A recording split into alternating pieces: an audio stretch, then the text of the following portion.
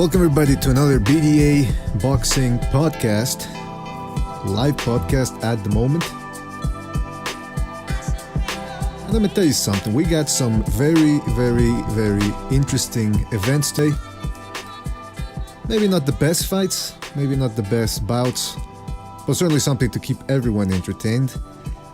First of all, this is Mr. BDA joining you from Realms of Beyond. With me, as always, is King Bucho. King, are you there?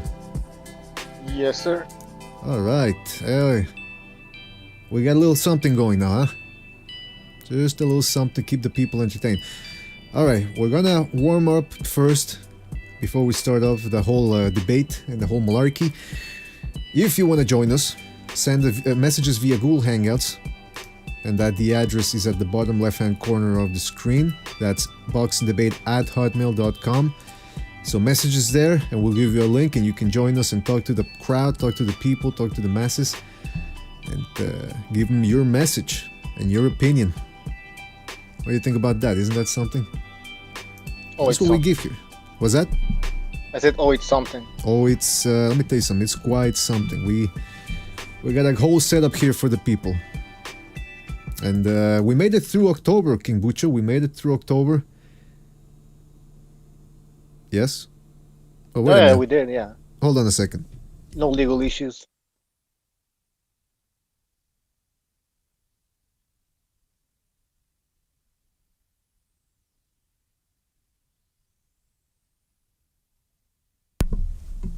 Alright. Sorry about that. So my phone was making a weird noise, and you know what's even weirder is that I don't even have a phone, so I don't know what the hell that noise was. Alright, King Bucho, let's get started, man. Like I said, not a big fight this week or this weekend, not a big event, and people are gonna think I'm crazy, but I'm gonna reiterate what I told you in private the other day. I'm looking forward to the Stiverne Wilder rematch, man. Yeah, I don't care about that fight, and I told you before, man, and I was right. Stiverne's gonna come into this fight even fatter than before. Wait a minute. He did come in fat. Yeah, that's true. But does that mean... No, yeah, I'm trying to make some excuses here, try to pump myself up. But you're right, there is no excuse for him coming in over... When's the last time a guy came in fatter and heavier and actually looked better than the first fight? Never. I mean, we're talking about fat here, right? So it's fat. It's not no muscle or anything like that. It's pure fat. And on top of that, you had 2 years of inactivity. Yeah, and it wasn't even good activity. And it wasn't even good activity. To win. And it wasn't even good activity. He almost lost the fight. What do you mean? The last fight he had, the last fight that Stiverne had. He wasn't close at all. What do you mean he wasn't close? Didn't he almost lose that fight? Wilder? Stiverne. I said Stiverne. You're not listening. Oh, his last fight against after the Wilder fight, you mean? After the Wilder fight, he fought again. Yeah, I never saw that fight. No, but some of our panelists told us that it was a close fight or something. Apparently, Stiverne looked awful. So, yeah, you're right, man. Inactivity. He's coming in fatter, which means he's not gonna be quicker. He's not gonna be better. So, I mean, I don't know what to expect. I look at Stiverne and I look at a guy that looks confident. He seems confident. He seems like he's full of moxie. But, looks can be deceiving. And when you come in fatter than the first fight, you seldom perform better. You know what I think happened? This is my little theory here. While King Bucho takes care of his phone calls. My theory here is that Stiverne actually, because he said he had some sort of disease during the first Wilder fight. I'm going to look that up right now. But he said he had some disease that prevented him from getting a good win against Wilder or a good performance. And apparently, let me tell you the name of that disease. Deontay Wilder was born with... I'm looking for the name of the disease, but I had read earlier, or after the first fight, that the disease that Bermane Stiverne claimed to have had, even if you're suffering from a mild case of it, you still can't get out of bed or anything. So, anyway, I'm looking for... Oh, here it is. Supposedly he had rhabdomyolysis. Okay, so let's check that out. Let's check what that means. Go ahead, Dr. BDA. I used to be called Dr. Midnight during my raving days, and I would sell people. Apparently, it wasn't my fault, but a bad batch came through the pipeline, and some people got... When circulation? Yes, and some people suffered a lot because of that, but luckily I had a good lawyer, Rick Shapiro, and he was able to get me off the hook. But I mean, again, it wasn't my fault. I mean, you know, it's this type of things happen. Okay, rhabdomyolysis is a serious syndrome due to a direct or indirect muscle injury. It results from the death of muscle fibers and release of their contents into the bloodstream. So it's sort of like an infection here. And this can lead to serious complications such as renal kidney failure. This means that the kidneys cannot remove waste and concentrated urine. So he's saying, Bermane Stiverne claims that he was suffering from this. Okay. You think he would have been able to fight during that day against Wilder? No. What happens is this. This is my whole theory. He came up with that excuse, like, oh, I had a disease or whatever. So now, but he thought he was actually better than Wilder. So he came in there, he couldn't do much against Wilder. He landed a couple of good body shots, but that's about it. So now he's coming into the rematch, but he doesn't really believe that he can win because he knows he was in shape for the first fight. So I think he's already mentally defeated. I hope not. Listen, I'm hoping for a good fight. I'm hoping for a very good fight. That's all I want, an entertaining fight. And again, when you have a guy that lost the first fight and he comes in heavier than the last time, or I mean, King Bucho, do you think Stiverne may be so smart that maybe he's thinking, hey, I'll gain weight, that way I'll be able to walk through Wilder's punches? Yeah, because he already did walk through his punches. And not very well, let me tell you. Well, he got dropped once at the end of round 3 or some shit like that. Yes. But I mean, he took Wilder's punches pretty well. I just think he's lazy. He just got fat. I mean, 2 years of inactivity. He's fat now. But I mean, but the thing is, I do think he's confident that he's gonna win. You know why? Because he's been watching Wilder this whole time. Right. That's true. That's true. I mean, Jesus Christ, he saw the whole fight of Wilder against Spilka. He probably went like, "Whoa, Spilka was beating fucking Wilder." And then he saw that fight, Gerald Washington. Gerald Washington was beating Deontay Wilder. So, I mean, I would be confident fighting Wilder if I'm Stiverne. I mean, Stiverne probably thinks he's going to land one shot. I don't think he's going to do it because I think he's too fat and he's going to get tired. But in Stiverne's mind, he believes he's going to land one punch and he's going to knock him out. Man, I hope he goes for it, There's man. Openings, man. I hope he goes for it. Now, we got a whole bunch of people in the chat room now, and I want to remind you guys that if you want to join us, message us via Google Hangout through the email address that's on the bottom left-hand corner of your screen, boxingdebate@hotmail.com. Again, that's boxingdebate@hotmail.com. So message us there via Google Hangout, and we'll send you a link, and you can join us here in the debate arena. You can give people your opinion, or you can let us have it. You know, if you don't like us, and I know a lot of people in my personal life that would love to see me fall into a ditch somewhere and never get out. So come on in and tell us what you think, right, King? Absolutely. Okay. Oh, look, Nicola Ferrari's in there. Shout out to our loyal listener. What is he saying? Stiverne is lazy and inactive since 2015. Wilder is crap, but I don't see how he can lose. See, me neither, man. Unless he gets caught with one shot, I'm having a hard time seeing Wilder getting beat here. Yeah, listen, Stiverne might be dangerous for like the first 4 rounds. After that, man, there's going to be a steep decline in his conditioning. Suge Knight is saying Stiverne said he promises to win, so I'm picking Stiverne.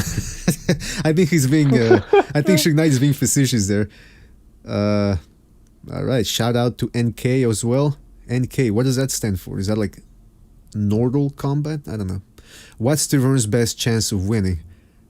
He asks. Well, his best chance of winning is catching Wilder with a lucky shot, or making sure that Wilder comes in, I don't know, out of shape or something, that he'll be able to outwork him during the fight. Other than that, tell you something, I don't see a whole lot of chances here for Stiverne. By the way, King Bucho, I just realized, did you change your the colors here for the color scheme for the chat? Because I'm seeing you. Well, I set it up to like the old one, no? Okay, well, I you mean the chat in the chat? Yeah, because you're yellow and then you got like a purple. Yeah, violet. I changed it. I don't know, man. I don't remember what it was. You know what? This looks like the LA Lakers. Yeah, fuck it. I mean, I don't have anything against the Lakers, but I'm just saying it looks good, King Butcher. You do a good job with this whole graphic design. I don't even know if you call it graphic design, but whatever it is. Yeah. Okay, so now King Butcher, are you interested in the UFC event that's going to be taking place tonight as well? Yeah, I want to see the main event. No, how about the undercard?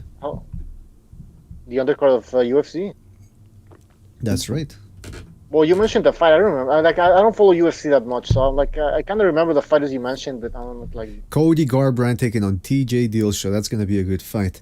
And I should also mention that the undercard for the Wilder Stiverne fight also has a very interesting bout precluding the main event, and it's Adrian Granados taking on Shawn Porter. That's going to be a good fight. Granados, who last time we saw him taking on Adrian Broner, both guys were very familiar with each other and they put up a good fight. Granados, by the way, who did he beat? Imam, what was his name again? I'm looking up the name here.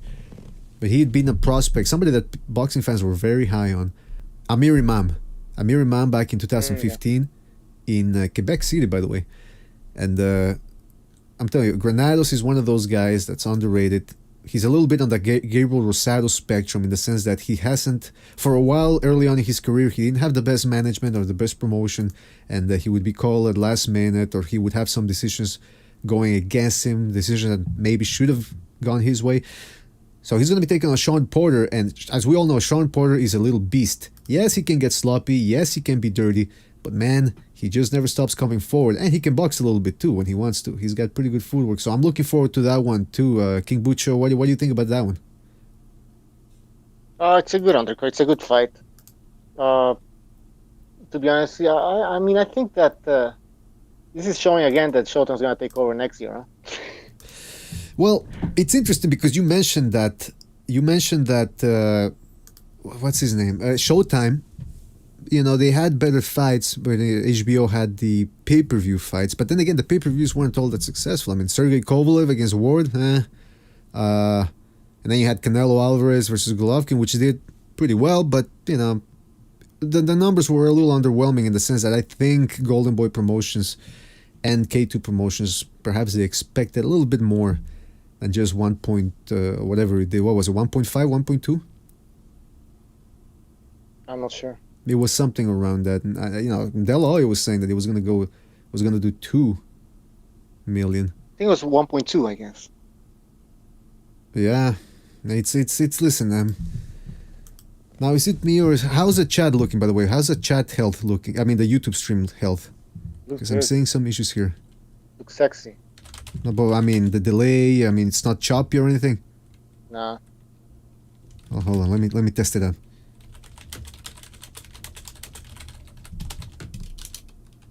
Sending them people in the chat room a message. I'm going into the front lines here, and I want to see how much. Oh wait, the Hangouts, man. I think it froze, man. The Hangouts froze. Oh, okay, okay. Is it back?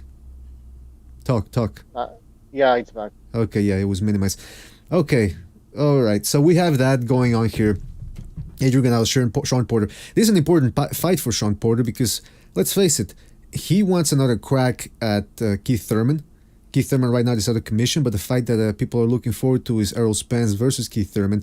And Shawn Porter is nothing short of being the third best welterweight in the world. He's got a tenacious style. He's very wild in there.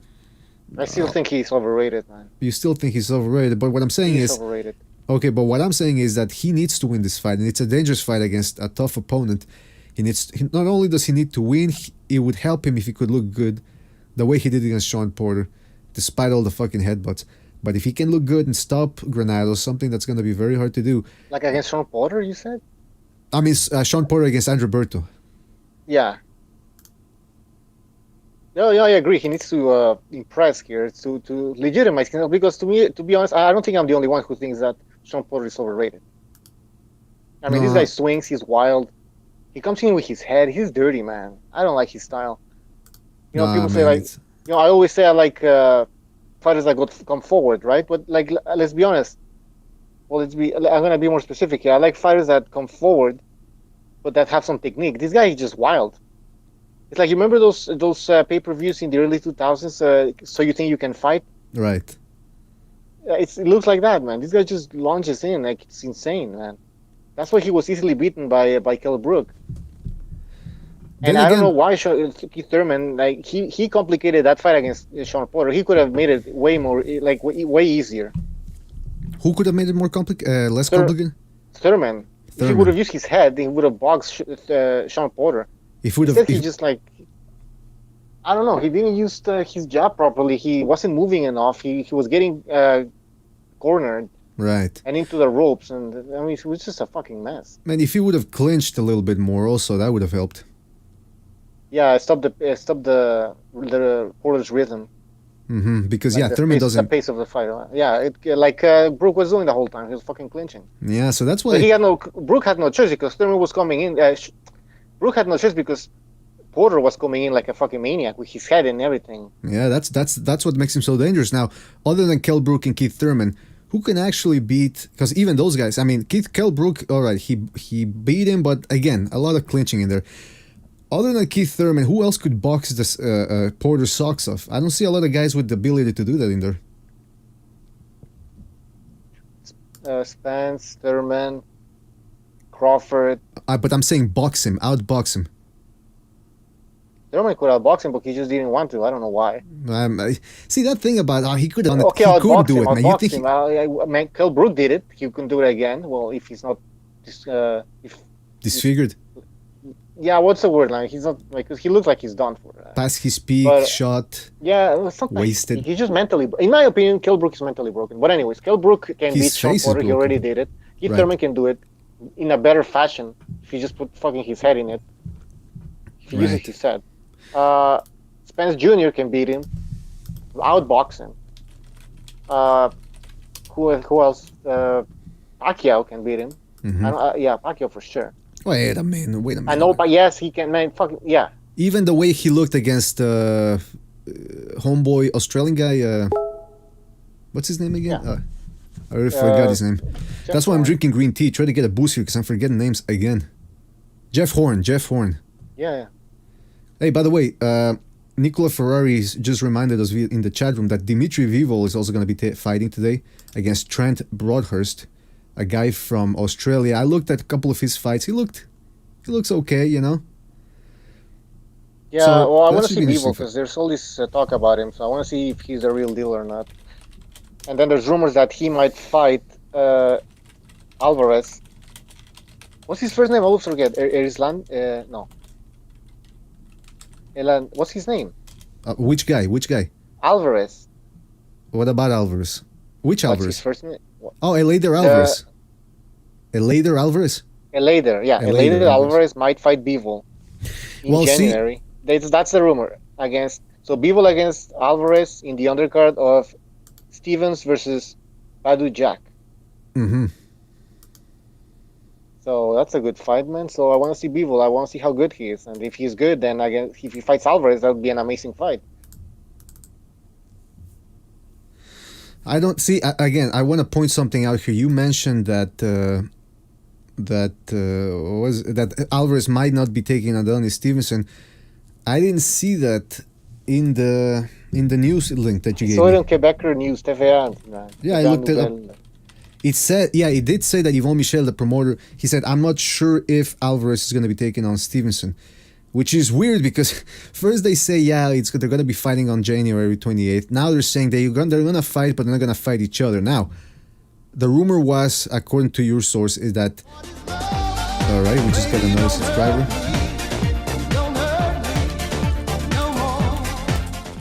So that apparently the source is saying that Stevenson might not take on Alvarez, but if he doesn't take on Alvarez, then he'll take on Baidu Jack.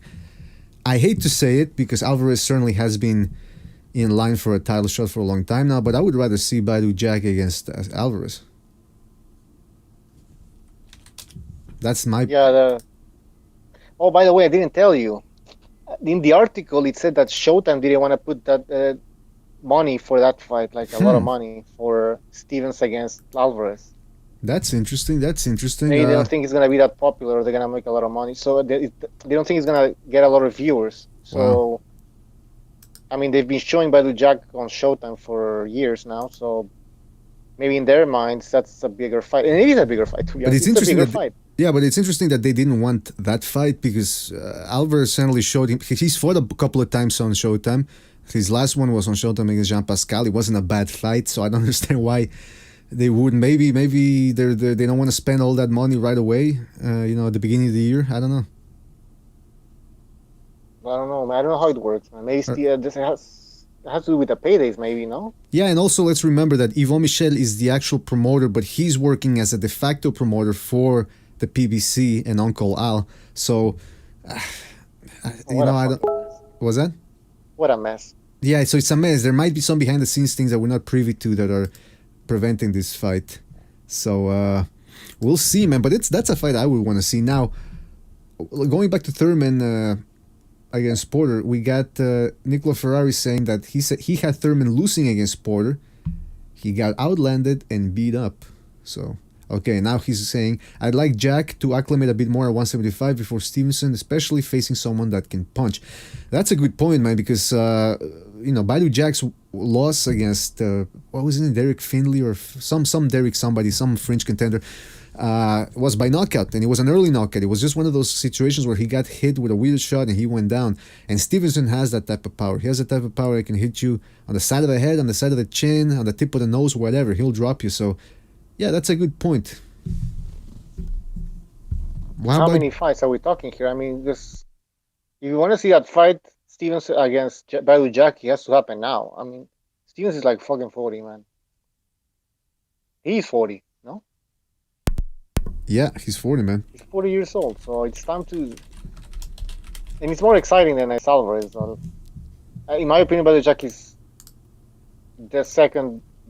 He's a top 3 light heavyweights right now. Even though we haven't seen him that much. It's true that we have to see him take a light heavyweight punch, but I think he's good enough to deserve an immediate fight against either Stevenson or Kovalev or any of the top light heavyweights. Now, Adonis Stevenson could make a lot of money getting into street fights, I think. I think he should go back. Who was it? Somebody told me that. Now this is like a local, more gossip here, but Adonis Stevenson lives in Montreal, Canada. Okay, and I've heard from a couple of sources deep in from the city that says that Adonis Stevenson actually has to walk around the city with bodyguards, and the bodyguards aren't to protect Stevenson from crazy degenerate fans. It's actually to protect the fans from Stevenson, because he gets into fights all that. He's a very volatile character apparently, and that would not surprise me, seeing as how he had a criminal lifestyle before, or a criminal past, I should say. And I know he must be sick of people bringing it up, but hey, listen, he does seem like a bit of a. I don't know if it's all show or something, but he definitely seems to be a little on the edge there. And he does walk around with bodyguards. I've seen the footage, and I've seen the documentation. So there's some evidence to back those rumors up. All that to say that it wouldn't surprise me to see Stevenson getting into a little bit of trouble outside of the ring. Hopefully not, because listen, I want to see him fight against Badu Jack. I want to see him against Kovalev. I would love for Ward to come back and see if he can stop Adonis Stevenson, even though Adonis Stevenson is in his 40s and he has mediocre stamina. But listen, you can't deny his punching power and the way he sets it up. There's very few guys out there with his type of power that can do that. And I'd still want to see a Kovalev match. And then, the light heavyweight division, man, is one of the best divisions right now. Dmitry Bivol, man, Kovalev, Beterbiev, Andre Ward, he's coming back. I'm telling you. He probably will, man. Come on, it's. He's just waiting for the division to play out. He's maybe you know what he's doing. 2007. You know what he's doing? Maybe he's pulling a 2008 Mayweather. Remember when Mayweather? 2007. No, after Ricky had. Yeah, you're that's right. Why I said 2008. That's why I said 2008. When there was Paul Williams, there was Miguel Cotto, Margarito, these monsters in the division. And what does he do? Takes a little break. Goes on the WWE. He starts going around in concerts, walking on stage, even though he doesn't really have anything to do up there. And then he comes back and he makes more money than before. And he used that comeback as a marketing tool. So maybe that's what Ward is doing. But look at this light heavyweight division, man. Sergey Kovalev, Eleider Alvarez, Alexander Gvozdyk, Beterbiev, Sullivan Barrera, Bivol, who's going to be trying to make a statement tonight, Badu Jack, Marcus Brown, who might do something. We still have the ever dangerous Joe Smith Jr. in there. So, wow. I don't blame Ward for taking a little break, man, with those killers. on Taking a board. break from what? He already took a break for like 4 years of his career or something like that, no? Yeah, but actually now he has a good excuse for taking a break. Man. He doesn't want to fight these guys. No, I'm kidding. I don't know if that's what he's doing. Let's face it. I mean, I know we like to make fun of Andrew Ward in this podcast, but listen, the guy's fought everybody, man. And I know some of our panelists don't like to say it, but he's got a very good resume. Maybe not in the last 3 years, especially if you want to put some asterisks next to the Kovalev wins. But I don't see a lot of guys being able to beat him easily, man. Kovalev couldn't do it. Kovalev couldn't beat him easily. I'm reading the comments again. Yeah, Kovalev couldn't beat him easily, but I mean, Kovalev was outboxing Ward. Maybe So, I mean, Stevenson. listen, that, Luis Catorce says maybe Stevenson has the roid rage going on. The roid rage, yeah, maybe. Esgon Izufi is asking, can I watch the match here? No, sorry, we don't stream fights here unless we want to get a channel pulled. remember when Inoue was gonna fight? Oh, We got all these Japanese on the chat there. Yes. Give us fight, please. Well, how are you saying it? I give us fight, please. I give you world. Oh yeah, somebody said, give us fight, I give you world. How about you give me a little peace of mind here and fuck off? Because we don't. I mean, no, I'm not saying that to Luis Catorce, but to all those guys that were asking for the Inoue fight. I mean, come on, guys. We'd love to be able to stream the fights. Now, listen. If you guys wanna, if you don't know where to watch the fights, I would suggest you download a little something called A Stream Player, and then you write on Google or any other search engine, you write A Stream Boxing Streams, and I hear that that's the way you watch streams. I don't know. I don't watch online streams because those are against the law, and we here at BDA do not advocate for that. Ooh, we got Reverse Lee on the chat room. I hope he comes on. You know, I'm gonna start inviting people, King. All right, is that all right with you? Yeah. All right, so you talk. Whatever. Keep the masses entertained. Keep it. You're the lubricant that keeps this going. All right. Jesus Christ. That's right. Open up No those lube for butt me, cheeks man. and let's get it on. All right. Getting raw. All right. Jesus Christ. All right, so I'll take over now. My thoughts on Wilder against Stiverne. As I said earlier, and I've been saying this for months now, Stiverne is gonna come even fatter now. Like he was fat before, like 2 years ago. He's even fatter now, and the numbers don't lie. He's 16 pounds overweight, or 16 pounds heavier than last time. My prediction is Stiverne is gonna be dangerous for like 3, maybe 4 rounds. After that, he's gonna decline. But I'm telling you, he's gonna fucking decline. His work output is gonna be, to be honest, even in those 4 rounds, he's gonna be throwing that many punches. And after 4 rounds, he's gonna throw even less, and he's gonna get tired. He's gonna get pummeled. He's gonna get knocked out, man. That's my prediction. Let's see. Let's see what the comments say. Did you guys talk about Wilder versus Joshua? Well, I've been talking about Wilder versus Joshua for a week now since the Joshua fight. Because I was watching all these stupid videos on YouTube. Man, these fucking Wilder fans, they keep saying that Joshua is afraid of Wilder. Joshua is afraid of Wilder. Why would he be afraid of Wilder? Joshua's a gold medalist. He has defense. His fundamentals are pretty fucking good. He has skills. Wilder only has that right hand. Besides that, he has nothing else. He's off balance. He has no defense. His hands are low. He just looks amateurish, man.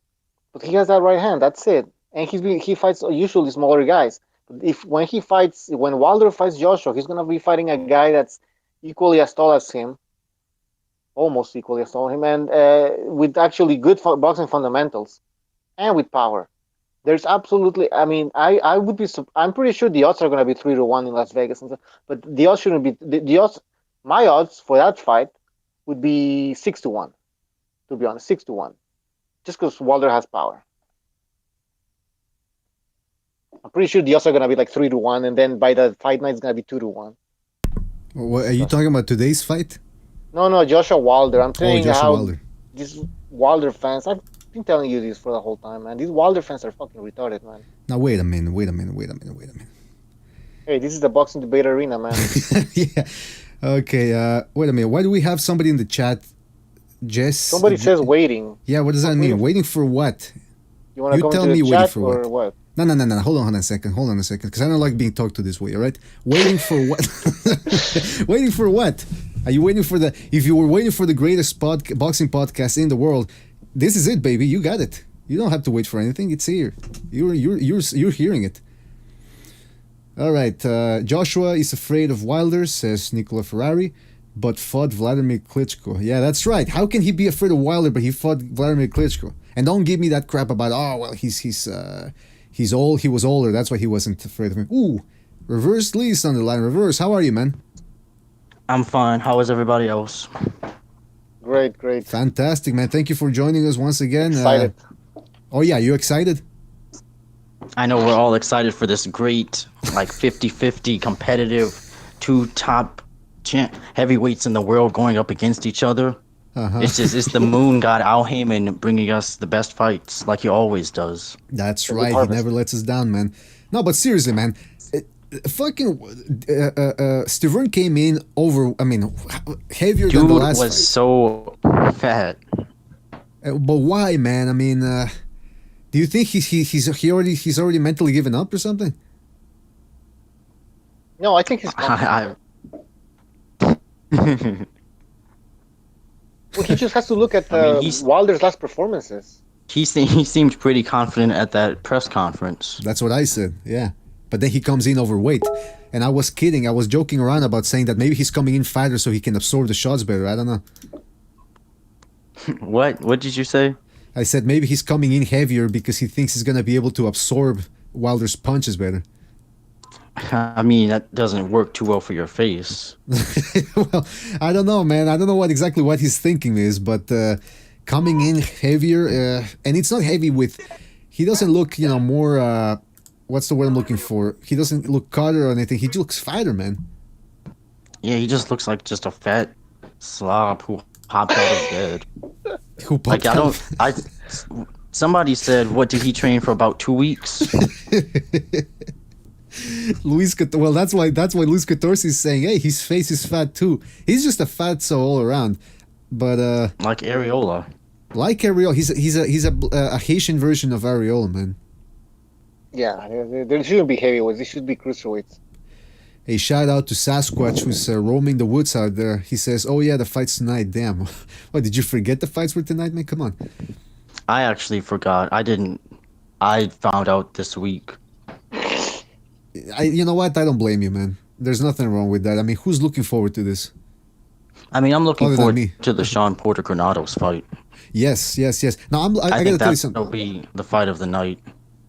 Oh, absolutely. But before we get into that, I just want to say that, I'm kidding around here about the Stiverne and everything, but I am looking forward... I'm looking forward to it. I know, but I'm looking forward to it just to see how Wilder looks, because he, last week we did have Joshua, and now a week later we have Wilder. So it's just to see what happens, and hopefully a fight between those two can be set up. Now, back to the Granados Shawn Porter fight. What are you expecting from that fight?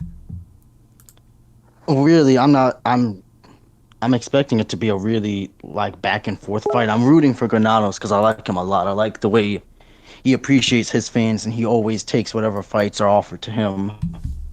Although he is robbed unfairly when he does fight versus favorites and other guys on the networks. Right. Yeah, BBC uses him as yeah, they want to make him like a gatekeeper. Yeah, exactly. The guy's that's supposed to put on a good show but not win, Even if he really does win. Exactly. So we know what the plan is. We know that if it goes to a decision, we know who's going to get the decision. But I don't think Granados can stop Porter. So yeah, I don't think that's really realistic either. Granados has good power, but he doesn't have really any knockout power like that. Now, do you guys think that he has more left than Andre Berto did when he fought Shawn Porter? Oh yeah, Andre Berto was nothing. Andre Berto got beat down by Soto Carras. Right, yeah. That wasn't a good fight for him, man. He looked like he got jumped by 5 people. Yeah, man. I mean, listen. Are you expecting a war here for this fight? Hopefully. I mean, the only thing other than that, maybe Granados will try to outbox Like he'll try to fight on the inside and make use of his reach and height advantage. Mm-hmm. Yeah, Would be a because he can fairly box. intelligent thing to do, and try to see if he can effectively counterpunch by maybe backpedaling and trying to draw Shawn Porter into a big counter shot. Right. Yeah, because the guy can box, Granados. He's not just an inside fighter or a pressure fighter. We got Jack Alter on the line, but he's telling me that he's a little busy right now, so we'll get to his predictions later. We also have Dimitri Bivol, who people have been making a lot of fuzz over. I mean, have you seen the fights of the guy he's gonna be taking on? I saw a highlight reel. He's all right. It's not a complete utter bum. Box rec 37 in the world. He's got a 20-win record, 1 loss, 12 knockouts. He's from Australia. Oh, he's from Australia, mate. So we know those guys are tough, and they got a good boxing program back there. He's from Australia, mate. Yeah, he's from Australia. Jack, how are you, man? Good. I'm still eating. I just wanted to comment on that. But my prediction is Wilder, unanimous decision or late stoppage. I don't know. Stiverne's pretty big and like in weight, so I'm not sure. You can say it. He's fat. He's a fatso. Yeah. He's fat, mate. He's fat. Oi, he's fat. No, wait. Oi. Who says oi? That's the Brits, right? I know a shrimp on the barbie. That's Australians. Australians, let me tell you something. Those guys are eating kangaroo meat all the time over there. I think that's what gives them their strength and their manliness. All right, I'll be right back. I'm still eating. I'll be right back. All right, good. I've never heard of that before, but of what? Them eating the kangaroo. Maybe they like fight it. No, I think they just fuck the kangaroo. I've never heard of anybody eating kangaroo. I'm eating kangaroo. I'm eating kangaroo. Yeah, I don't know. I was kidding. Yeah. Obviously, they don't eat kangaroo. They just fuck the kangaroo. I know, but I don't know where you got that joke from. Well, I just come up with things on the fly, man, and see if they work. I can understand if you were making a Manny Pacquiao joke and you were talking about him eating like cats and dogs and stuff. Manny Pacquiao, whose father did eat his dog, and I believe it. No, it did happen. That's what they do over there. Hey, man, you gotta eat over there. You're not gonna eat your children. You gotta eat the dog first, then the children. All right, who else do we have? Oh yeah, the Bivol. He's looked pretty good. Now, is it me reverse or is Bivol very similar to Alexander Gvozdyk? They're style-wise. I can see it. Yeah, they both really. It's just they're both very refined, fundamental fighters who use speed and punch placement. Yeah, they don't. They're not exactly the fastest-handed guys. They're not the. They don't punch like Kovalev and Stevenson. They're not as fast.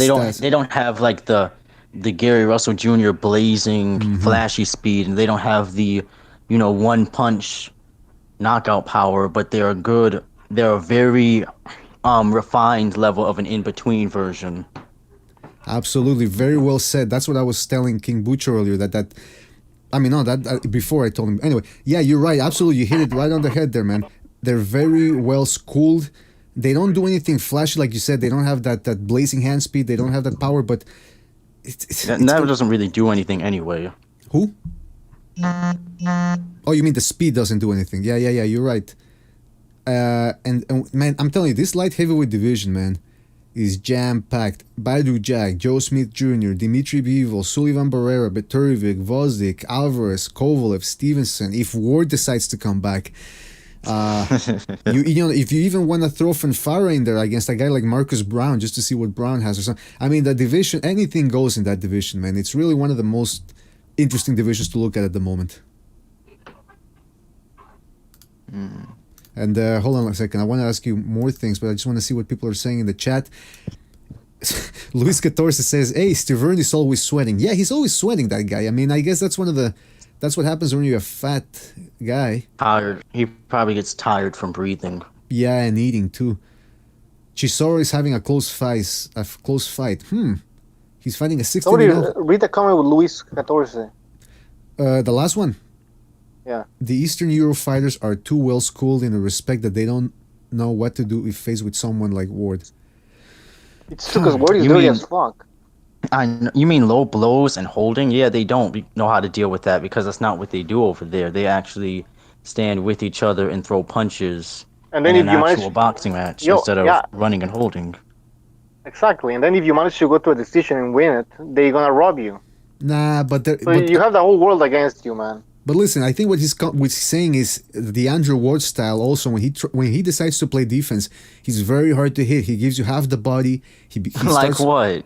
Was that? You mean when every time, like when he blocked the jab of Kovalev with his face? Kovalev was one of the rare instances where he couldn't really take away the jab. But other than that, he's usually been able to outbox most of the guys when he wants to. Like, okay, for example, Saki Obika, that was a very sloppy fight. No, let me tell you this, man. Yeah. Okay. Saki Obika. No, yeah. Look, listen. Take away the dirtiness from Ward. Putting a referee is gonna actually implement the rules of boxing, and he's gonna have trouble. Okay. He'll be nothing. It's not like no, exactly. No, wait, hold on. He reminds me of Vladimir Klitschko, especially Vladimir Klitschko. Remember Vladimir Klitschko when he went to New York and fought was it Jennings? Mm-hmm. No, I forgot. Yeah, Brian Jennings. And the referee started actually and the referee was actually implementing the fucking rules of boxing. And Klitschko was struggling, man, because he couldn't hold anymore. I mean, I thought Klitschko was still clearly winning, but I think Klitschko was way higher levels above Ward. I still think Ward beats a lot of people, man. I still think he beats a lot of people. When in Germany, they just allowed him to do whatever the hell he wanted. I still think Andrew Ward beats a lot of people, man. What? I still think Andrew Ward beats. I know you guys don't like him, and because of his style and the outside of the ring attitude, but you can't deny that the guy could come back and beat most people out there. But now listen, Andrew Ward, he's retired, so until he comes back, or actually, we never saw him against another light heavyweight other than Kovalev. Listen, forget those Ward, two man. For controversial. So now out of nowhere, you're coming up with he can beat most of them. Like, you telling me he highly disagree with I need more proof than that, man. So you're saying that you would actually favor Gvozdyk? You're actually saying you would favor Gvozdyk? Like he's the best light heavyweight. Are you saying you would actually favor Gvozdyk over Andrew Ward right now? I would pick Gvozdyk over Andre Ward if the rules are enforced. I'll be generous and I'll say 50-50. But see, so I can say that Ward can beat most of them. Andre, if you're listening, you need to come into this stream and actually set these guys straight, man.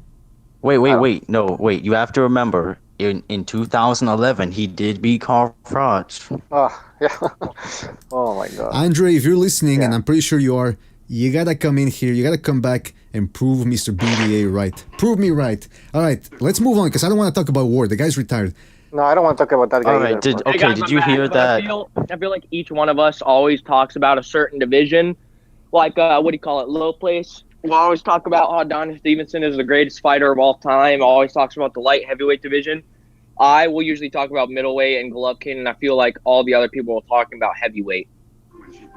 Yeah, well, I mean, because tonight we have a heavyweight fight, but reverse. I know overall, just in the podcast. I know. We mostly talk about like heavyweights. But that's why I wanna hear what reverse. What were you gonna say?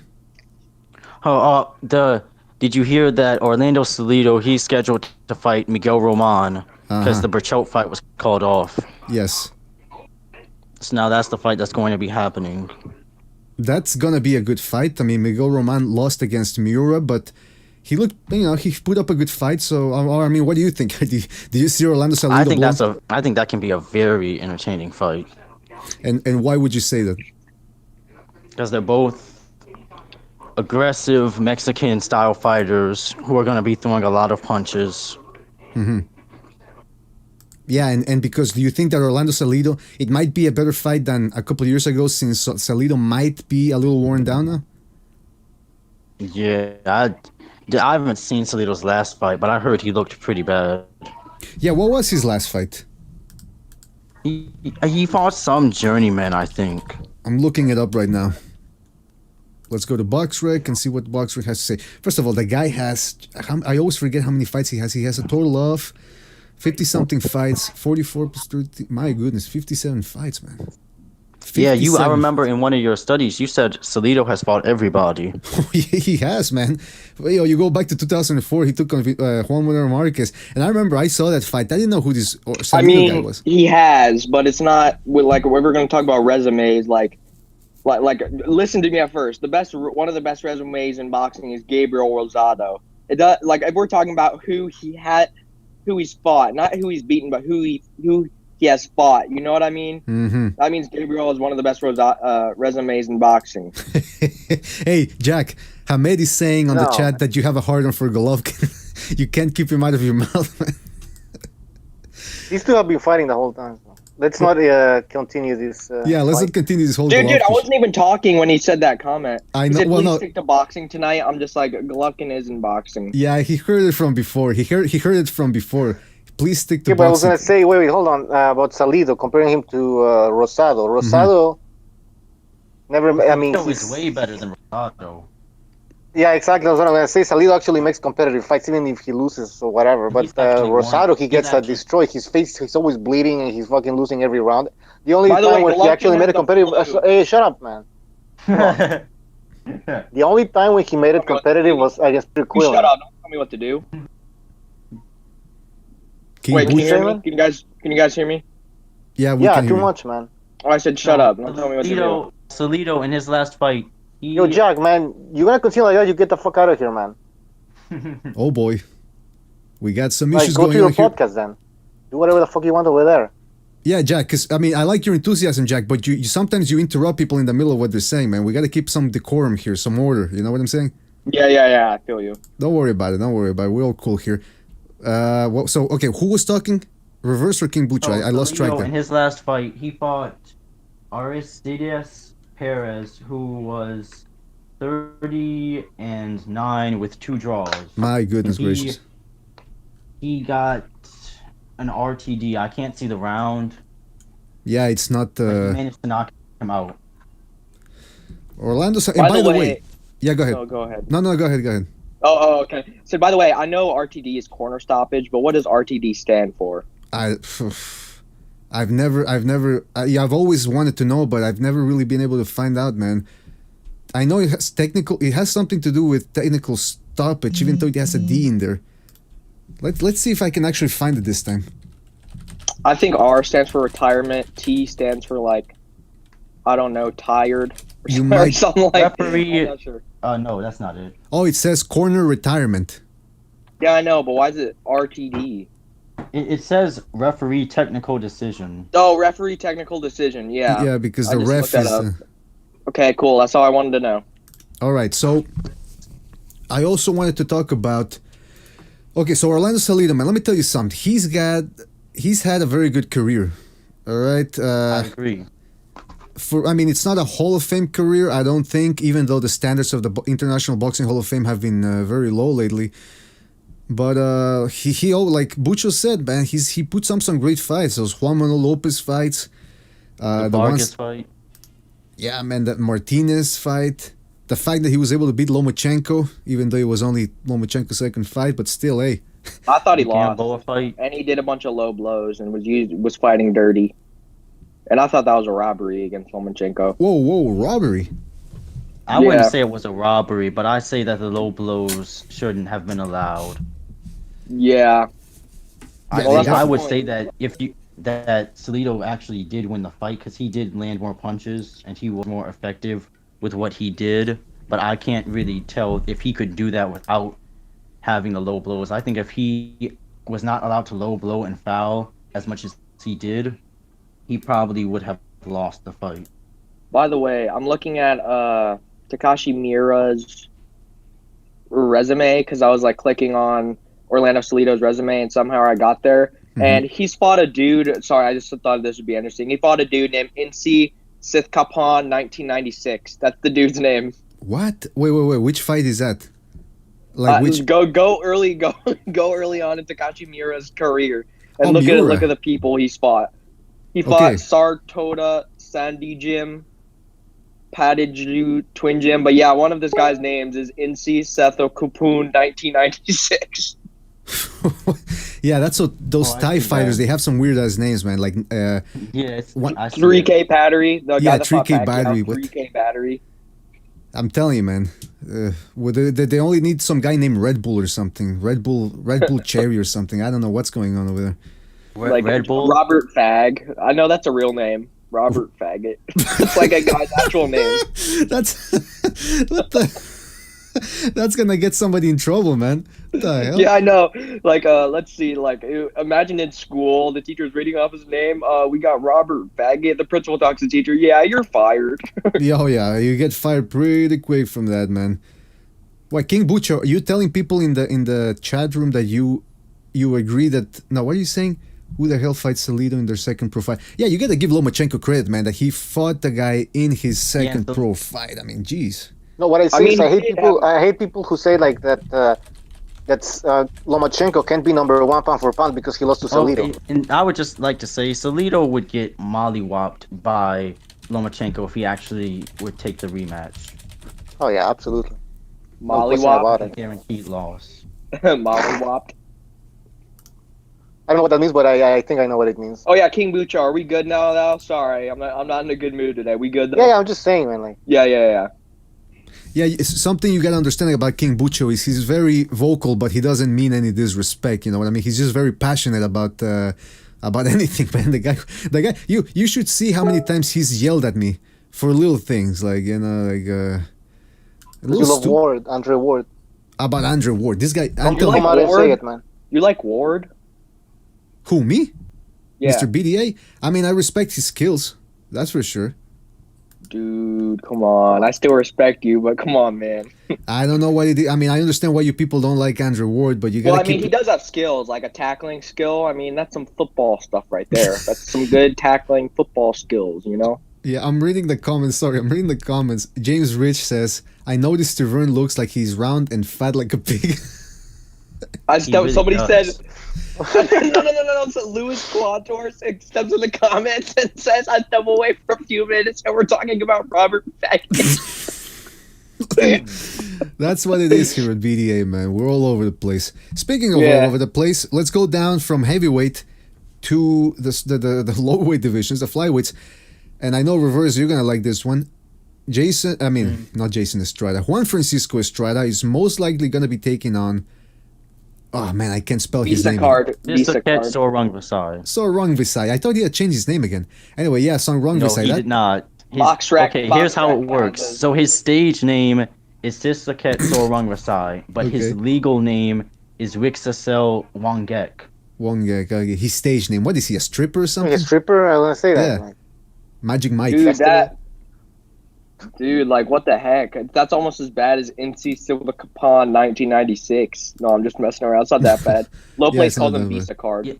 Yeah, but I have seen that. I have seen the news of him getting ready because Juan Francisco Estrada in his last fight, he did position himself as the mandatory challenger for Rung Visai's belt. Yes. So if the WBC doesn't give Rung Visai a voluntary defense, which they probably won't, that'll more than likely be Rung Visai's next fight. Now, I think we covered this before, but would you rather have seen Inoue take on Rung Visai right away, or are you okay with this fight being made now? I think Inoue. I'm all right with it happening because I think it'll be a very good fight. At least he's not cherry picking, and I know Rung Visai. I'm not a big fan of Rung Visai, but I know he doesn't duck anybody.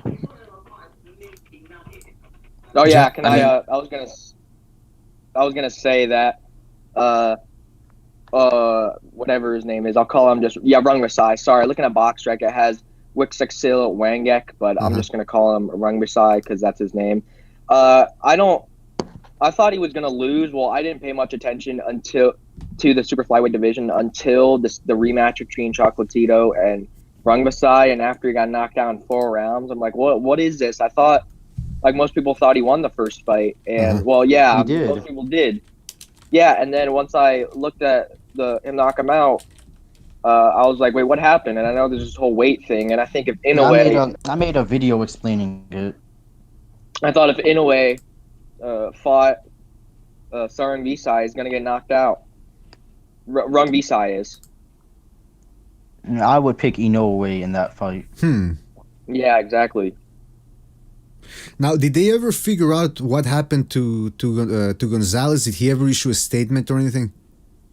It's nothing that, like, he didn't have any, like, doctor declared physical issues. Mm-hmm. He just had he made bad training decisions. Did he explain what that meant or what that means? He didn't say it himself. It's just from what I have seen. Right. Like he went to a completely different camp. Man, did he? At least he didn't come up with an actual excuse. Well, because some guys he will didn't. go. He didn't make any excuses. No, he didn't make any. Hey, we got Kaiser Koba on the chat. Shout out to Kaiser Koba. He's saying, yeah, he knew. Have you seen his Twitter picture? His Twitter picture's so funny. But he's saying he knew it would destroy Rungvisai with body shots. Do you guys agree? Yeah, I would say. Roman, Inoue is a much bigger puncher than Roman Gonzalez is at 115, and Roman dug him with a left hook to the body, and Rungvisai was in survival mode for the rest of that round. What's the music? So I think it's a commercial. But I think if Rungvisai was to face Inoue, he would definitely lose that fight. Power and too much speed for him to handle, and he lacks the defensive elements to overcome that. Jack, unless he thoughts? would just absolutely rush Inoue, because I have seen that Inoue at times can struggle if you force him into an infight. Being quick enough to do that. Oh, sorry. I wouldn't say that's interrupting. I'll let you finish. I just didn't know when to start talking, But here's the Robert Faggot thing real quick. I just thought it was funny. He was actually it wasn't like a joke. He was on the show because he was on a show just because of his name. He was actually on Love Connection, and that's what his natural name was called. Can you guys hear this? Can you guys hear that? Yeah, very badly, man. Well, we'll put it. Listen, I'll put it up later. Oh, okay. Sorry, I just thought it was funny to show it now. No, but because the audio sounds very. There's a lot of static on it, but I'll look it up. It's what do I write? Love line, Robert Faggot. Yeah. But is the guy? No, just like a Robert Faggot. Is the guy British, by the way? And then the title of the video is "What in the Hell." Well, yeah, man. I mean, what the fuck? The title of the video is "What in the Hell." Is the guy British, by the way? I'm not sure. It's spelled Fagot. Because a fag over there means a cigarette, right? Means a bundle of sticks. I've also heard that it's a bundle of sticks. Yeah, fag is a cigarette, and faggots are or a faggot is a bundle of sticks. So maybe that's his name, Robert Bundle of Sticks, but he just decided to keep it short. I don't know. Now listen, we got Gangsters003 in the chat, and he's backing me up. He says Ward does have skills. Haha. So take that, guys. Somebody agrees with me. Oh, and Hamed reading the whole agrees with thing. me. No. Read the whole thing. No, I don't want to read the whole thing. I'm not going to read the whole thing. I'm going to read the part that actually supports what I have to say. Okay. No, it's just however his legal boxing skills aren't any better than any other elite 168 or 175-pound boxer. His legal boxing skills are only better than inferior level of opposition.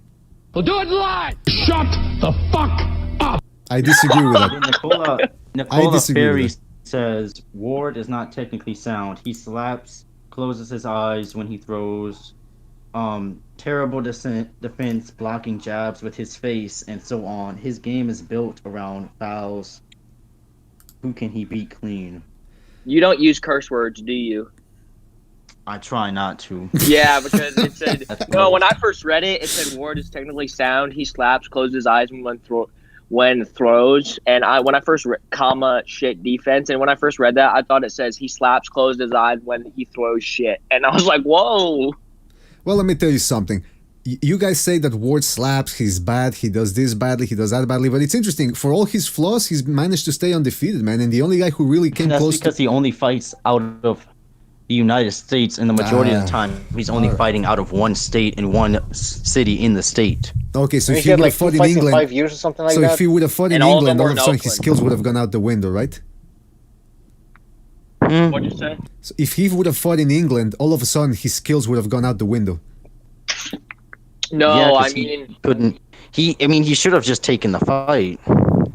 like the first Kovalev fight, he got schooled like 9-3 by Kovalev, but the only reason why he got the decision was because he was in America, and Kovalev's not from America. Kovalev should have made him go to Russia. I know. Yeah, I will agree with what King Butcher said, that if you take away his dirty boxing, his clinching, I think he might struggle a bit, just like the example he gave of Klitschko versus Jennings. But No. Moving on, because I mean, this whole I said I didn't want to talk about Ward, and then I bring him up again. But well, the people are bringing him up too in the chat section. Yeah, let's talk about Golovkin. No, I'm just messing around. No. Oh, I thought you were being serious. I thought you were being serious. By the way, we were talking about. I would Eric.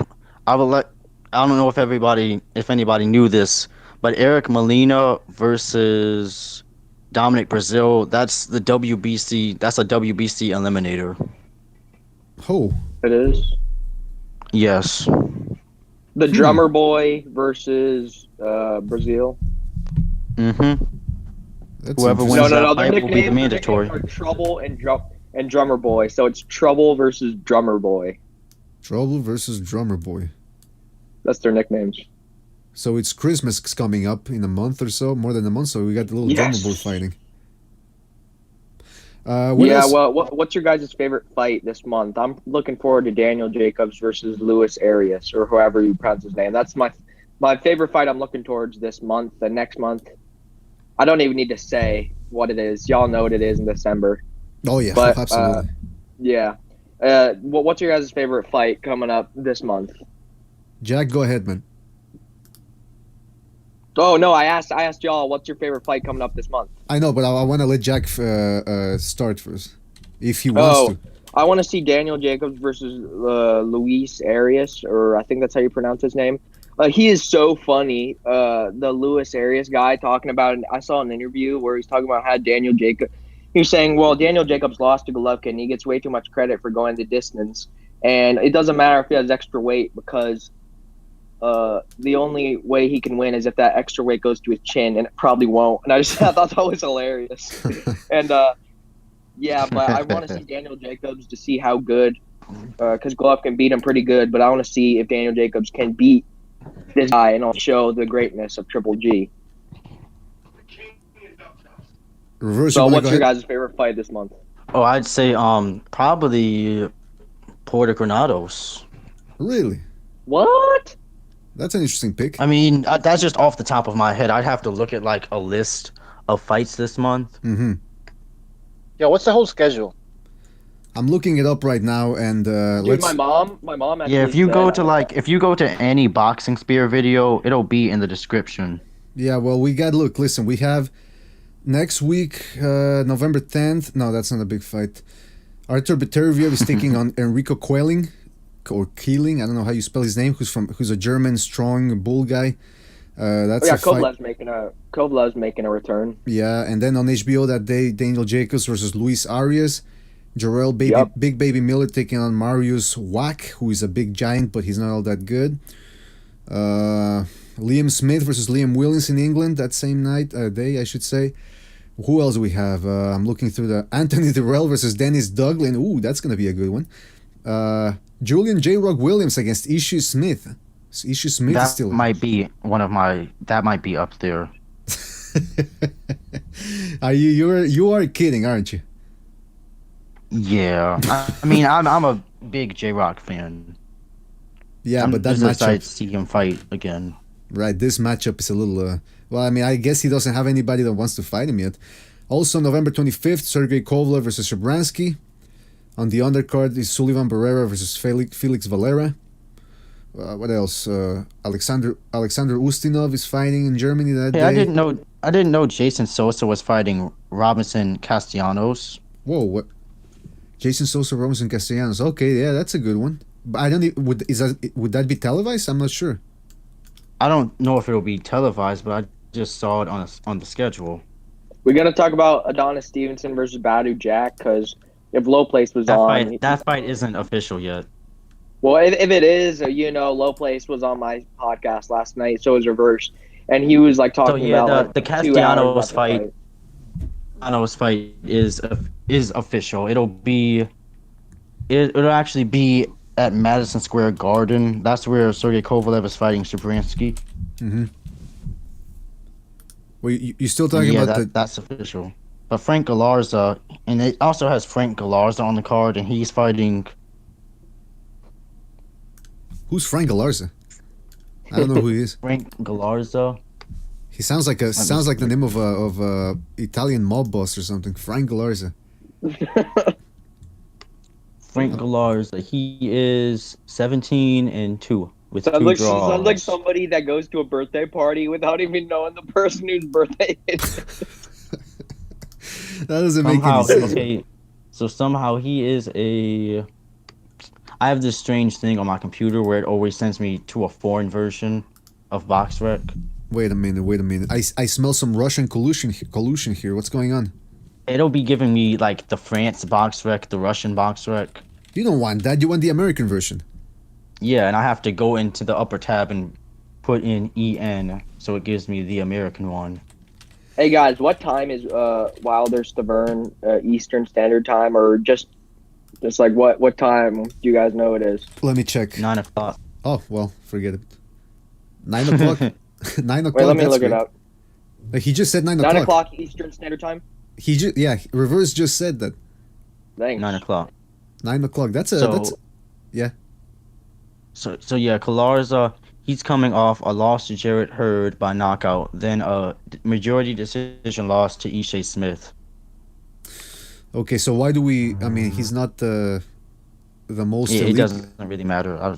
Yeah, that fight's not gonna be televised. Now, Hamed is pressuring me to talk about Dimitri Bivol. So let's throw him a bone and let's show some of his highlights. Bivol's highlights, that is, not Hamed's. And so yeah, let's look at that, man.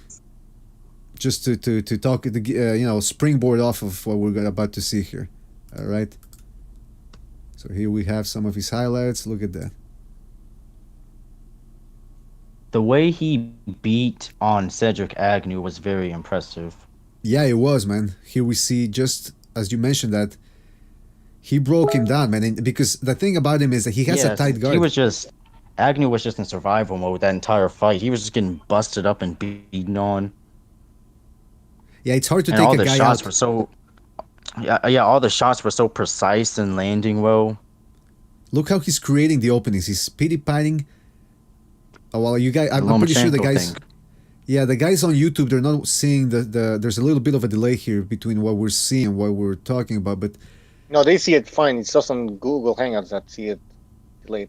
Oh, okay. But you can see here, good hand speed, good fundamentals. So far, he's fought one good opponent, or no? Who's the second best opponent he's fought? Okay, I'm on his BoxRec. So he fought Cedric Agnew. Right. He beat Felix Valera, who was 13-0. Who? He beat Samuel Clarkson, who was 19-3, for the interim belt. Right. You know what? He beat Robert. So yeah, I just want to say I wouldn't mind seeing him against like a Fanfara level or a Joe Smith Jr. type fighter, just to see how he reacts to a little adversity, you know. Anyway, that's enough of that. So you can see there. I hope that satisfies you, Hamed. What is he saying here? What are people saying? Hamed is saying Bivol, Beterbiev, Kovalev, all fight.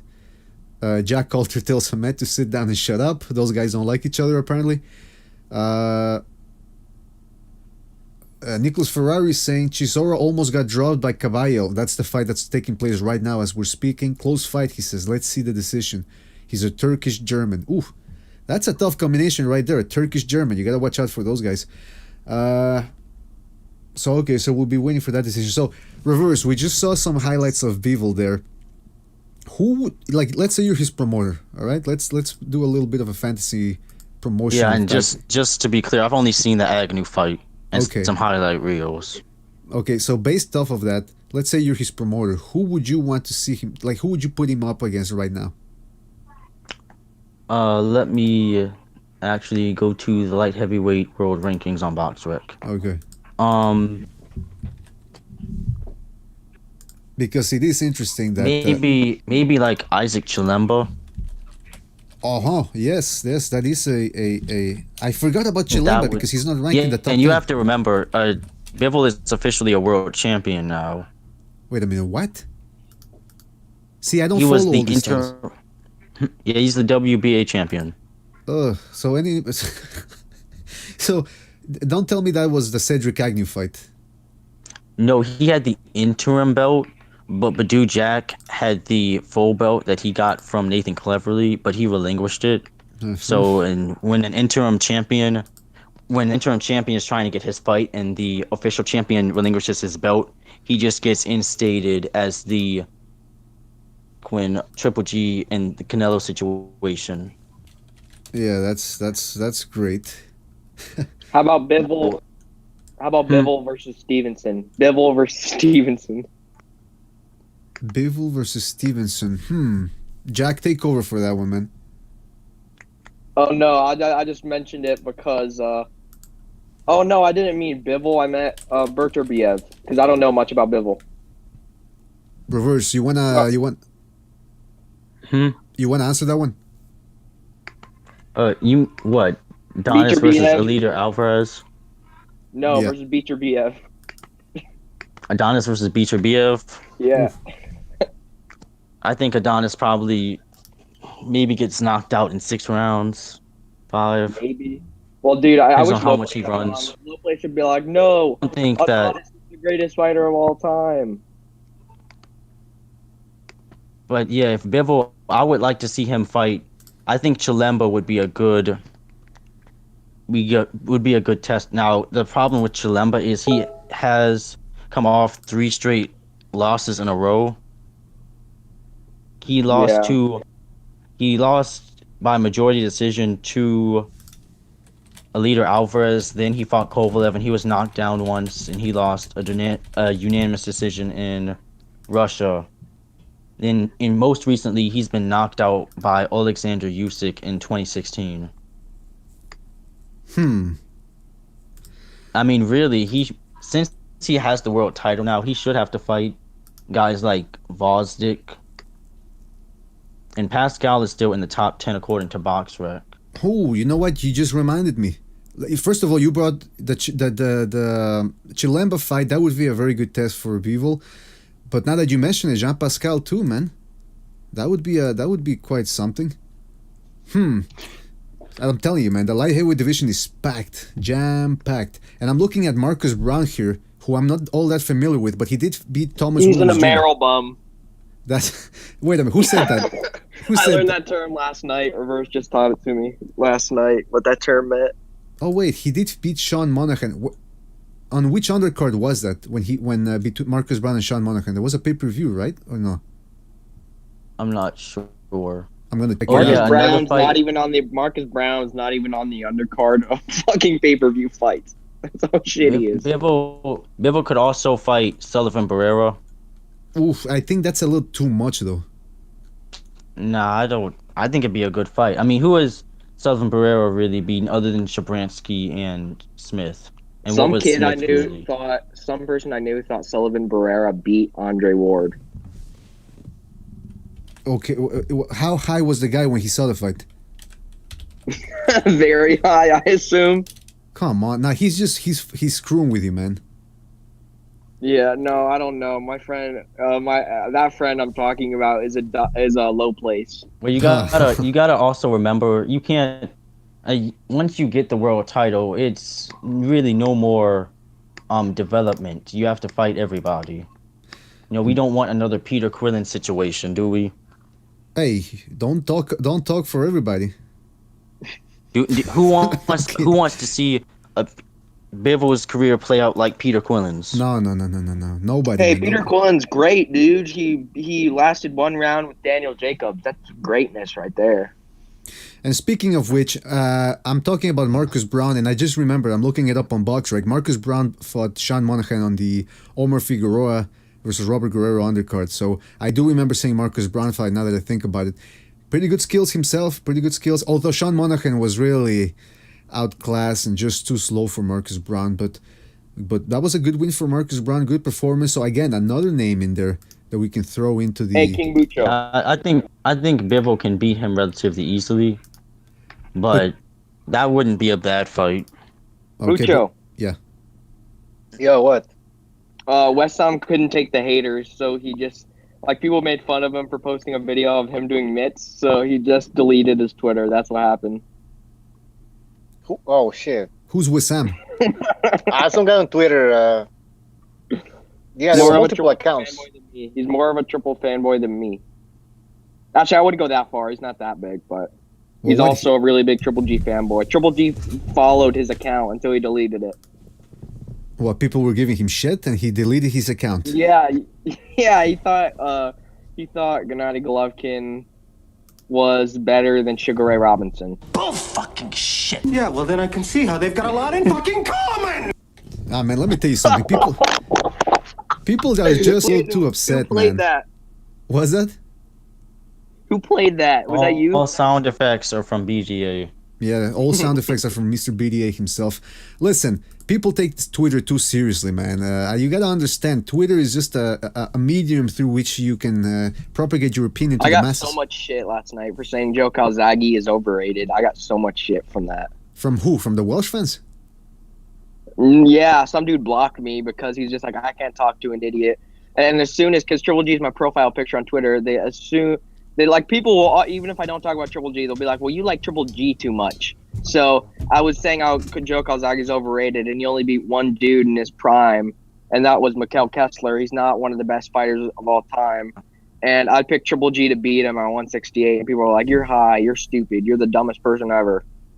And well, like 10 people told me that Joe Calzaghe wasn't overrated. I'm like, well, they say if you have a undefeated record and people say you're one of the best of all time, sometimes that does mean you're overrated. I mean, because the best fighters of all time don't have an undefeated record. Like, look at Muhammad Ali, Sugar Ray Robinson, Manny Pacquiao, Triple G. Like, some of the best fighters of all time don't have an undefeated record. I mean, Triple G, I bet he will lose at the end of his career, though. That's a good point, man. That's a good point, that if you haven't like, you got some guys sometimes like Mayweather who are really the exception. Because even him, you could find the Castillo fight. You could say he lost that fight. So there's an asterisk there. I thought he did. Right? Wait, can you hear me? Very barely. Wait, you can hear me? Yes. And now I hear myself. Let's go. Can you hear me now? Okay, what's going on, man? What are we? Is this an AT&T commercial? What's going on here? No. Whenever I'm on my podcast, whenever my AirPods... Can you hear me still? Can you hear me? Barely, man. Get your act together and we'll get back to you, man, all right? Yeah.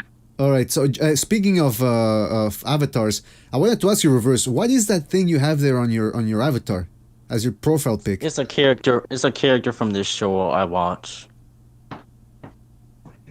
That's it? That's the whole story? It's not like a fight or anything. It's a character I took from another picture, like this big picture of that character in a bunch of costumes, and sooner or later this month I'm going to change it to a different one. That's more winter-like. Okay, I gotcha. I was always curious because I would see that and I would go, "What is that from a video game or something?" Because it looks like it's wearing It's from a Japanese show. Yeah, it looked Japanese. Only the Japanese can come up with something like that. The stuff of nightmares. All right, King Bucho's on the chat room. He's saying that Calzaghe is overrated as well. You know the word. I try not to curse either. Listen, Calzaghe. Jax just said that he said that Calzaghe beats Golovkin, right? Who said Calzaghe beats Golovkin? I think Jack said that, unless I misheard. No, I don't think so. He's the biggest Golovkin fan ever. So. But listen, and that's why I'm glad you're back, Bucho, because I wanted to ask you this. Is there a point right now where Calzaghe, he used to be overrated, but now he's becoming a little underrated, seeing as how people thought he was overrated? You get my logic here? Barely. No, it doesn't make sense. Okay, well, because I'm saying is, people I'm always gonna say that. Go ahead. Since he was overrated back in the day, now he's gonna become underrated. Is that what you that's said? what I was trying to say. That's what I was trying to say. Can you guys hear me? Should have made. Yeah. Yes. I said Golovkin would beat Calzaghe. Oh, okay. I misheard you. It.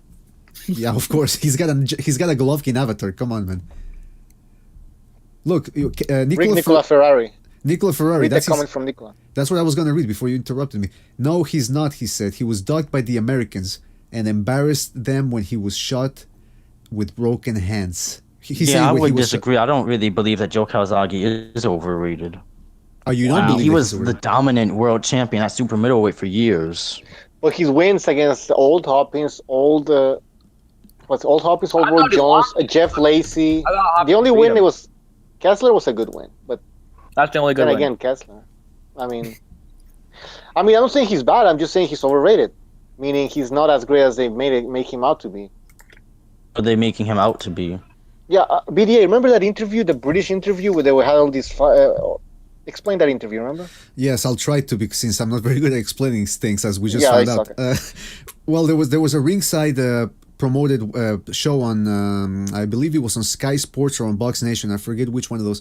And it had Johnny Nelson hosting, and he had Richie Woodhull, and Roy Jones was there. Calzaghe was there. Who was the other guy? The Irish guy who fought Mike McCollum. King Butcher, help me out here, man. Eubank? Chris Eubank was there Eubank too. isn't Irish. No, but not Chris. No. But he's saying Chris Eubank was there as well. But anyway, and they had some other Irish guy that fought as a middleweight back in the day, and Roy Jones was there as well. So, they're introducing A prime everybody. Roy Jones would kill Calzaghe. But hold on, they're introducing everybody, and Steve Collins, thanks Kaiser. Steve Collins was there too. So they're introducing everybody, and they go like, former this champ Steve Collins, former blah blah blah Olympian Richie Woodhull, former 4-5 division champ Roy Jones, and then they go at the end, and the greatest of them all, Joe Calzaghe. And I'm going, whoa, the greatest. I hated of them that all? fucking part. What is this? They put Roy Jones at the end like 3 division champion. No, Right. 4 division champion. No, wait, middleweight, super middleweight, like heavyweight. I mean, I would agree. Yeah, that's, you can't really say he No. have And then he multiple takes a weight division Yeah, he takes champions a- on there. And then after he introduces Roy Jones, he takes a pause and says, "The greatest of all, Joe Calzaghe." He's like, "What the hell is this?" And then Joe Calzaghe is just smiling there, like he thinks he's a big shot. Man, come on. What is he supposed to say? He's supposed to say, No, "Oh no, I know, I'm not that's the what I'm greatest." saying, Yeah, that's a like, good man, point, but man. he's put above Roy Jones. I can't remember if Calzaghe's like arrogant about his record or who he's beat and how good he is, but I feel like he is, or I've seen him talk Who about how is? good he is. You know who is? Roy Jones Mayweather? and Bernard Hopkins. About how good they are. Uh-huh. Well, they should. Bernard Hopkins and Roy Jones are great fighters. As much as Roy Jones wouldn't fight other people, Roy Jones Exactly. is one of the best of all time. Yeah, he's I one would of the say best. he is an all-time great, but he ducked Yeah. a lot of fights. He did, Against man. that one dude? Yeah, wow. I doubt Roy Jones ducked that one dude. Mike- I didn't even know who that Julian was. Jackson, Mike McCallum in his prime, Michael Nunn, James Toney at a good weight class. Man, Really, dude. I would have loved to James have Toney? seen. I would have loved to have seen Roy Jones take on James Toney in 2003, man. Instead of fighting the drained, almost dead James Toney when he was ready to leave super middleweight. Wait. Why would what? Because so you could see Jones get knocked out in 2003. Because didn't Tarver knock him out in 2003? No, that was 2004. I'm looking at it right now, May 2004. Well, I mean, he. and could've when just was his fought- prime? When would you say Roy Jones' prime was? I think his prime was probably like what's that guy's name? The time before he fought 2000, like Richard Hall. Yeah, all the time before he beat Louise. was that? Huh? What did you say, Reverse? I'd say Jones was prime until he went to heavyweight and came back down. Yeah, I think that's the general consensus. When he came back down from heavyweight, that's when we really started seeing the issues. That first Tarver fight was the last hurrah, man. But yeah, Roy Jones' prime, I would say 98, 2001, 2002. That's a pretty untouchable Roy Jones Jr. right there, man. Yeah, and Roy Jones, like, let me read something that I actually got from some guy. Go ahead. So, let me look for it. Well, while you're looking for it, let me just say that Nicola Ferrari here is saying Calzaghe was an old shot too when he schooled Roy Jones Jr. Yeah, because Calzaghe was 37. He wasn't a 28-year-old guy there. And Lacey was a monster. But then in hindsight, he wasn't as good, but at the time he was undefeated and people were actually saying he was going to run over Calzaghe. And then he said, and Kaiser Jones. Kolbe, yeah, go ahead. Remember when Roy Jones lost those first couple of rounds to Montel Griffin? Mm-hmm, yeah. Yeah, wait. BDA. I read that he actually had Montel Griffin rush to the ring before he had a chance to warm up, so he could knock him out earlier. You mean the second fight?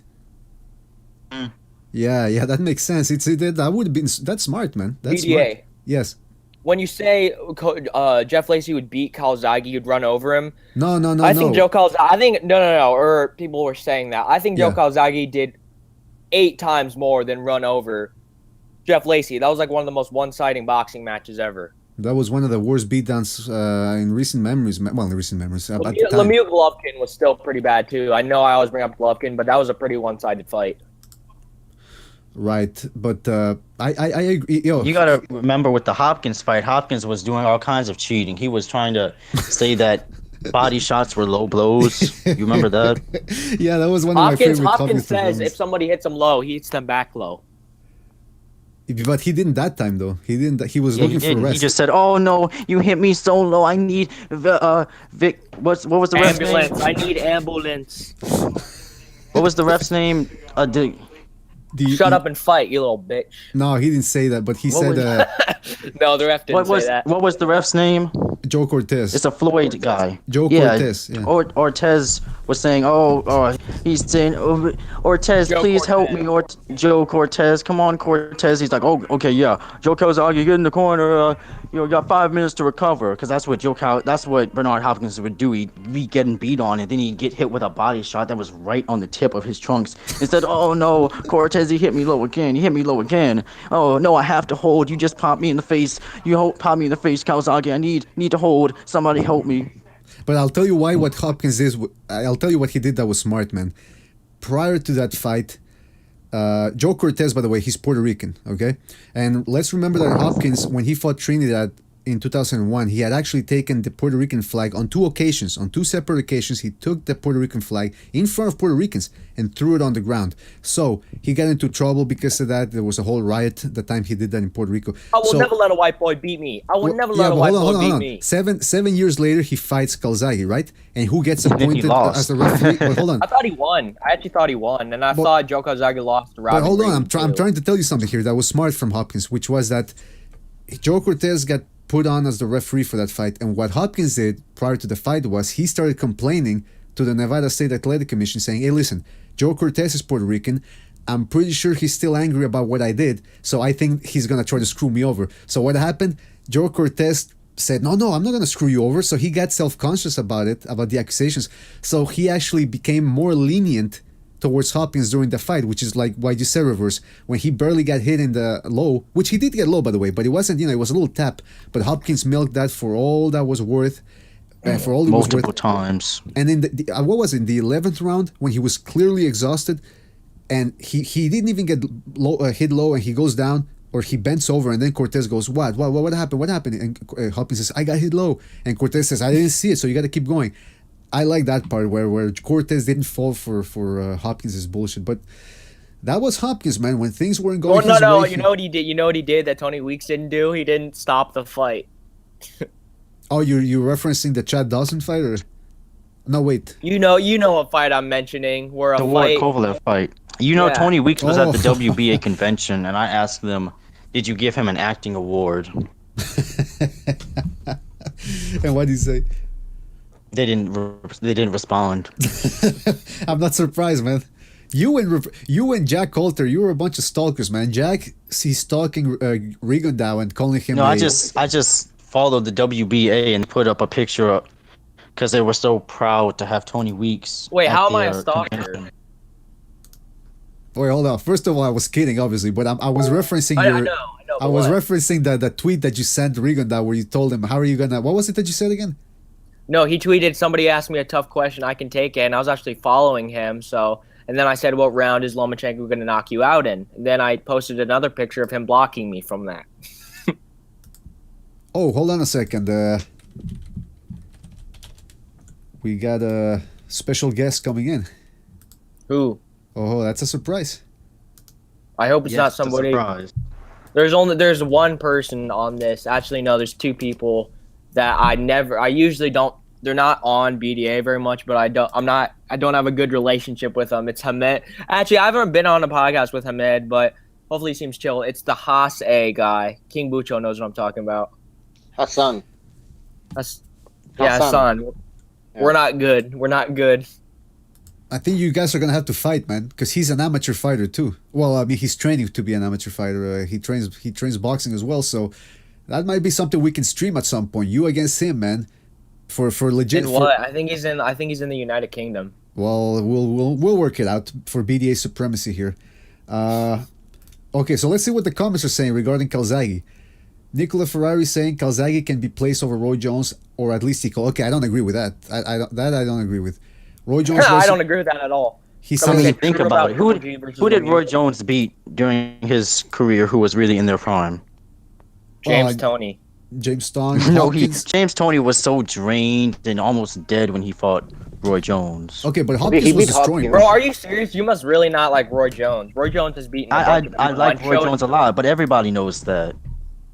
Yeah, no, dude, I can go. He beat Montel Griffith in the first round. I mean, that controversial fight, he probably would have won that fight if it wasn't for a stupid mistake he made. So he beat. I'll give you some good names. These guys aren't completely like perfect, but I mean, he did beat Bernard Hopkins, James Toney, who was 44-0, Vinny Pazienzo, Mike McCallum. He moved to heavyweight. I mean, I know Virgil Hill with the best body shot of all time knockout. Absolutely. John Ruiz. Yeah, go ahead. Oh, and he beat John Ruiz. Tarver. I mean, I know John Ruiz wasn't the best heavyweight. I mean, he wasn't even.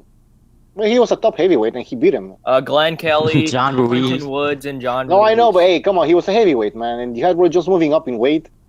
He weighed like what, 200 pounds, 205 pounds, or something like that. We got the he almost knocked out John Ruiz, man.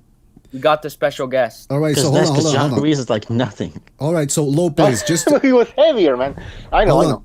Low plays, just to fill you in, we're talking about Roy Jones versus, or actually we're talking about Joe Calzaghe, but now we segued into Roy Jones, so that's what we're talking about right now. We talked about this on my podcast, and Low Place was on it. Oh, so you already talked about Roy Jones? Oh no! I'm just caught up watching this Harlem Eubanks struggle with this guy fighting over in Monaco. Then I'm gonna watch Broadhurst versus what's the kid's name? The Russian light heavyweight prospect. Can't think of his name. Well, hold on. Let me see if I can fight for the WBA champion at 175 Bivol. right now. They elevate. Broadhurst. Oh yeah, Harlan Eubank kind of just lost this fight. He getting beat up, but I think they gonna give him the decision on Sky Sports. He's 3-0, but he's fighting a dude like 22-0 in the 6-4 rounder. And he got his ass kicked. Like whoever his handlers are, they done him wrong. He shouldn't have been in this fight. All right, so let's keep it here with the Bivol fight. We don't want any spoilers because that fight is going to be taking place, I think, in a couple of So let's, for everybody out there, let's try to keep it. It's actually next, but it's going to come on HBO. I think at the time, but it's before the Wilder fight. I think. It's coming on right now. Oh, it's coming on live for the they're showing it live. No, I've been streaming the undercard ever since Chisora, and Chisora he about put me to sleep. Shit, man, I hate the heavyweights. Hey, you guys see Low Place's new podcast on Badu Jack versus Adonis Stevenson, pound for pound supremacy? It's gonna show who's the best in the world, right? Yes, sir. It's gonna be a great fight. All right, so let's plug everybody here. We got SplitD isn't here today, but he's got the Loaded the Gloves boxing podcast. You can catch that at Blog Talk Radio. We got Low Place, who's got his own YouTube channel as well. Check him out. It's on the description there. Oh, it's on the description of the video, of the YouTube video. Yeah, I put the links there. Perfect. And we have. They're gonna rob this guy. They're gonna rob this guy. You're not even gonna mention my channel. Well, I was about to. It's in the description, man. It's Jack Coulter at Jack Coulter Plays. Check out his YouTube channel as well. Very interesting stuff going on. So, okay, we got Nicola Ferrari. He's still talking about Roy Jones. He's saying that he carefully handpicked his opponents in almost every division outside of a Green Hopkins. See, that's the thing that people always talk about when they talk about Roy Jones and Hopkins. People say that Hopkins, he didn't unify until he got to light heavyweight where he could fight all those weak champions. But he didn't even fight the second best guy in the division when he got there. Let's look at the Hopkins fight. Michalczewski, yeah. But hold on, I don't even know who that is. What's his name? Don't know the division at the time. No. What's Darius Michalczewski? I'm gonna look up his name on BoxRec. What's his name? Spell it out for me. It's difficult. Yeah. Yeah. Darius? Yeah, he beat Tell the me same somebody. guys. Tell me somebody who he fought that has an easy name to type Virgil in. Hill. He beat a Oh, lot He of beat the Virgil same guys. Hill. Yeah, I got it. Yeah, he beat a lot of the same guys Roy went up and beat. So Didn't he lose to Julio Gonzalez? yeah, I think he lost his lineal title to him. And he was losing that to was his Montel last Griffin fight. too. He was losing to Montel Griffin before there was a bad stoppage came into play. So you got that. Listen, I wanted to go talk about Hopkins versus Roy Jones because when people talk about the first Roy Jones-Hopkins fight, a lot of people say, oh, well, Hopkins was green because Jones had more amateur Hopkins had fights. how many fights at that point? 20-something. But No, 23 because he lost one of them. But he was destroying everybody. He was destroying everybody he fought. And I know they weren't top guys, but he was already a monster. He looked like a middleweight Mike Tyson in there. So the fact that Roy Jones was able to beat him 8-4 at the maximum, that's how many rounds I can give Hopkins. It's just 4 rounds, and that's being generous. That's what the judges gave him. Exactly. So that's being generous, man. Roy Jones showed people why he was already a special talent even back then. So that whole thing about Hopkins was green, he just made exceptional. Yeah, I don't agree with that. Yeah, I don't agree with that, man. Well, it looks like that this Darius Michalczewski guy looks like a really good guy. I've never actually seen him fight before. It looks like he also stopped Richard Hall in 11 rounds, but it looks like he knocked out Montel Griffith, but Roy Jones knocked him out in 1 round. Unanimous decision over Virgil Hill, but Virgil Hill was knocked out in probably the best knockout to the body of all time, where he broke 3 of Virgil Hill's ribs against Roy Jones. This guy looks like a good fighter, but who would you guys pick if they were both in their prime to win? I'd say it's about 50-50. And it looks like he's never fought in the outside of Standapole, somewhere with a yellow, red, and that's green Russia. or black. What? Wait, Germany. Yellow, green, and black. That's Germany. Germany and Poland. But he's never fought outside of those places. Yeah, he was a draw in Germany, and Roy wanted him to come here. He wanted Roy to go there. It was a big I'm not conceding to you type deal, and Roy just stayed in the U.S. I guess. Yeah. Jack, you didn't know that you didn't know what the German flag was? I didn't know what? You didn't know what the German flag looked like? No, I knew what it was. I just couldn't think of it. Yeah. You big fucking American cunt. You big fucking American cunt. Anyway, all right. So, what else? Oh, by the way, Low Place. I wanted to tell you, man. There's a rumor going on. It's still not said or anything, but there's a rumor going on that Adonis Stevenson might not end up fighting. What's his name? Eleider Alvarez, but that he might take on Baidu Jack next. Pound for pound supremacy. Yeah, of course. I've been hearing all about that. And I'm like seriously considering, leaving the States, seeing what the passport can do for me. Like, no bullshit. Like, I think that's a fight I don't want to miss. Wait a minute. Can you leave the United States? Yeah. Okay. I just wanted to make sure if everything's legal there. Yeah, I need to make sure everything's updated and all of those things. And after that, yeah, because I'm definitely considering. If it gets done, I'm be at the video. What is the Videotron Center? Or something? I can't think of the name it was, but it's in Quebec City. Videotron. Yeah, I'm definitely have no issue. But make sure all your passport and everything is up to date, man. Because you get stuck in the airport, they send you in the back room, and you don't want to end up there, man. With your pants around your ankles and. Exactly. Yeah, okay. Quebec City sucks though. There's nothing to do there. Sure. 2 million people. Yeah, I've been there multiple times. It sucks. It's not like Montreal. Montreal is it's huge. Quebec City is. But I know it's 2 million people in Montreal. I'm not sure about Quebec City, right? Yeah, I think Quebec City is like what, 2 people? Yeah. 2 people, 2 Eskimos and one native Canadian. It's all French, like super French over there. Yeah. Yeah, I know that he fought there before. I think he fought Thomas Williams Jr. there. But I know they wanted this in Montreal though, man. Like that's where they both base out of. So, I mean, yeah, I don't know where they want to go. Right? Quebec City, man. Right, last option. Okay, now let's say that the Baidu Jack versus Stevenson fight happens. First of all, would you prefer to see that over the Alvarez fight? Who wouldn't? Who wouldn't, dude? Who wouldn't? I'd love to see Stevenson versus Badu Jack. I know you're talking to him, but sorry, I just wanted to say I wouldn't watch Stevenson versus Alvarez because I don't even know who Alvarez is, and Stevenson's not that entertaining of a fighter, but it'd be interesting to see Badu Jack and Stevenson. Stevenson's not entertaining? What are you watching? No, but... Here we go. Yeah, Here we go. Go ahead. Wait, who was going to talk? So somebody was going to say something.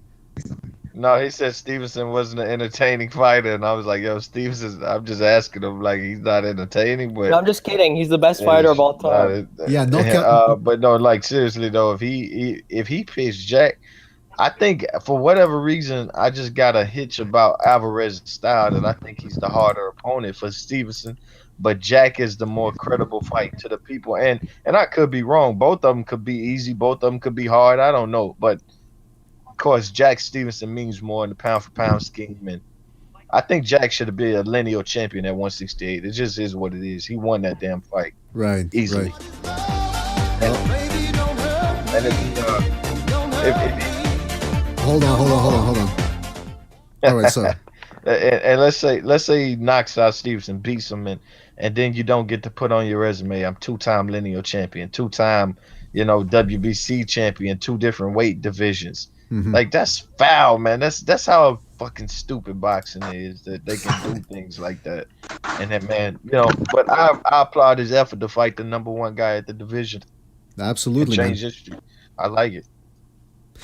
Yeah, let's hope that fight happens, because you said that the Alvarez Stevenson fight wasn't going to happen. So now I'm not sure if this Baidu Jack Stevenson fight is going to happen. I mean, who the hell knows what's going on with the PBC right now? The fights are falling apart in that division. So let's hope they make that fight. What the sources gave me? Where can I watch free games? King Mucho, what the hell? Jack, what do we say about interrupting people?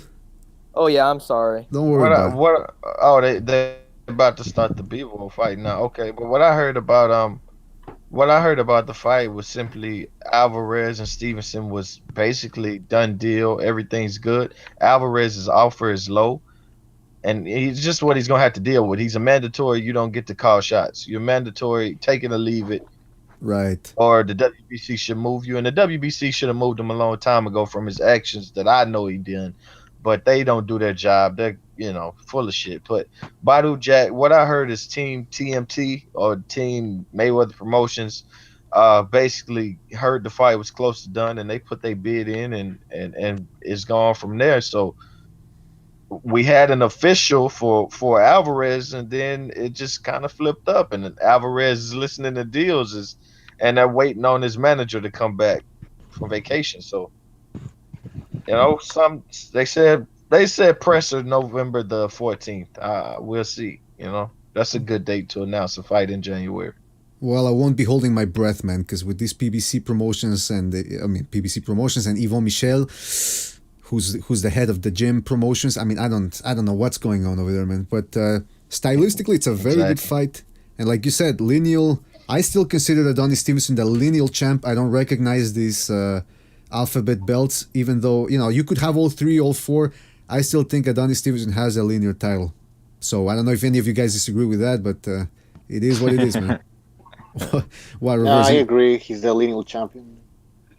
Hi from Bulgaria. Where can I watch free games? Yeah, and Bucho told him no games here. Sorry. Yeah, we don't stream fights here. So Lopez, are you gonna take a break to watch the fight, or how's this gonna work? I'm gonna watch it live on HBO. Are y'all not able to get it? Because I can't watch the fight now because we're doing the podcast. So. Yeah. Hey guys, I gotta go. All right, Jack. Thanks for being here with us, man. Some podcasts they cover blow by blow. See you guys later. Take it easy, man. Some podcasts, man, they cover on blow by blow. And it's like I don't know, like I can watch and talk about it and just listen on to what y'all doing. I'm not busy at all, man. Oh, okay. Well, just if you're gonna watch the fight, don't don't give it away to you. Don't give it away. Yeah. Well, why not? Who cares? I mean, The hell is that? Let me mute. I just turned the television on. I got. Are you watching Jerry Springer? No, I do though. I do. That's a guilty pleasure anytime I can catch it. But this is like this is I think Nick Cannon wilding out. Oh, Jerry okay. Springer is some crazy shit. Oh, I love women. I love big booties, big bounce that ass. You know what I'm saying? What the is that Jerry? Yeah, that's from Jerry Springer right there. Yo, man, I used to literally own Jerry Springer DVDs from my uncle. Gave them to me. He used to have a collection. He used to strip butt naked, tits anyways. Show the tits on DVD. Man, a bad admission I should make. That was my first spank bank material. I'll say, Jerry. No shit, man. Really? Sad. Jerry was a guy. He had everything on that. He had the setup going, man, and those Too Hot for TV DVDs and videotapes. I remember the videotapes. That's how far I go with those things. I go with the videotapes and the pay-per-views and the Cinco de Mayo specials where they had a Mexican midget trying to jump the border or something. I mean, it was just fantastic, man. Jerry Springer. I ain't see that. Oh, this is crazy shit. And they pay them people probably pennies on just nothing to come in there and embarrass themselves. The best was when they had all the guests at the end, and they had the comments from the audience and the questions, and it was just that the audience was just making fun of the guests, like they were roasting them one after the other. A bunch of hillbillies up there getting roasted. Oh, it was the best, man. It was the best. Yeah, what's the ninja? What they call the ninja guy? Oh yeah, the Trailer Park. Yeah, man, that guy was. That's I think that's one of the most famous ones. Let me see. I'm gonna go ahead and mute. This fight's about to come on. They actually, first round starting now. Well, King Butcher's telling me to that it doesn't matter if you talk about the fight. So if you wanna every once in a while chime in and tell us what's going on, go ahead, man. Who cares? I mean, we'll watch it later. It's Bivol fighting. Yeah, you're right. You're right. Win, right? He should win. So. Man, I'm telling you, this Bivol, reversely, you had it right, man. A fight against Chilemba or against Jean Pascal, that would be very good to see, to show us what Bivol has, man. I think he needs to stay very far away from Kovalev. He's nowhere near ready for that. Well, that's the thing, because we need to see Kovalev and see what he has left as well. We'll see it this month. Hey, Kovalev actually got trainers. Oh yeah, some Russian guy, right? Or Ukrainian or somebody like that? Some Eastern Europeans for his trainers. So he's not going to fight Shabrinsky without any trainers like he said he was going to. Yeah, he's not that crazy. Knockdown. Already? He's not Shumenov crazy. Mm-hmm. Apparently we already have a knockdown from Bivol. Told you, man. Who cares, man? Now, reverse, is the guy he's fighting, he's from Australia, but he's not all that good. So would you label him an Australia? What's the Austrobomb? Austrobomb. On the fly. That's the reverse lead for you, man. That's the type of material he can come up with. Okay, so we got Alexander Gvozdyk also. Is this? Have they announced who he's gonna fight next, or?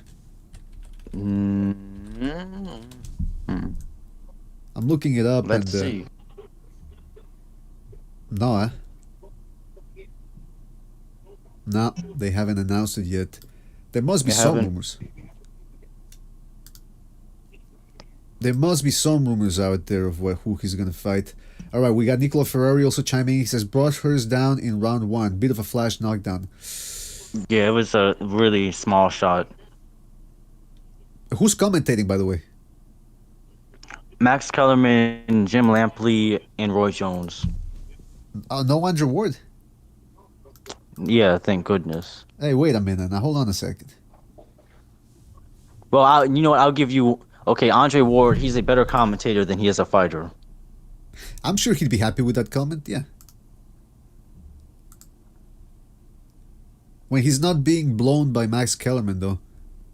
And by Jim Lampley. Max Kellerman blows every black guy. Well, I'm not kidding. It's disturbing the way he brings up Andrew Ward in almost every broadcast.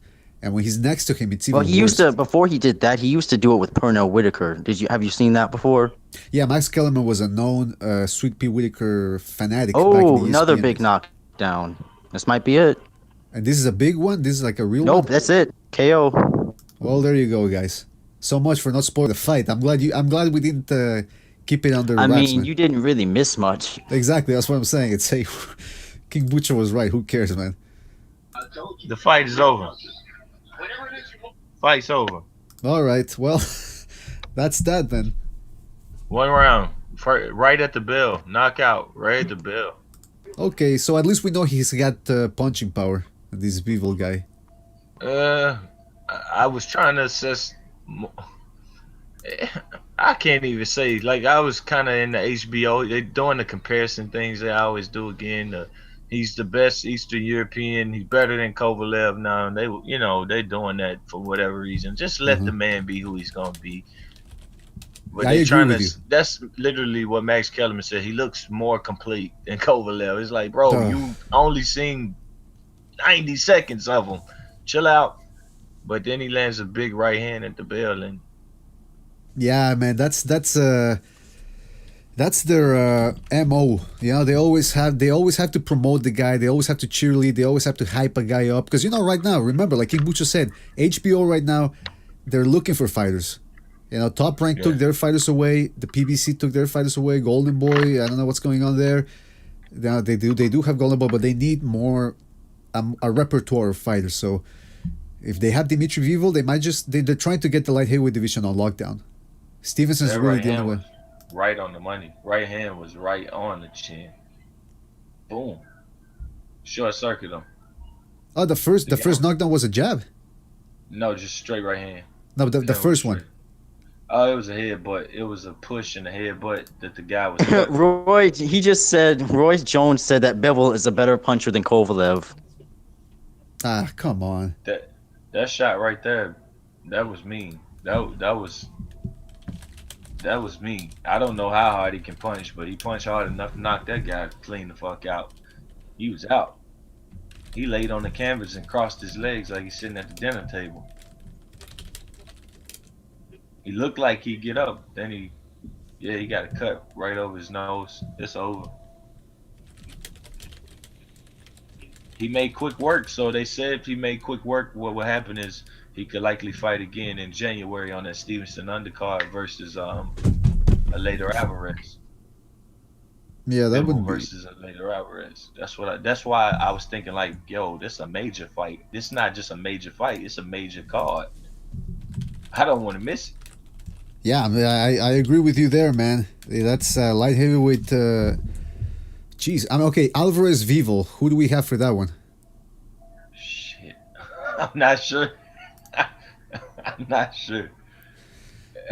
I like both of them. I like Bivol, but it's like a pick 'em. It's unproven. It's a crossroads type championship fight. Okay, I gotta ask you. Did you see the Alvarez versus Chilemba fight?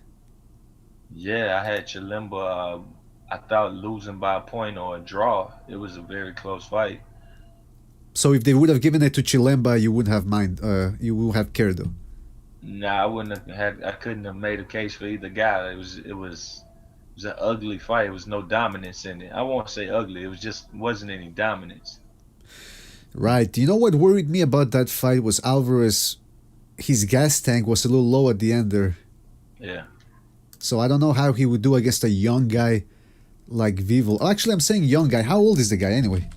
27, I think. 29, 27, 1. He's in that age. Okay, so physically he's in his prime. But styles-wise, career-wise, his best opponent right now, his best win is Cedric Agnew. So, I don't know, man. I want to see more of Bivol. First round knockouts really don't tell us a lot. Other than the fact that he's got some sort of power. That's what I always say about Stevenson against Dawson. Right. And, I'm looking at the Bivol's career here, amateur career. It says that he medaled at the International Boxing Championships, the World Championships. He got a bronze there. He won a bunch of Russian national amateur championships. He's got a gold medal in the World Combat Games. I don't know what that is. I guess that's a Russian national title or something. So as an international amateur, he fought in those type of tournaments, but he didn't actually win any big ones there. So yeah, I want to see more of Bivol. Definitely want to see more of Bivol.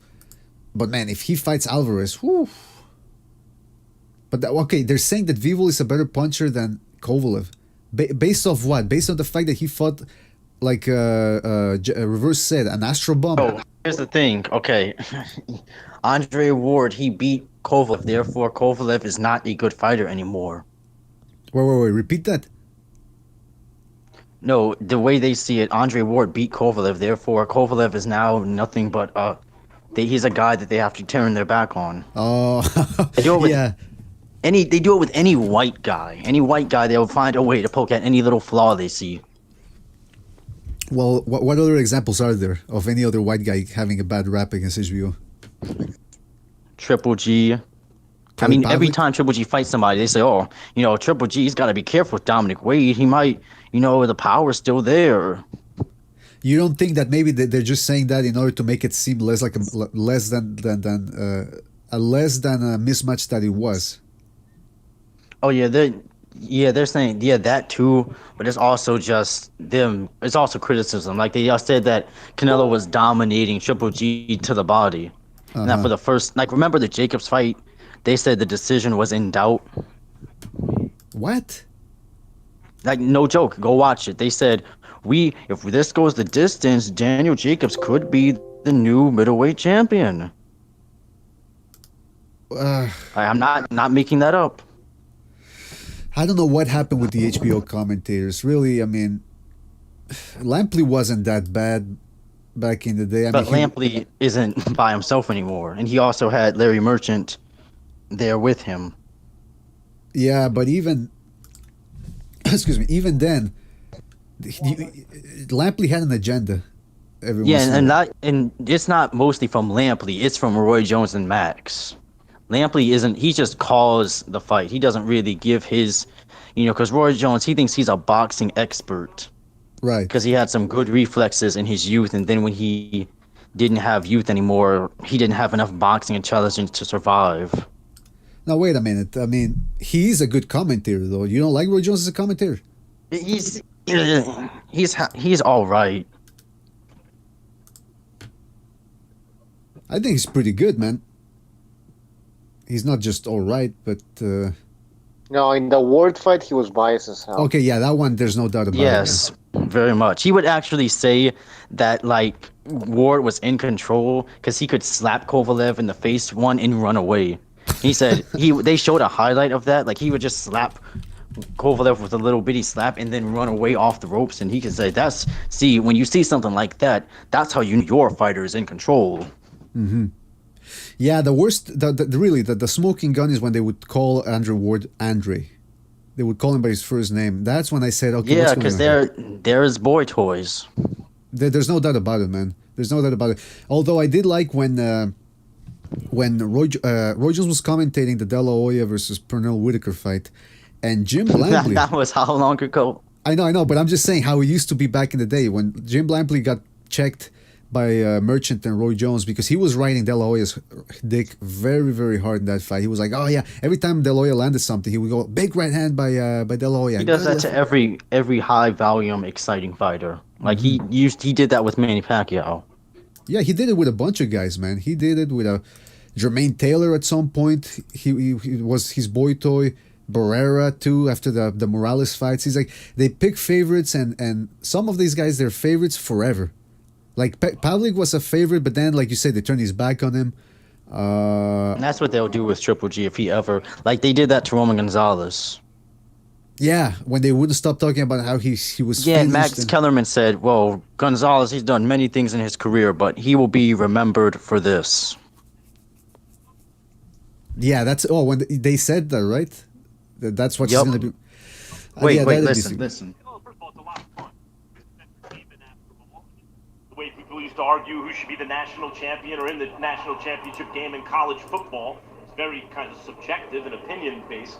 and that's what pound for pound is, and it's become a pastime of boxing fans. But the fact that that's Bivol's aim, not simply to become the best 175-pounder in the world, but to be the best pound-for-pound fighter in the world, tells you about this guy's confidence, his blue chip background, and what.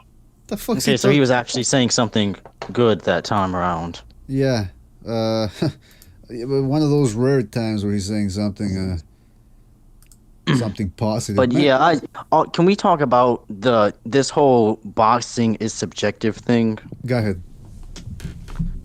So boxing is not as subjective as a lot of people are saying it is. Like, so the scoring criteria for boxing is clean and effective punching. Right. And people will try to say, it's ring generalship. And no, it's not. Ring generalship is picked after clean and effective punching. Yes, you that's go to true. ring generalship after you can't really decide who landed the more effective punches. That's a very good point, because people, yeah, you're right. People do confuse it. They go, oh, well, he actually had the better ring generalship, but hey, this is boxing. At the end of the day, it's about who punches the other guy more. And yeah, the reason I'm saying is because, like, you watch Daniel Jacobs without the volume. I was watching, like, this week I scored the Triple G Daniel Jacobs fight, not to talk about Triple G, but just to give it a good example. You watch that without the volume, you'll see that Daniel Jacobs is landing nothing, and he's doing nothing to win any of those rounds. But you watch it with the volume, they're making it sound like the most competitive fight, one of the most competitive fights of the year. Okay, first of all, every time you say volume, I think I hear volume. Volume, what I mean by volume is like more the amount of punches. Oh, volume. Okay, yeah, but that's what I'm saying. I thought you were talking about Valium, the medicine, the drug, the antidepressant. Oh, no. Yeah, but you're right. When you watch it with the volume, it can. Some people can't it's like dissuade. you're watching a completely different fight. Right. No, I agree, man. What was one fight where? Oh yeah, De La Hoya versus Sugar Shane Mosley 2. If you watch that fight with the commentating on, you would think De La Hoya was pitching a shutout. You actually watch the fight, and you see it's a. Yeah, I haven't seen that one yet. I've seen the first one. Oh, the second fight, the second De La Hoya Mosley fight is one of the worst commentating. Even after the week after, when Chris Bird fought Frezo Kendo, and they were talking about the fight, the De La Hoya Mosley fight, and they're going, well, 1 week later, and we see a lot of people that actually gave Mosley the fight. So, guys, what did we see? So see that, like, they were doubting or they were questioning their own commentary. Right, did you find anybody who thought Rungvisai beat Bermane in the first fight? I don't think so. I don't remember no. And remember Roy Jones, he was like, well, that's just how it is. We remember in the Ward Kovalev won, the judges decide who wins fights, and that's what we have to deal with. No, they weren't saying, remember when Jim Lampley used to be, oh, this is a disgusting robbery. Right. It is a disgrace to the sport. You cannot let this type of stuff happen. Remember that? Yeah. Now none of that exists anymore. You can see a guy get beat halfway to death and then be called the winner. Jim Lampley won't say anything about it. I know, man. They're losing it, man. They're losing it. I don't know. It's with age. Well, even though Larry Merchant was an old guy and he kept it real, so I don't know what these guys are doing. Yeah, Larry Merchant. I saw a comment that said, "Has Larry Merchant ever looked less than 40 years old?" No, even when you look at him in the 80s. He was born old, man. He was born old, yeah. He's like, what's Benjamin Button type of thing going on? But what was another fight where they really the announcing was disgusting? Really.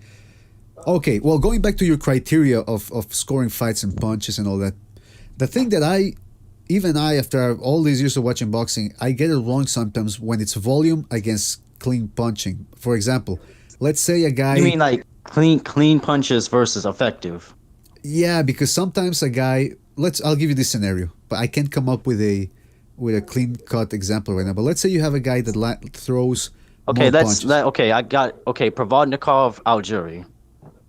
Okay, yeah, that's a good one, because Provodnikov would land one good shot every once in a while after he dropped Algieri, and right? Chris Algieri would hit him with a 5-piece. Yeah, and some of them landed, especially the jab, but other than that, he wasn't landing as hard shots. So, does the damage done by the punch count, or is it just whether it lands? You know what I mean?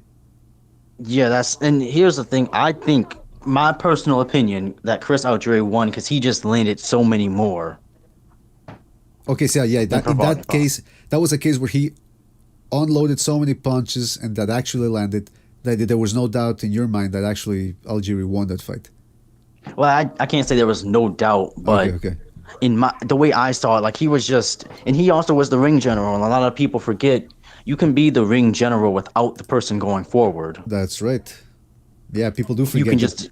You just have to have the ability to stay off the ropes. Right. And like Algieri, Daniel Jacobs, he was getting dominated in ring generalship. Oh yeah. We know now that Provodnikov, he's a little bit of a low IQ type guy, low boxing IQ. He doesn't really know how to set some of his punches up. But that's an interesting point right there. Volume versus clean punching, or even, okay, let's put it this way. Medrick Taylor versus Chavez. That's a good one too, because Medrick Taylor, he did land a bunch of punches, and I really think he was clearly winning that fight. Right. But Chavez would get really close to him and just dig him with body shots, and it's not like the abuse that was on Medrick Taylor's face in that 12th round just randomly came up. That was built over a long series of rounds and a bunch of damaging hard power shots. Exactly. And you do have to wonder, man, if you catch me with 5 shots, but you're not hurting me and I'm walking through them, and I land a big shot that almost staggers you almost every time it lands, who's winning that fight? You know what I mean? I mean, who gets really the best? And it's also you would usually be the ring general, because usually what would happen is a guy will go like 1, 2, 3, then you'll eat it, and then he'll hit you with a right hand, and sometimes it'll even be blocked, and he'll just push you up against the ropes. Right, but is that fair though? Is it fair that a guy who lands one shot, he's a bigger puncher, but it is fair. All you have to do is not get hit. Nobody's saying you have to get hit with the big shot. I get what you're saying, yeah. Maintain distance properly. But if you're landing 5 punches to one, but that one hurts you, how is that? You know what I mean? Like, that's a question of fairness. Don't let the one hit you. Oh, but come on, but it's boxing. You're gonna get hit. Yeah, I mean, you're supposed to minimize that by training your defense. But then how about the other guy that's getting hit 5 times, but it's just the other guy doesn't have the same type of power? Then what he needs to do is he needs to be able to land his punches in a clean, effective way. Like if you don't have power like a Chris Algieri, do a 7-piece, like 1, 2, 3, 4, 5, 6, 7, and then move out and go on your defense. Either that or get on the roids, right? Yeah. Get on the steroids, build a little power. Like contact Juan Manuel and see who his guy was. yeah, like hire Memo Heredia, or what was his King Bucho? What was his name? What was his actual name? It was Memo Heredia. No, but he has like 5 names. He keeps changing his name. Yeah. Yeah, Memo. I don't have the clip. It was Memo, Guillermo, Angel, and then he's like, so that's why I changed my name, because it was too complicated. Yeah, he was a CIA agent. He was a CIA Memo, agent. Chavez, Lopez, Juan, Manuel, Cortez. The guy's... Okay, now I got a question for you, What's Reverse. the word? What's that? No, I said that guy's not legit, man. No, he's not legit. No way. Hey, he was with Lucien Bute, and then Bute's pissed hot. So come on, I mean... Was he with Shane Mosley? No, that was Victor... Yeah, maybe. I think he was in, what was it, Balco at that time. I think he was there, yeah. But it was mostly Victor. And we know Conte. Shane Mosley was just about as used as you can really get. I'll tell you something right now, man. I remember when King Butch and I were watching that Shane Mosley versus De La Hoya fight, the second one, where he was... You knew each other back then? Oh, yeah. We know each other a long time. Jeez. But we were watching that fight, and we saw that Mosley looked bigger in that fight. But and then the allegations came out. It's just like, yeah. Oh, go ahead. I'll let you finish, and I'll add something. Okay. But the allegations came afterwards about first the rumors. I think a year later. So when Mosley fought Winky Wright about on 2004, the allegations were already starting to come out. So, but they weren't official yet. So Larry Merchant compares the pictures of Mosley at the weigh-in for Wright and the weigh-in for the De La Hoya fight, and he goes, I don't see a difference, but you could tell that was in the weigh-in where the weight drained, but you could tell the difference mostly winky right in 2004, and then 1 year earlier when he fought De La Hoya, and he looked bigger, and that's when he was roiding. It came out afterwards. Officially, that's when he was roiding. So sometimes you can look at a body and say, okay, he's roiding. Yeah, and it's also like you also analyze the fight. So like with Pacquiao Marquez, Pacquiao and Marquez fought each other 3 times prior to that 4th fight, and Marquez never dropped him 1 time, right? Right. Then out of nowhere, he can just suddenly put Pacquiao down with 1 punch. Exactly. That's very suspect right there. Now, Roy Jones afterwards, he said, well, it's because he put on weight, and it's the weightlifting that really helps with the power.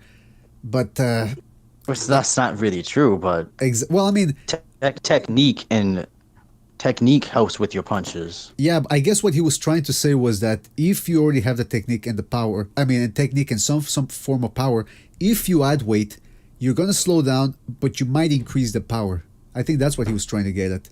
Which I would agree. I agree with that. If you put on a little bit more weight, you're gonna hit a little bit harder. But like you were saying, he put on a lot of weight. Marcus did a lot of muscle, and that Yeah, he was like a big weirdo. His shoulders were like almost touching his ears and stuff. Yeah, and Marcus was always in good shape, but you could not tell. always. When he fought Floyd Mayweather, he moved up in weight. Oh, okay, you're right. Yeah. And he was like, he was all water weight. He looked flabby. That's because Floyd wouldn't fight him at a division where he was actually any good. No, and then it said that they were going to fight in a catch weight, and then Mayweather decided to actually not do the catch weight and just pay a fine for the extra weight. Yeah, he did that with he did that with Haddon because he should have fought Haddon at 140 where he was actually a good fighter, but he saw how Haddon performed at 147, so he made the fight at 147. No, yeah, but the Marcus fight, it was actually, in the contract, it said it was supposed to be a catch weight. There was supposed to be a catch weight, and like for the Hatton fight, they both agreed to make it at 147, which I think Hatton was never actually a real 147 pounder. Yeah, I agree. But Marcus, they were supposed. I think the catch weight was supposed to be 140. 144, I think. Four, yeah. Yeah. Then Mayweather was like, "Fuck it, I'll just pay the fine and just weigh 147." And thank God in the contract it wasn't like $1 million a pound, like Canelo Chavez. It was They did that. Adrian Broner did that with a lot of his fights too. Yeah, it's true. He'd be scheduled for a certain weight class, and then he'd come in overweight. He'd just pay a fine, and he'd beat the hell out of the guy. Which were overmatched opponents anyway. We have 52 blocks south in the chat room saying, "What's up, y'all? This is my first time checking y'all out." Hey, what's up, 52? If you want to join us via Google Hangouts, send us a message at boxingdebate@hotmail.com via Google Hangouts. That's boxingdebate@hotmail.com, and you can join us in the chat room. Not the chat room, the Google Hangout thing here with the video and the audio and all that good stuff. Joseph Furmanek is asking, who do you guys have for Lomachenko versus Rigondeaux? Lomachenko. Yeah, we did by knockout. Yep. I'm starting to see it closer, guys. Come on, get out here. Where are you getting that from? From all the videos. Huh? Because you've been making the videos? Because I've been watching a lot of footage, and I think Rigondeaux's footwork is going to confound Lomachenko a little bit. You mean it's running? Exactly. Fighting against who? But that's the thing I wanted to talk about now that we're mentioning this fight. Rigondeaux fans come in and they say, well, Rigondeaux, he's got better footwork and this and that. And I go, I'm looking at a lot of these fights and I'm thinking their footwork is about the same. If not anything, Lomachenko's is really better because he turns the angles better. Right. He throws way more punches. But then again, somebody in the comment section had said that Rigondeaux's footwork will not allow Lomachenko to pivot the way he normally does, which I think might... Here's the thing. Lomachenko can just come at Rigondeaux with exactly. That's what I'm saying. Just waning the big power shots. It's such a one-sided fight. People are letting their racist ideals cloud. Oh boy. They're reasonable. Rigondeaux has no chance of winning that fight. Absolutely not. Okay, wait. Can Rigo hurt Lomachenko? No. I think so, man. Really? Yeah. If he hits him with the right shot coming in, sure. He could hurt him. I don't think he ices him, but yeah, I think he's got the type of power that'll make Lomachenko think twice about just coming. I think you know what's going to happen. I think early on he's going to have to adapt. Lomachenko, that is, he's going to have to adapt to the speed and the counter punching. But if he finds out that he can block the left hands, I think he finds out a way to just walk through Rigondeaux. Because I mean, yeah, there is that issue of. Oh, and by the way, did you guys see that? I'm gonna put it up here, bro. Rigondeaux. Yeah, I've seen all your recent Yeah, go ahead. Analysis. Yeah, I've seen all your recent analyzation videos. Yeah, the analysis videos. And what do you think? Some good points in there. I mean, Rigondeaux, he's not going to be able to be close enough to Lomachenko for long periods of time to really land any good body shots. I think so. Yeah, that's okay. Well, first of all, yeah, go ahead. I don't think he has the power to really even make any effects with body shots. He'd have to hit him with like 50 body shots in one round to actually cause any damage. So you don't think that? First of all, sorry, I'm laughing because Nicolo Ferrari always. Him and Caccianello give me my weight. I'm always referring to Rigondeaux as rigor mortis. I was trying to get Caccianello on here.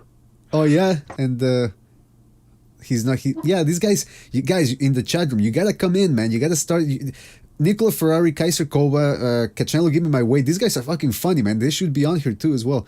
But sorry, I wanted to just say that I've been checking out Rigondeaux's Twitter. And man, I'm glad Jack Alter called him out on his stuff, because this guy Rigondeaux, he's aggressive and so cocky, man. Let's listen. First of all, watch this.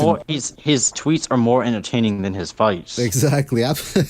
Well said. Listen to this, man. Well, hold on. The volume's a little low. Okay.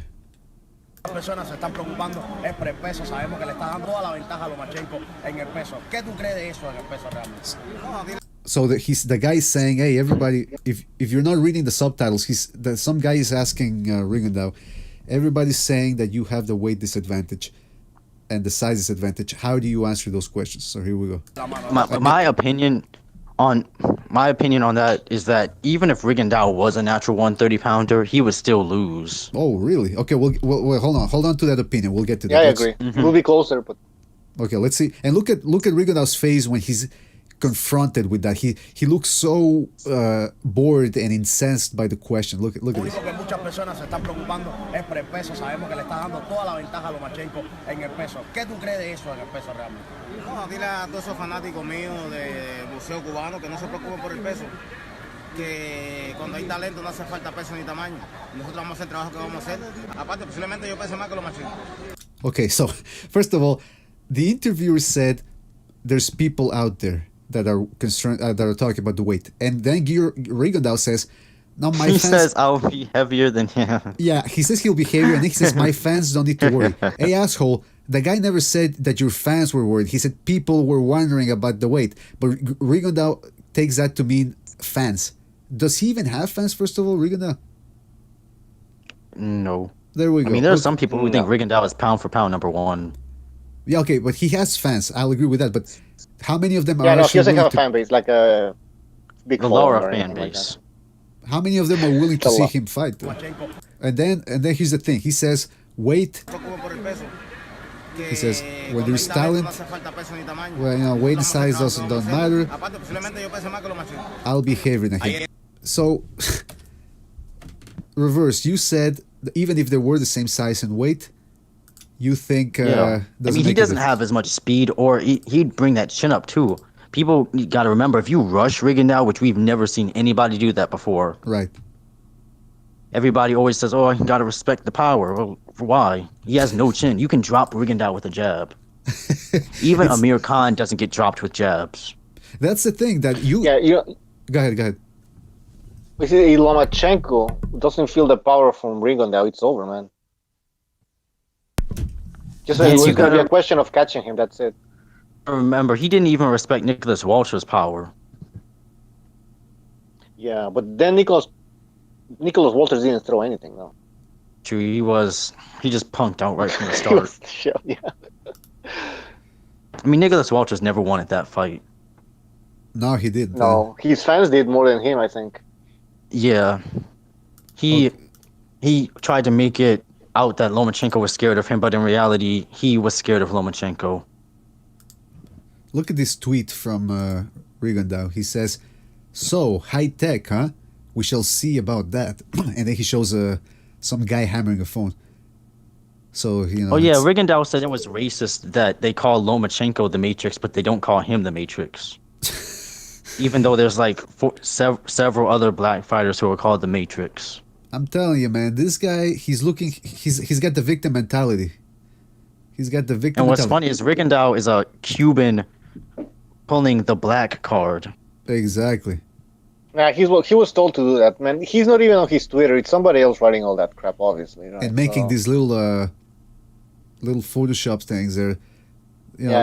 Look at the one I'm showing here. He says Michael Buffer is talking with some guy there.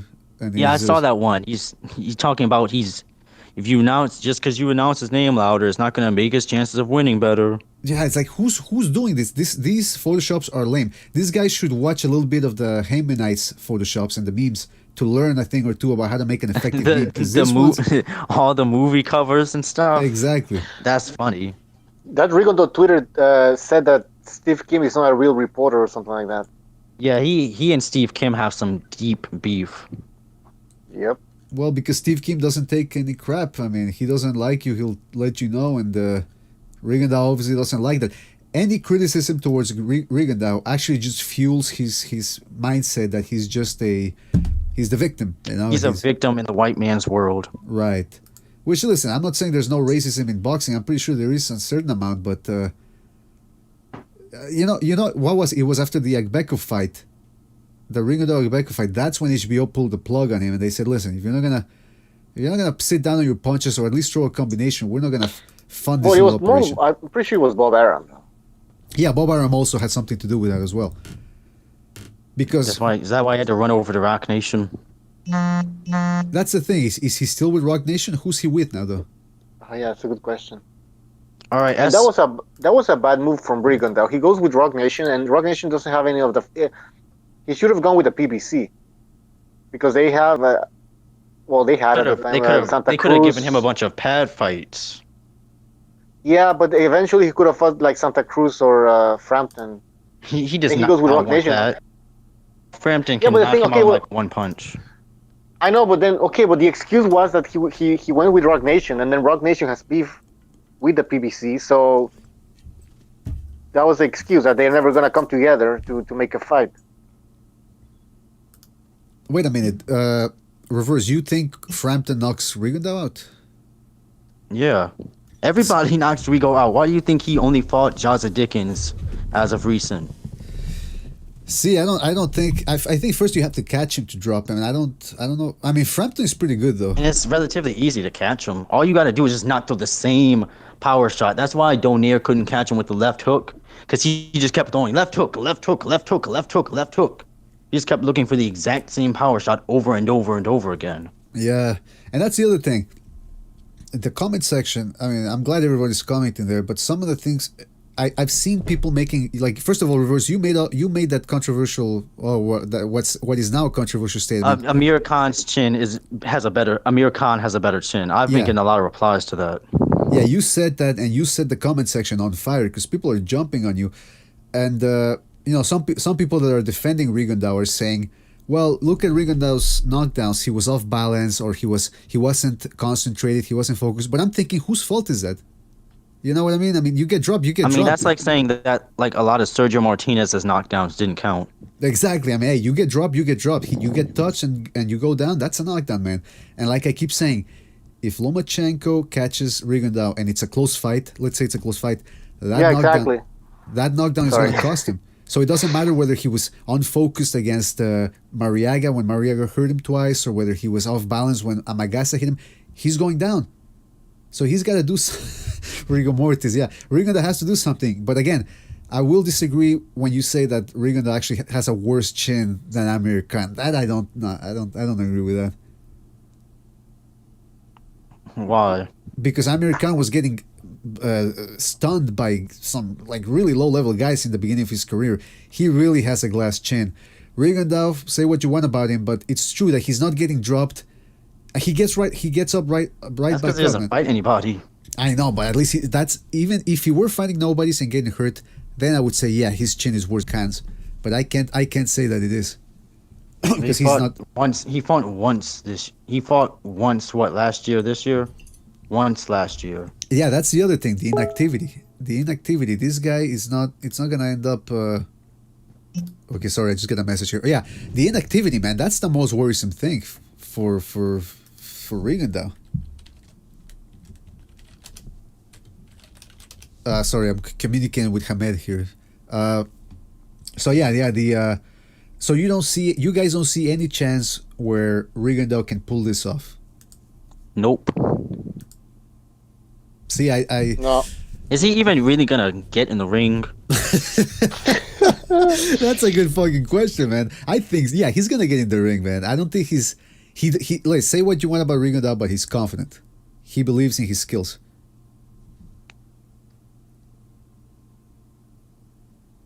I mean, you guys obviously disagree with that because you're silent, but come on, man. I mean, that's why he never fought his mandatories who were incredibly weak. I don't know about that story. Who was his mandatory that he didn't fight? He could have fought Shun Kubo or Shin Kubo. He could have fought Shun Kubo, who was his mandatory from Japan. It would have been such an easy fight for him. But he was so scared that he's gonna get caught. That's why that's the real reason Rigondeaux was inactive. Like everybody is a threat to him, even Amagasa. Okay, but now here's the thing. Yeah, go ahead. He's looking for big paydays, no? Yeah, and if he can't secure a big payday, he's not going to take the fight. Let me get this straight. A lot of things people don't understand is boxing isn't like the NBA. You can't lose and then get paid the exact same amount of money in your next performance. Mm-hmm. That's true, man. Now let me get this straight, though. Do you see Lomachenko icing this Rigondeaux with one shot, or how do you see him stopping him? Probably with like one shot. I mean, when have you ever seen Rigondeaux take more than one clean shot and be able to take it? That's a good question. Hey, who do we have in here right now? Who's this new person that just came in? Adrian. Can you hear me? Oh, that's Cachnello giving my fight. Oh, okay. Cachnello, how are you, man? I'm doing well. How are you? Fantastic. Glad you finally made it on, man. It's been a while. It's been a long-awaited arrival here for you. Yep. I've just been kind of busy. Saturdays are kind of weird for me, so. Yeah, they're weird for that. It's drinking time. I agree with you. It's awkward for anybody. Yeah. Okay, so we're talking. What are you guys talking about? Rigondeaux, Lomachenko. Oh, you're not talking about Triple G? Okay. Hey, man, that's Jack Alter and who else? Reverse, you too. You were guilty of that for a while, of always talking about Golovkin there. I mean, I like to drop hair lows with his fights. Yeah, but a little, this past few weeks we were talking about Golovkin a little too much, man. We were. Until he fights Canelo again, we gotta keep it light. All right, about with the Golovkin thing. I mean, anybody want to talk about Gosei Tanaka? Gosei Tanaka. I don't know much about him, man. Yeah, you got me stumped here, man. Oh yeah, I know who that is. It's I mean, I've seen him fight like maybe once or twice, but just like highlights and stuff. Well, first of all, let's show some highlights. And how do you spell? What's his name again? Kosey space Tanaka. All right. Okay, I'm gonna show some Hansagod here, who makes some of the best compilations. Hansagod makes compilations about everybody. I don't think there's a fighter he's missed so far, man. He'll make. I saw he refused to make one of Tony Bellew. My God. King Butcher, we gotta lower the volume every time that happens. Blocks south. What's that?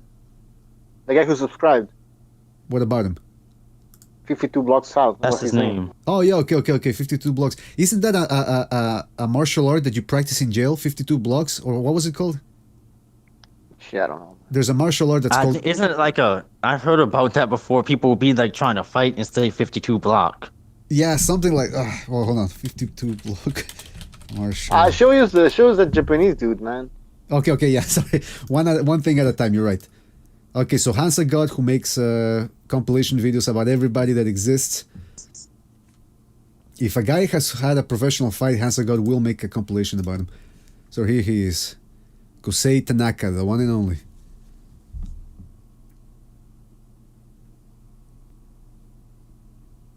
Okay, pretty good combinations right there. For people that are listening and not watching, Tanaka, Japanese fighter, obviously. Got good weight division champion.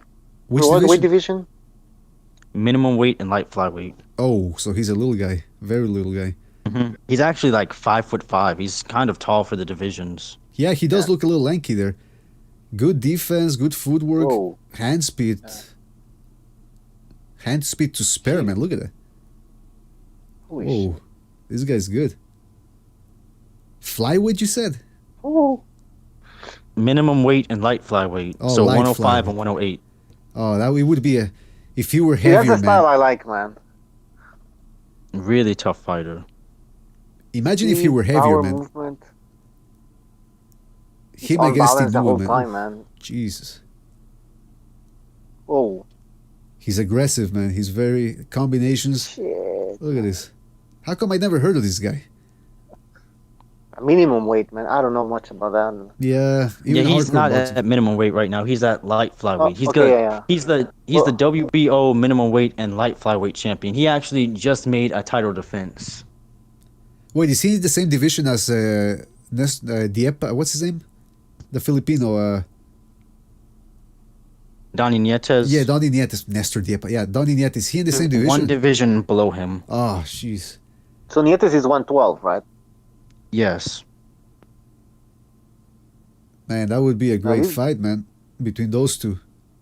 Yeah, I want to see him. I want to see Donny Nietes fight Daigo Higa. Wait, I'm gonna minimize this because I gotta take care of something here. Well, we've seen enough. This guy's good, though. Yeah, we've seen enough. Yeah, that's combinations. You see those? Butcher, you said that's the style you love to see, right? Yeah. Combinations, aggressiveness, no running, no one punch at a time type stuff. And there's defense. Yeah, I was arguing with somebody the other day. It was with Lowplace. So he was saying the reason Roman Gonzalez lost to Rungvisai is because he can only fight one way. Wait. Repeat that? Sorry, I missed it. So I was arguing with somebody yesterday, and they were saying the reason Roman Gonzalez lost to Rungvisai is because he can only fight one way. But I mean, you can say that about most fighters, though, can't you? Yeah, and that's what I was trying to say. That style that he fights he's one of the best at that style. Right, exactly. Yeah, he just ran into a guy that he couldn't move. You know, immovable when an unstoppable force meets an immovable object. Well, that's what we saw. Well, Roman Gonzalez, he's always been getting hit in every single fight. He just happened to run into a guy who just hits harder than him. Roman Gonzalez, he doesn't get hit really that much in his fights. He can actually minimize it very well. Well, the Quadras fight, I mean, look at his face. I mean, but Quadras is on PEDs and stuff. Did you hear about Roman Gonzalez wanting to move to 118 to get another belt? I haven't heard it. I've heard that he wants to come to 115 and fight Khalid Jafai. Yeah, that's one of the options, and the other option is to move to 118. Yeah, I don't think that's a good idea. Someone told him that's dangerous, especially since he shouldn't even be at 115. He's got to stay at 115. I watched his last fight at 112. He needed to move up. I don't think he can make 112 and really have as good of performances anymore. I don't know. But he has no power at 115, man. He's got power. Well, you know what I mean. He's not as devastating as in the lower. Lower. I think he should just fucking retire, man. Well, what do you want him to do? It's really up to him. I can't control what he does. But what would you suggest? I would like to see him fight Khalid Jafai. I just want to see Khalid Jafai get beat down. I do not like Khalid Jafai. Why not? Is he that Because guy he's that like he like headbutts a lot, like in his last fight? No, that's Rung Vasai. Khalid Jafai is a guy who, if he holds you so much. He's like a super flyweight Klitschko. Oh, and okay, yeah, he's from the UK, right? Is he? Mm-hmm. Okay, so he has to go down in weight. So is what I'm saying. Like either he goes down in weight or retires. He shouldn't stay at 115. I mean, I don't. I hit a wall when he went to 115. I think that was. Yeah, if he can make the weight. I mean, because you have to look at it like this. Quadras was one of the top 5 fighters in the division, and he beat him very clearly. I know a lot of people say, "Oh, Quadras, he was doing more punches." You know, all those little arm flaps. Quadras isn't that good though. Quadras is good. I think Estrada is way better though. I always wanted to see Estrada Chocolatito I would say, rematch, but yeah, but Estrada was the one making that difficult. I don't know. I wasn't following that whole thing. Yeah, he said he wanted one. He said he wanted $1 million. Really? Mm-hmm. Wait, in Japan, maybe? 1 million. Estrada, he said for the Roman Gonzalez rematch, he wanted $1 million. Jeez, that's not even. No joke. No, Roman in his last fight, he got 700,000. Yeah, that's. Estrada gonna get but that 1 fight million. was gonna be huge though. Yeah, but big enough to generate. I don't know, in Japan, remember maybe. In Japan, I don't know, man. Well, Estrada has never fought in it's still Japan a lot. before. I mean, I think it's a lot. Yeah, it's too much. He wasn't gonna get that. Nobody was gonna pay him that. They couldn't. Roman was trying to get 1 million for being the pound for pound #1 fighter in the world, and they wouldn't even give him that. Yeah, they were never gonna give him that. They found a way to rob him. What about Wilder asking for 7 mil versus? Yeah, people keep trying to justify him ducking the White fight. Listen, I gave the numbers out, man. His biggest payday was 1.4 million against Ariola, and then he was gonna make 4 million against Versus White. 4.5 million against Povetkin in Russia. He wasn't gonna take that. So now a $4 million offer to fight White is reasonable. It's really more than reasonable. I don't think he should really even get more than 2. No, exactly. He's lucky to get 1 mil, I think. In all honesty, I mean, White is really the A side. More people show up to go see White, right? That's true. Oh man. In the UK. Yeah. 7 million is like that's what he should get if he fights. I know. And Joshua. look at that situation. You're the undefeated world champion, but you're still the B side to a contender. Yeah. And where's Eddie Hearn supposed to get this money from? Like. Yeah, Eddie Hearn. People think Eddie Hearn just has an unlimited amount of money. Yeah, he already pays like Joshua 20 million per fight. Like we are an extra 7 million, an extra 7 just to fight Big Wilder. Joshua would have to fight in the undercard for that to. Yeah, exactly. And they won't. I bet you the occupancy decreases by like 50% as soon as his fight is over. Yeah. It's funny how they say that Wilder is scared of Joshua. I mean, sorry. Joshua is that Joshua was scared. Okay, I had another argument. Somebody was saying that based on Wilder's shadowboxing, that he has a lot of untapped potential that he could possibly unlock one day and become one of the greatest heavyweights. Was that Low Place yesterday? Yeah, Low Place said that yesterday. Yeah. What an idiot. I mean, this guy was like, I mean, he always gives credit to fighters for stuff they haven't done or no, because Lopez said like we shouldn't talk about Lopez because he's not here to defend himself. But we're just talking about the argument. Yeah, his argument is that he sees things in a boxer that tells him that this guy is on another level, stuff like that. But like The only way you can actually prove it is if you step in the ring against another opponent and you beat him, right? That's how you see. That's how you can evaluate how good a fighter is. Not by just looking and going like, Wilder had his chance. I mean, and Wilder's had 37 fights. Yeah, reverse. You said something about like if you take a math class 12 times and you still fail it, right? Yeah, you take if I give you the same math test 5 times and you fail it, you're not gonna pass it anytime soon. Exactly. He's 32, by the way. It's not like he's older than Roman. Roman has accomplished 5 times the amount that he has done in boxing in less amount of years. It's true, man. All right, guys, we have Hamed on the line here. We just got in. Hamed, how are you, man? Yeah, I'm good. How are you doing? Good, man, good. Listen, let's get since we're talking about heavyweights, let's get your thoughts about what happened last week, because you were there live, right, at the Joshua Takam fight? Yeah. How was that? Yeah, I was there. I thought, finish. Oh, yeah. How was it? I'm asking. Yeah, the atmosphere was good. I thought the fight wasn't that good. I thought it was a good test. Early stoppage. Yeah, the stoppage was bad. I thought it wasn't. What's that noise?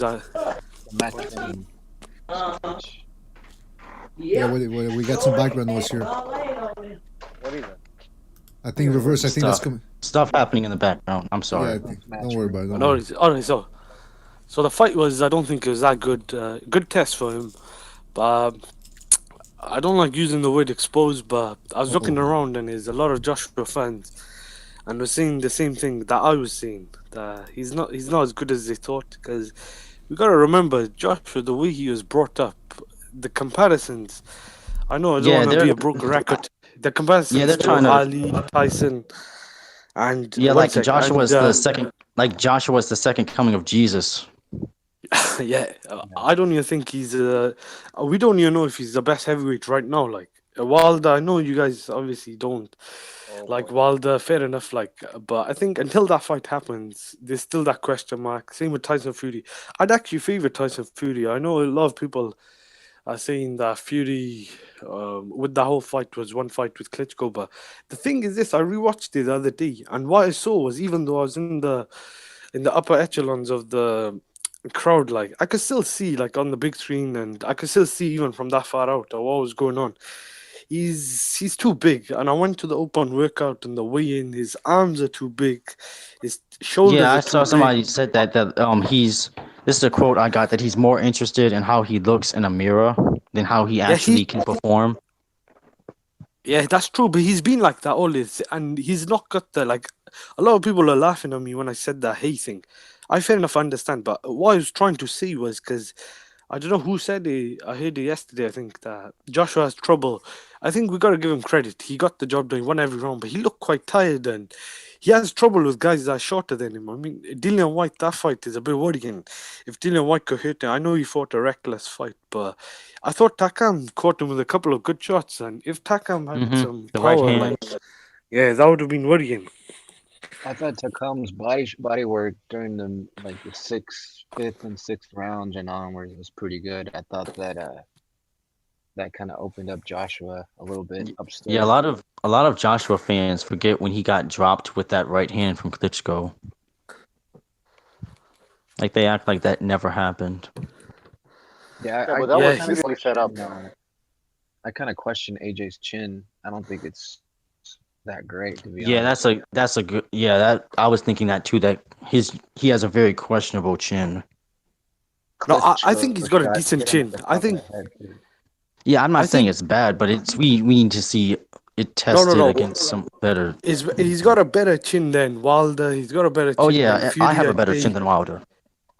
He's got a better chin than Fury. He's got a better chin than who's other heavyweights. Then I think he's probably got the best chin in the heavyweights. But the thing is this: he hasn't got the head movement or defense. Because when he gets hit, he hasn't got the upper body reflexes to bob and weave. I saw when I rewatched it. You can't really move your head against shorter fighters. Your only thing you can really do is block. But even against Klitschko. Yeah, Even against Klitschko is a Klitschko. very good point. Like he would get hit by a lot of stuff. Like people forget that Klitschko did manage to get a couple of rounds off of Joshua. It doesn't. I know the judges didn't give it to him, but he definitely got a couple of rounds in that fight. Yeah, no, but you know when Klitschko landed his right hand on Joshua in the first round, Yeah, and rewatch like the fight. First, right before that happened, I think it was Carl Fracci said, "Oh, you're not landing that again," and then he drills him with the punch. yeah, and no, the first right hand that he landed in the first of the fight, I think it's a documentary on BBC. Joshua said that he was surprised how quick his timing is, and the thing I realized he don't move his head like compared it to like hey, I know the comparison like in America. I don't think you guys like when you watched his career, but like when we saw his career coming up. Like when he won the title of Valuev and when he defended against Ruiz, these guys were decent guys. Like they weren't real beaters, like compared to Lennox Lewis's resume, your thing. But compared it to Joshua, like when he beat Charles Martin, Brazil, what was the other Oh guy? my Molina. God, Charles Martin. Yeah. That whole resume was very bad, and against Klitschko, that almost backfired. Like, and it's dangerous, and he kind of got exposed against Klitschko. But Yeah, I think we got to give him I credit. He think the did. Brazil is a fairly all right victory, but Christopher Martin Yeah. was trash. Martin and Molina as well. I don't know why Molina was brought Oh in. yeah, But like, Molina he shouldn't have even been in that ring.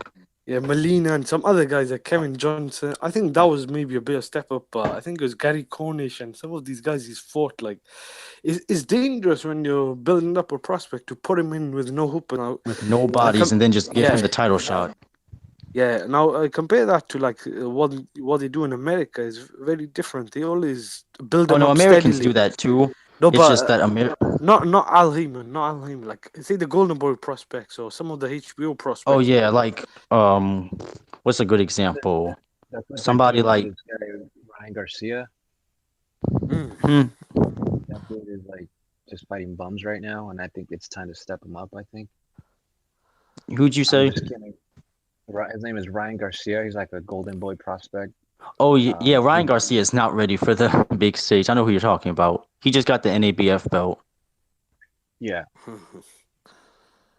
Yeah, but what I was saying, that's true. They are stuff like that. But Joshua, like, um, I've seen a lot of fundamental flaws, and I don't want to sound like a critic or a hater, but like, I'm not gonna lie, I got brought into a bit of when he was knocking everyone out because all his fights have been on Sky, and the way he was marketed was a very like a genius move by Eddie Hearn. Like the way they promoted him. I mean, there was more people at the workout, I think, than because I was at the workout, recorded, I got it on my phone. Then I think probably Wilder has had his fights. He's become such a big name, but I think it could be a lot of pressure. Like I don't know how long he lasts because I think he still needs to work on a lot of stuff. And the good thing is he beat Klitschko because I think if he lost or got knocked out by Klitschko, it would have been a hard way back. Even though I think he still could have come back. But Yeah, I think he still would have had a pretty large fan base, although he would have lost a good amount of people. Yeah, that's true. But I think there's still a lot of things he needs to work on.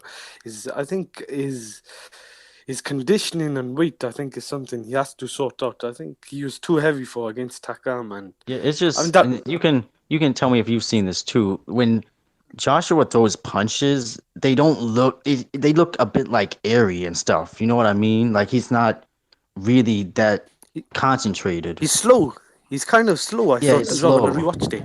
Because I mean, if Takam could make him miss, I know people are going on about the height and that, but Takam's reflexes are not that quick. Because the Takam I saw against Joseph Parker was getting hit a lot by Joseph Parker. I know Parker's about 2 inches or something shorter than Joshua, but I mean, Takam is not that hard to tag. And I think Takam was in a bit of survival mode, but if you're saying this guy is really that good, he shouldn't be struggling against a guy with 2 weeks notice. I think someone said maybe we don't know, like the headbutt might have played into, like Joshua might have got a bit cautious, or the 2 weeks from notice one headbutt. Maybe we don't know because his nose was quite messed up. When I rewatched it, I thought he didn't like that. I think a lot of fighters I could see would probably try and find a way out to quit. Like I think Devon Alexander, if he got headbutted by that, I think he would have Look called. at Roman Gonzalez in his second fight versus. Did not he? And here's Roman Gonzalez got headbutted so hard, and he did not back off one moment. Yeah, that's a good point. But I don't think Joshua is on that class. Like on Roman Gonzalez, I know he's a heavyweight and a flyweight. I would agree. Roman Gonzalez is much higher than him. I don't think Joshua's a top 10 pound for pound as well. Like I don't see how you could put someone beating Klitschko, one Klitschko. I don't understand the thing. They say Fury's win over Klitschko wasn't that good. So if that doesn't warrant pound for pound, because I know a lot of people have criticized Klitschko in that fight, and I did as well. But before that fight, for 12 years, Fury had Klitschko hadn't. Oh yeah, you do have a point. Klitschko was the reigning. He actually has the second most defenses of his heavyweight title, which is 22, right between Larry Holmes and Joe Louis. Joe Louis, yeah, and Fury was a big underdog. I thought Fury, when he got close to the fight, the day of the fight, I thought it was 60-40 in Klitschko's favor. Because it was in Germany, I thought Klitschko should get the job done. I'm not gonna lie, I was surprised as well how easily Fury beat him. But I think it was Klitschko at his worst. It's a bit like Mayweather Canelo. I thought Klitschko was at his worst and Fury was at his best. But Klitschko wouldn't let his hands go. It's a bit like Canelo, but I think Canelo was trying to outbox Mayweather.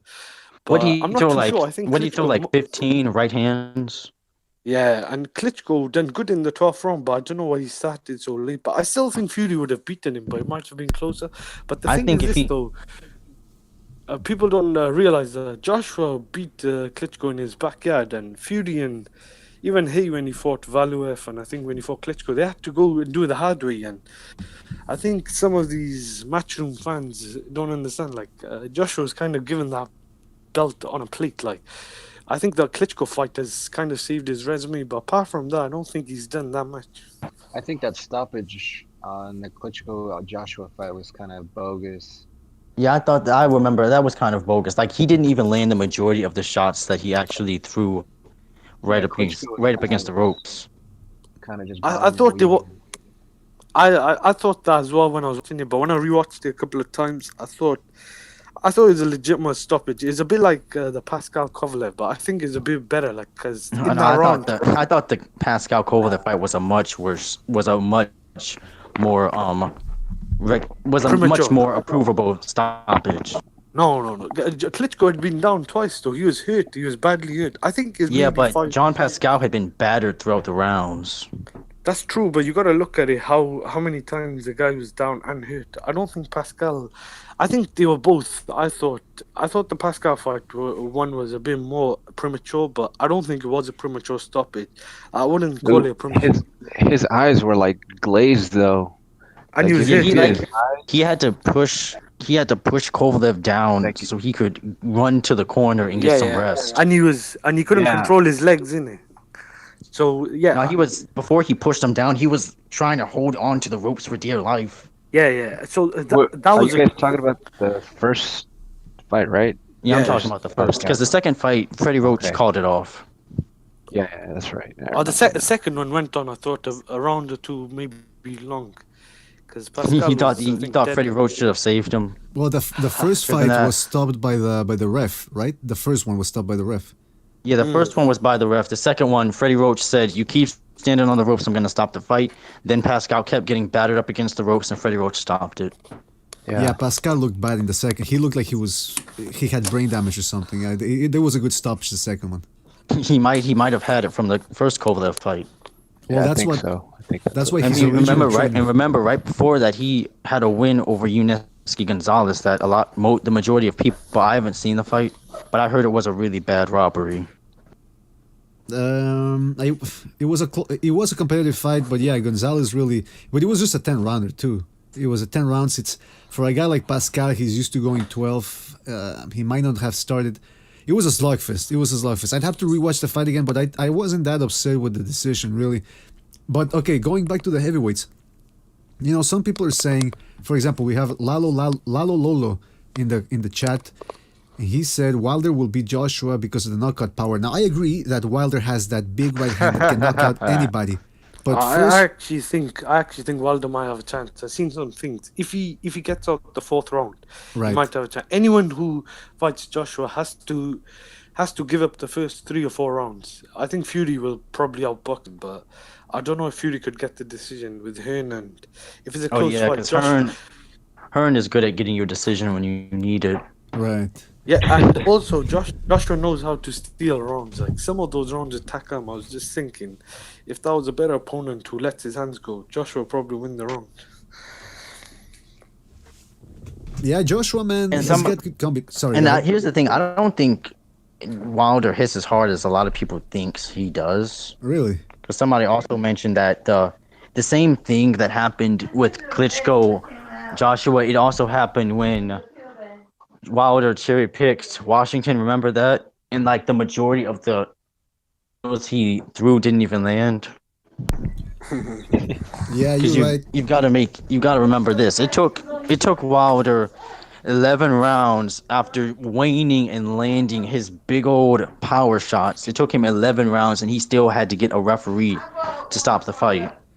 Yeah, sorry, you're right about that, man. But the way he If Johan Duhaupas can do that, and all Johan Duhaupas has is a jab, and he was able to swell Wilder's eye to the point where it just closed all the way up. Wasn't that? I thought it was Eric Molina that did that.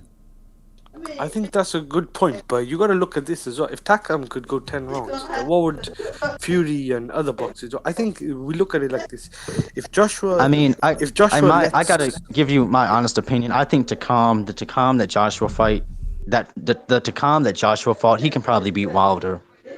I agree. I think he would give him. But what I was trying to say, styles make fights. If Joshua lets Wilder hit him with those big right hands, with a guy with no head movement, I think that could be trouble. But this is only if it goes into the late or middle part of the rounds. Yeah, but you also got to remember, Wilder has atrocious stamina as well. And all he's going to be doing is swinging from left to right. He's not going to be trying to throw uppercuts or really throw too many straights. And also, all Joshua really has to do is just put his gloves on his face and just block those shots. Oh, don't get me wrong. I still favor Joshua, but I'd probably say it's a 60-40 now. Before I'd say it was a 80-20 or 70-30 Joshua. I'd say it's 70-30. That's just mine. Well, I'll tell you what though. With this fight, yeah. Sorry, Gamet. Go ahead. No, I don't know if Joshua is as good as I think. Like even I thought. I saw some stuff even in the arena. Like same with Golovkin. I saw some things, but I think the difference between Golovkin and Thing is Golovkin had that pedigree of fighting, top caliber opponents. With Joshua, the guys he was fighting, even when he won the world title, I don't think he's done anything for him apart from Klitschko. But he kind of almost lost that fight. Like he was a punch or two from getting knocked out. He was gonna fight Pulev, but then Pulev pulled out. He Pulev'd out. So I think he would have beaten Pulev. This fight kind of taught us a lot more about Joshua. How do you guys think Joshua Povetkin plays out? I think personally, guy. I'd probably say that's like a 50-50 fight. I think Povetkin might have the style to knock him out. I think. I think that too. That Povetkin could beat Joshua. Yeah, I agree. Yeah, Povetkin has that. He has that spring hook. That he the big like Floyd Patterson Mike Tyson hook. Yeah, that one. That he knocked Johan Duhaupas out with. Yeah, that's. Yeah, I remember that fight. I think Duhaupas was wearing like running sneakers. Yeah, he was wearing running sneakers. Oh my God! What the hell? Yeah, but okay, so we have Fernando Ortiz in the chat. He's saying Joshua isn't as good as we thought. So he's reiterating Hamed's point. But I wanted to ask you this, Hamed, and well, to everybody. Okay, Joshua didn't look all that impressive. He struggled a little bit. But he was in there against a slick guy who only, Joshua didn't know he was going to fight him until 2 weeks before the actual fight. So should we be cutting Joshua some slack here? He did have a full training camp. It's a bit of both. I'll say it like this. Look, Stevens and Golovkin was a fight that I think some people kind of overemphasized in terms of saying Golovkin got exposed. Now, I disagree with that because I think Stevens was a good opponent. And Golovkin, I thought, dominated him. And I thought fought a very good fight. But in this fight, I thought Joshua showed some fundamental errors against a guy who I don't think could punch. And who couldn't really hurt him. If he had a bit more pop on his power, on his shots, I think Joshua could have been in some serious trouble because some of those shots, I don't jab. think Joshua uses jab like the way he Yes, should have. that's a very good point. He don't have a jab. That's the thing, though. I don't understand. You have a point. But what about Wilder? Does Wilder use a jab? Because I'm not sure. When he has guys who are gonna stay right in one place, like when he has a heavy bag with arms, then he has one of the best jabs in boxing. But when he has a fighter who can actually move his feet, he doesn't throw a jab. Like I don't think he landed more than 5 jabs versus Gerald Washington. I think Joshua's more complete, but he's definitely complete. He's not as complete as what he could be. He's a lot more naturally gifted than he could be. Like he could be more gifted, more complete, but he doesn't use some of his tools, which I don't understand why. He needs to lay off the weights. That way, his arms are more flexible and he can throw a more variety of shots. Yeah, have you seen the size of his arms? I think if he loses a little bit more muscle, he can get more leverage on his shots that way. Yeah, because look at Lennox Lewis before he had all that weight on him.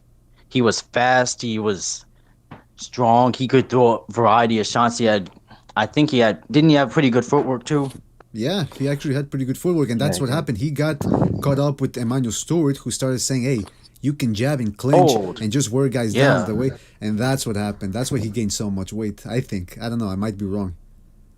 I think SplitD, that's a good point. You made a very good point on one of the podcasts.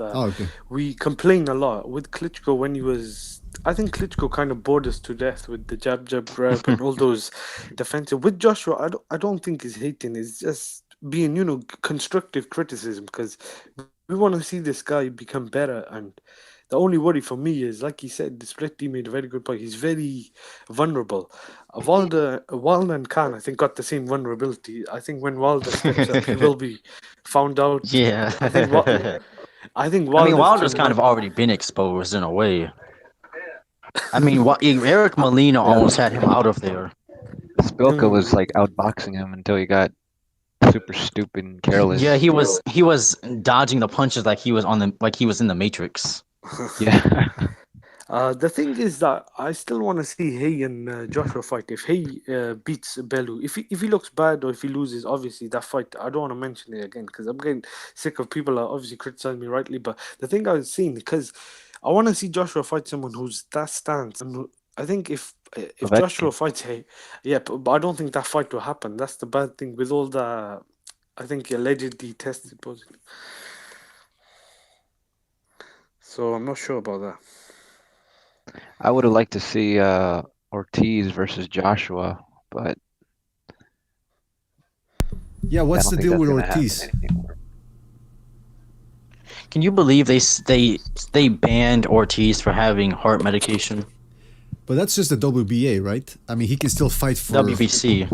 Oh, the WBC, but he can still fight. The WBC still keeps him ranked number 3. I just saw that today. Oh, what is this? Thank you. So okay, but he can still fight though, right? It's only the WBA that took him out of the ranking. Okay, but he can still fight, just not for the WBC. With the WBC, yeah, he might get another shot. Yeah, so who cares if the WBC bans you? Screw them. You don't need the WBC. You don't with their diamond belts and their diamond and gems and jade belts and get the fuck out of here with all those belts. We don't need that shit. I'll tell you what though, going back money belt. Was that the money belt for the money. Made from money? McGregor Floyd fight. The diamond belt. Diamond, they're ridiculous, man. Listen, Luis Ortiz though, he does need to get into the ring, man. He needs to fight somebody. And I would have loved to have seen him against Wilder, but Ortiz's chin has never really been tested. I know Brian Jennings hit him with a couple of good shots, but Brian Jennings isn't a good puncher really compared to Joshua and Wilder. So I don't know if he's got a good chin. I've seen him rocked. It might have been Jennings, but I've seen him get rocked a couple times. I don't. Really? Yeah, I honestly don't know if his chin is any good or not. See, it's difficult to say, man. Especially since he hasn't really beaten anybody of I mean, Brian Jennings is really his best opponent so far, so it's kind of hard to tell what he's got in the tank. But Joshua, I'll tell you what, though. Say what you want about Anthony Joshua, he doesn't have the best defense, but his combinations, I don't see a lot of guys being able to stand up to him. If they can't roll with his shots, they're in trouble. And, Deontay Wilder does not have that great defense, which we're going to find out today in the rematch against Stiverne. Let's see how he looks. Let's see if he looks sharp, or let's see if he looks like he's willing to actually try to outdo himself based on the last fight he had. I mean, on the first fight. But Tyson Fury would have given Joshua a lot of problems just based on that defense, because Tyson Fury does have better defense than Takam, I would say, or maybe equal, but he's taller as well, and he's got more feints. I don't know. Ahmed, what do you think about that? What's that? Where's that noise coming from, man? Yeah, reverse. You gotta mute your mic for the moment, man, because there's a lot of background noise there. Reverse. I think we lost reverse, man. I think he's been kidnapped by some women or something. Reverse, killed it back there. Yeah, what's going on? What's going on? Reverse, are you there? Reverse. Reverse report. Jesus Christ. Somebody's getting killed, man. Somebody call 911. Yeah, somebody call 911, man. They're pulling his dick off or something, I think. Reverse, are they pulling your dick off? What the hell's going on? Okay, finally. Now he hasn't muted. Reverse, can we... Oh, yeah, sorry. I forgot to mute my mic. Yeah, please, man, because there's a lot of background noise there. There we go. My goodness gracious. All right, so... what's that? So that was exciting. We needed a little something to break the monotony here. So, what was I saying? Oh yeah, Tyson Fury versus Joshua. That would have been a good fight. But fuck, I mean, Tyson Fury, man, he needs to get his act together, because he's not the most entertaining guy in the ring. You know, he does not have knockout power or whatever, but he was a champ. He was a lineal champ, and all of a sudden he leaves things in limbo. I don't like that. Isn't he the current Ring Magazine heavyweight champ? Yeah, Ring Magazine still has him ranked as a champ, which is strange because they were very quick to take the title away from Stevenson. But Tyson Fury hasn't fought since 2015, and he's still the champ. So I mean, what's going on there? Who are we talking about? Who are we talking about now? Tyson Fury. Oh yeah, there's no reason he should still have that ring belt. It's ridiculous, huh? They should have had Klitschko and Joshua fight for it. Klitschko and Joshua. Well, they did they? Oh no, okay, no, sorry. Yeah, you're right. The Ring Magazine. Yeah, they left things in limbo. Yeah, that's the way things are being run over Ring Magazine ever since Golden Boy took over. That magazine has lost a lot of prestige. Let me tell you something right now. Yeah, they only got two good dudes. All they have is Steve Kim and Dougie Fisher. Well, Steve Kim writes for... Oh, yeah, he works at... he has a show on Ring TV. But the actual magazine itself, the writers, they're good writers, but it's not what it used to be. But anyway, I'm not here to talk about Ring Magazine. We're here to talk about... Boxing fans and reporters in general aren't what they used to be. Yeah, you're right about that. But does anybody even read Ring Magazine anymore? I mean, the actual hard copy. I don't think so. Yeah, that's what I'm saying, man. Because it's all internet now. It's all YouTube channels and even boxing websites. Nobody really reads the news. I mean, boxing scene's pretty. I don't really read boxing scene articles that much. So how do you get your information then? Like, what you watch videos or videos? And who do you watch? No, I read it like. You don't need to read an entire article. You can just receive the announcement. Okay. Like a lot of articles just have a lot of extra information in there. Where it's like something that can easily be covered in one sentence that's been stretched out throughout an entire article. Yeah, but what if you don't read the whole article and it turns out that it's fake news?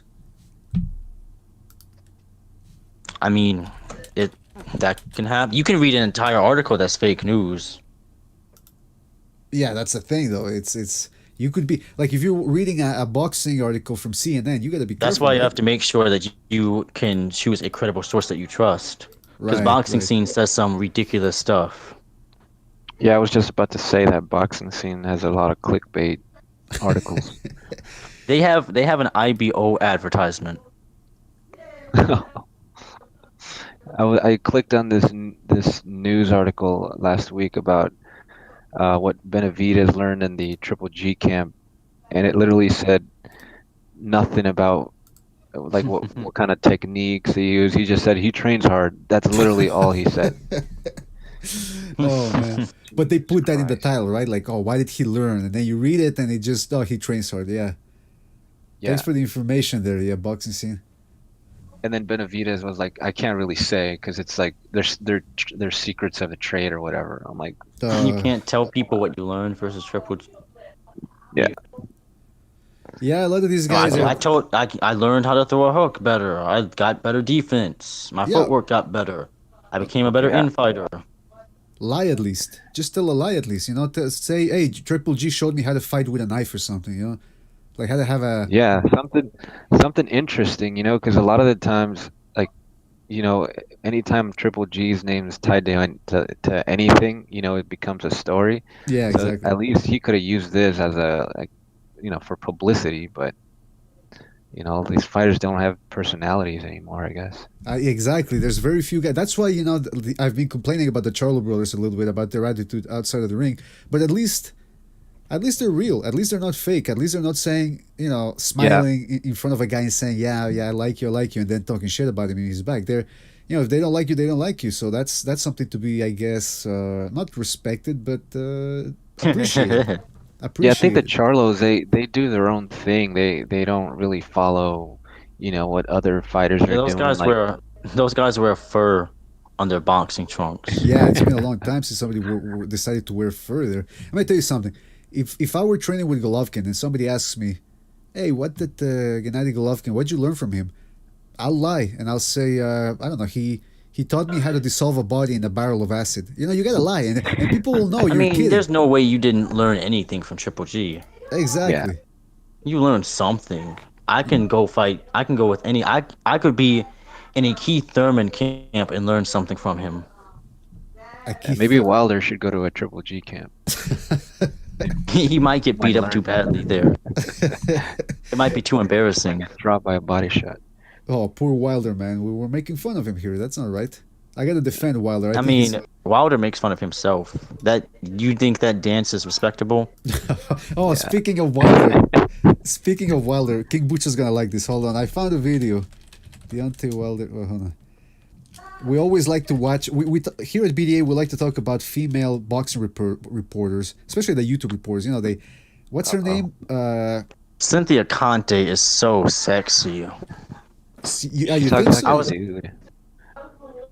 Yeah, she's kind of a bit of an older woman, but she is so sexy. I was watching her interview with Eddie Hearn, and there was like nothing in the interview.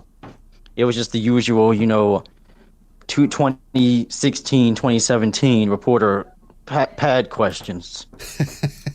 Okay. But I watched that thing from beginning to end. And what did you focus on? What did you learn? What did you learn about from the video?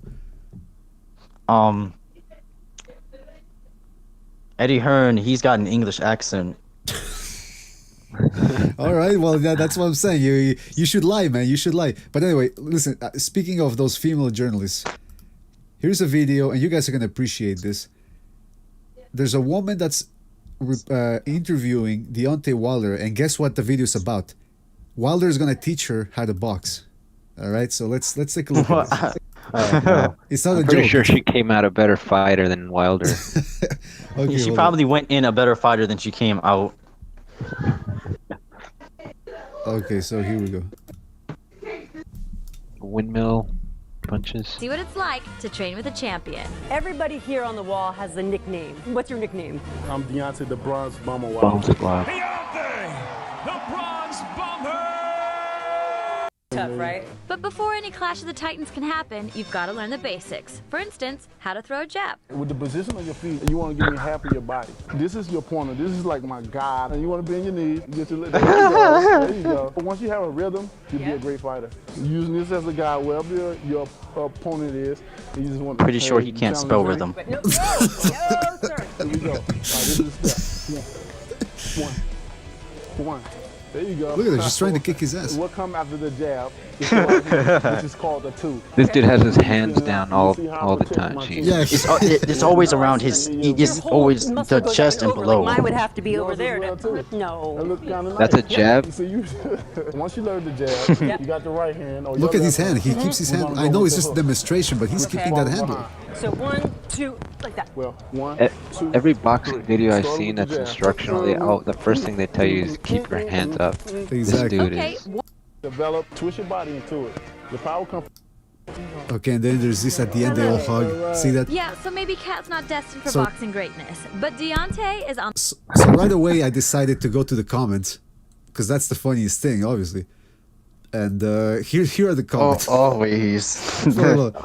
Go ahead, let's see.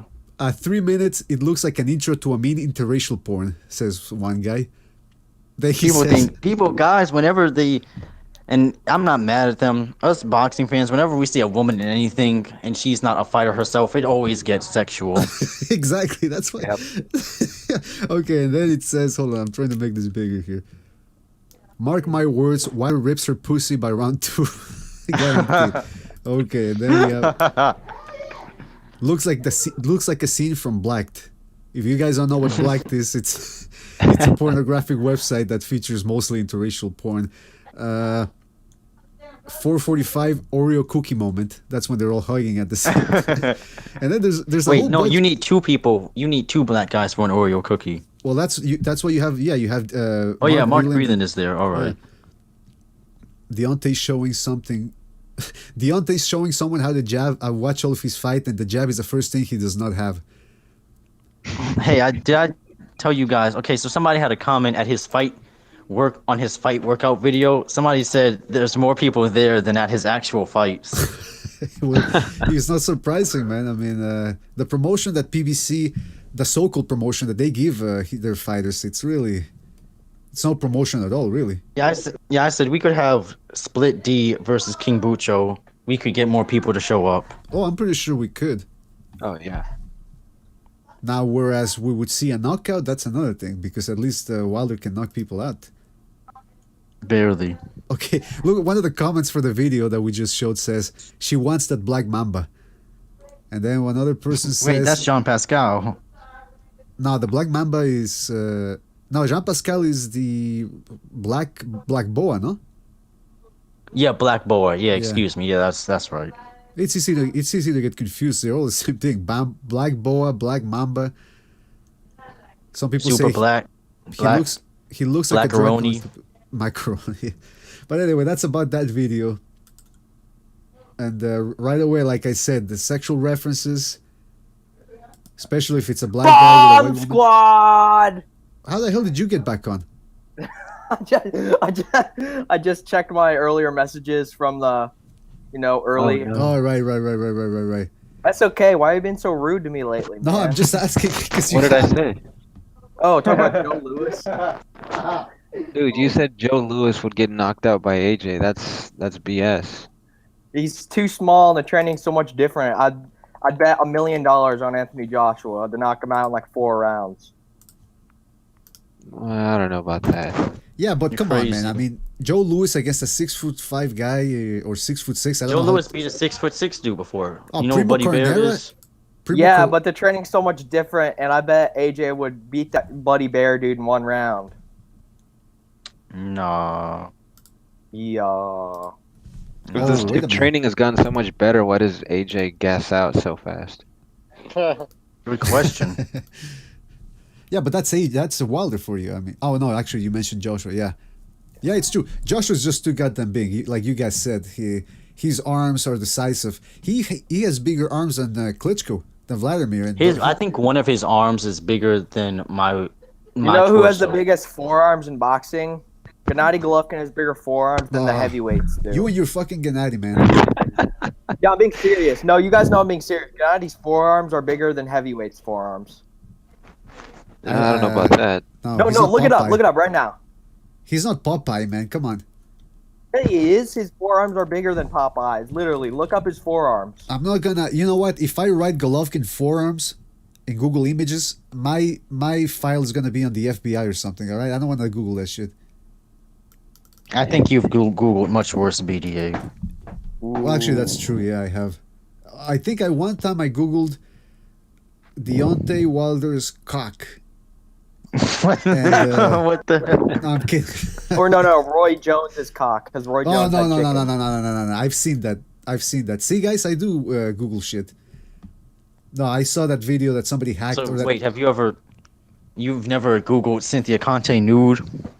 Actually, I'm gonna do that right now. She has nude pics. What? I'm looking that up right now. Yeah, me too, man. everyone. Wait, me all of a too. I sudden- actually haven't done it before. Let me look. Everyone, I can She hear looks like everyone an racing towards her. porn star. How do you spell her name? How do you spell her name again? It's with a Y. CYNTHIA space CONTE. Nah, Yeah, I there's no can't find it. Yeah, I can't find any pictures of her in the nude. Yeah, I sorry I made you spell that out. I thought I spelled it completely right, and I did, but I can't find any pictures of her. By the way, if you guys Google the Gale, what's his phrase name again? James Gale. Sorry about that. It's been 4 hours we're doing this. I'm getting a little tired. But okay, if you Google James DeGale, this is the first picture that comes up, man. Mr. Gale. Wait, I can't see it. The one with the You'll get it. Let me see it. Really? Let me check. His teeth being knocked out in the Badou Jack fight. He looks like a bomb. He looks like a He just homeless has guy. like a really elongated head in general. There's a zooming picture there. What's that? There's a zooming picture, like you get close up, you can see his mouth. Yeah, I think somebody. But who did that at Google? Who decided at Google, hey, if somebody looks up James DeGale, this is the first photo we're gonna show him. I mean, it's probably just the most viewed and downloaded picture. It's disrespectful. Wait, let's look up. I want to see other fighters' first picture. Let me look up. Look up. Look up Margarito. What Margarito? Hold on. First picture is his eye. That's. I'm look up Gennady Golovkin, then I'm look up other people. Okay, Gennady Golovkin's just him with boxing gloves on. Who else? Who's somebody that got their ass kicked really bad? Oh, I'm looking up Rodney King. Rodney. Google lemonparty.org. No, stop.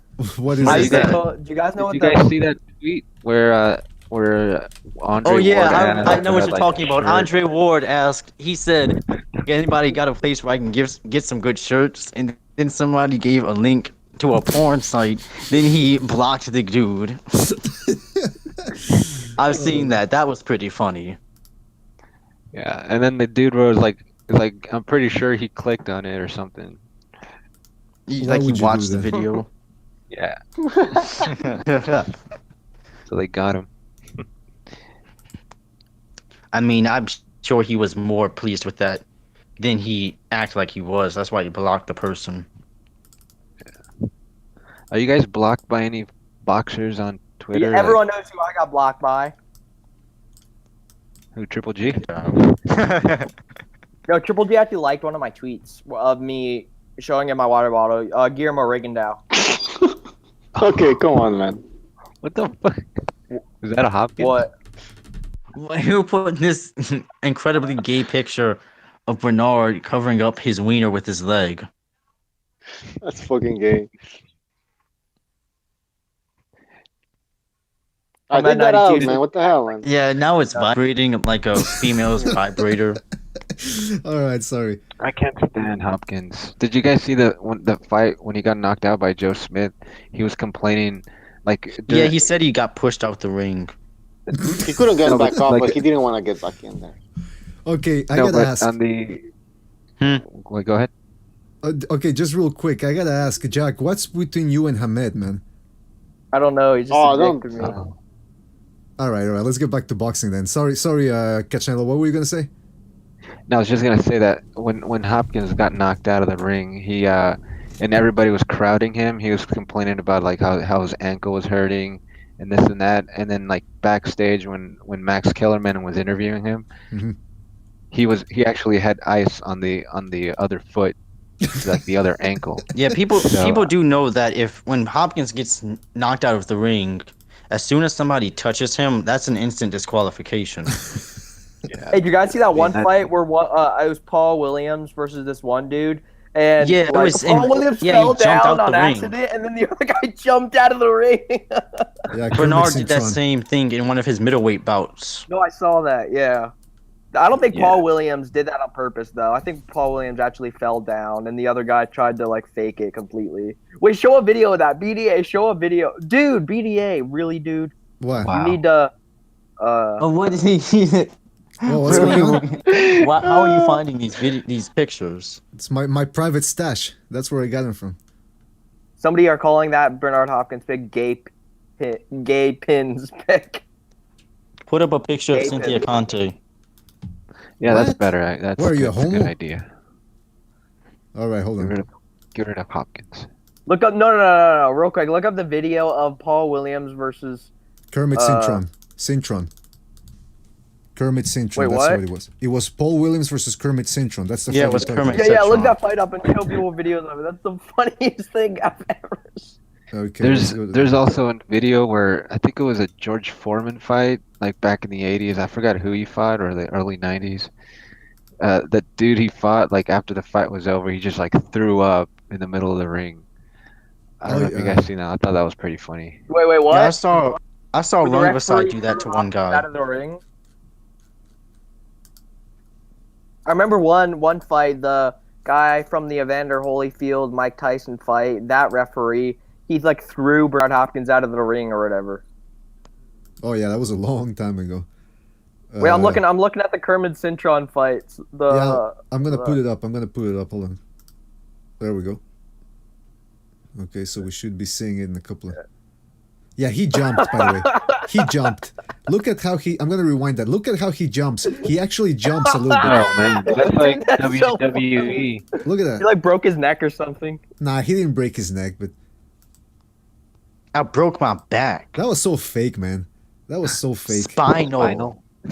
Yeah, he jumped out. What the hell? And then they don't show it, but there's a shot where he's in the ambulance and he's Yeah, punching look. the ambulance. I'm like, come on, man, you faked that. You faked that. But let's see if I can find the Hopkins one. Against Joe Smith. I'm looking up images of boxers with. I'm just thinking of random boxers and looking up images of the first image that shows up of them. I think his name was Robert Allen. The guy. Yeah, I think that's who it was. It was Robert Allen. Yeah, that guy was nuts. He's a former Marine as well, I think. Alright, so let's just watch Hopkins getting blown out of the ring there. Boom, boom, boom.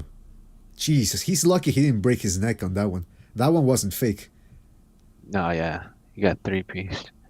Boom. I like Bernard Hopkins. I feel bad for him. I don't. I heard, I think it... Guess what the first picture of Jermaine Taylor is? Oh, I gotta look that one up. Who's in charge of putting those pictures on Google, man? I want to know. Because it's disrespectful. Wait, what? Who's in charge at Google of putting up those pictures, man? Because it's disrespectful. I don't think anybody's in charge of it. I think it's just automated based on the picture that people look at and search for the most. Well, it's disrespectful and I don't like it. I wish Bernard Hopkins' first picture was him getting a still image of him in midair, falling out of the ring. No, I'm just messing around. Let me tell you something. Disrespecting fighters like this is beyond. It's a low blow, and I don't like it, and I'm gonna do something about it. I should look up Andre Ward. I already looked up Andrew Galata. I'm gonna do something about this. I'm gonna do something about this. You guys watch. Wait and watch. I'm gonna do something about this. What are you gonna do about it? You're gonna put a gay picture of Hopkins. Yeah, that would be a good way to troll him. Changing the algorithm or whatever, and putting up the gay pictures. Oh, wait a minute. Hold on a second. You want more pictures of that ilk? No. If you want to troll Jack, put a picture of Triple G getting hit or something. How is that trolling me? Boxers get hit. If you want to troll me, you can do something. You can show me a video of Gennady Golovkin getting knocked out. I'm pretty sure there must be some, like maybe in like one of those, maybe in the darknet. There's no, there's net. Really, dude. There's a website from Kazakhstan that somewhere I heard that Abel Sanchez actually does record his sparring sessions, but he just won't release the videos. Yeah, do you guys know anything about that? Ooh, I wish we could see Kovalev. I've seen some of his sparring sessions too.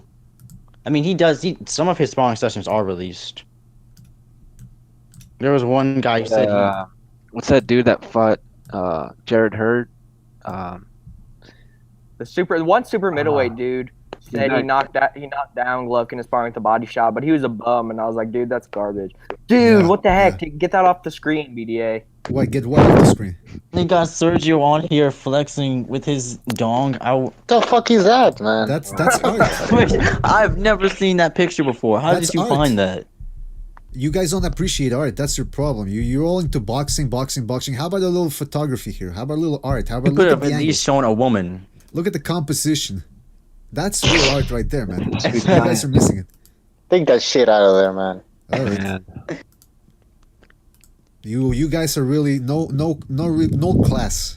No class at all. Put up a Cynthia Conte picture. Hey, wait, dude, there's a picture. Oh my god, there's a picture of the Klitschko. Put up some Clarissa Shields. I looked at Vladimir Klitschko and I saw both of them. Please do not put up Clarissa Shields. Oh god. You're gonna crash the internet if you do that. Yo guys, check it out. There's this interview with this was before people really knew who Cynthia Conte was. Well, even though it's not like she's well known now, but this guy is going up to her and asking her questions, right? BDA, check your Google Hangouts. Well, hold on, and show the video. Time interviewing him? Yeah. Oh yeah, I've seen that one before. Well, hold on. Whoa. Like, the guy is trying to get her.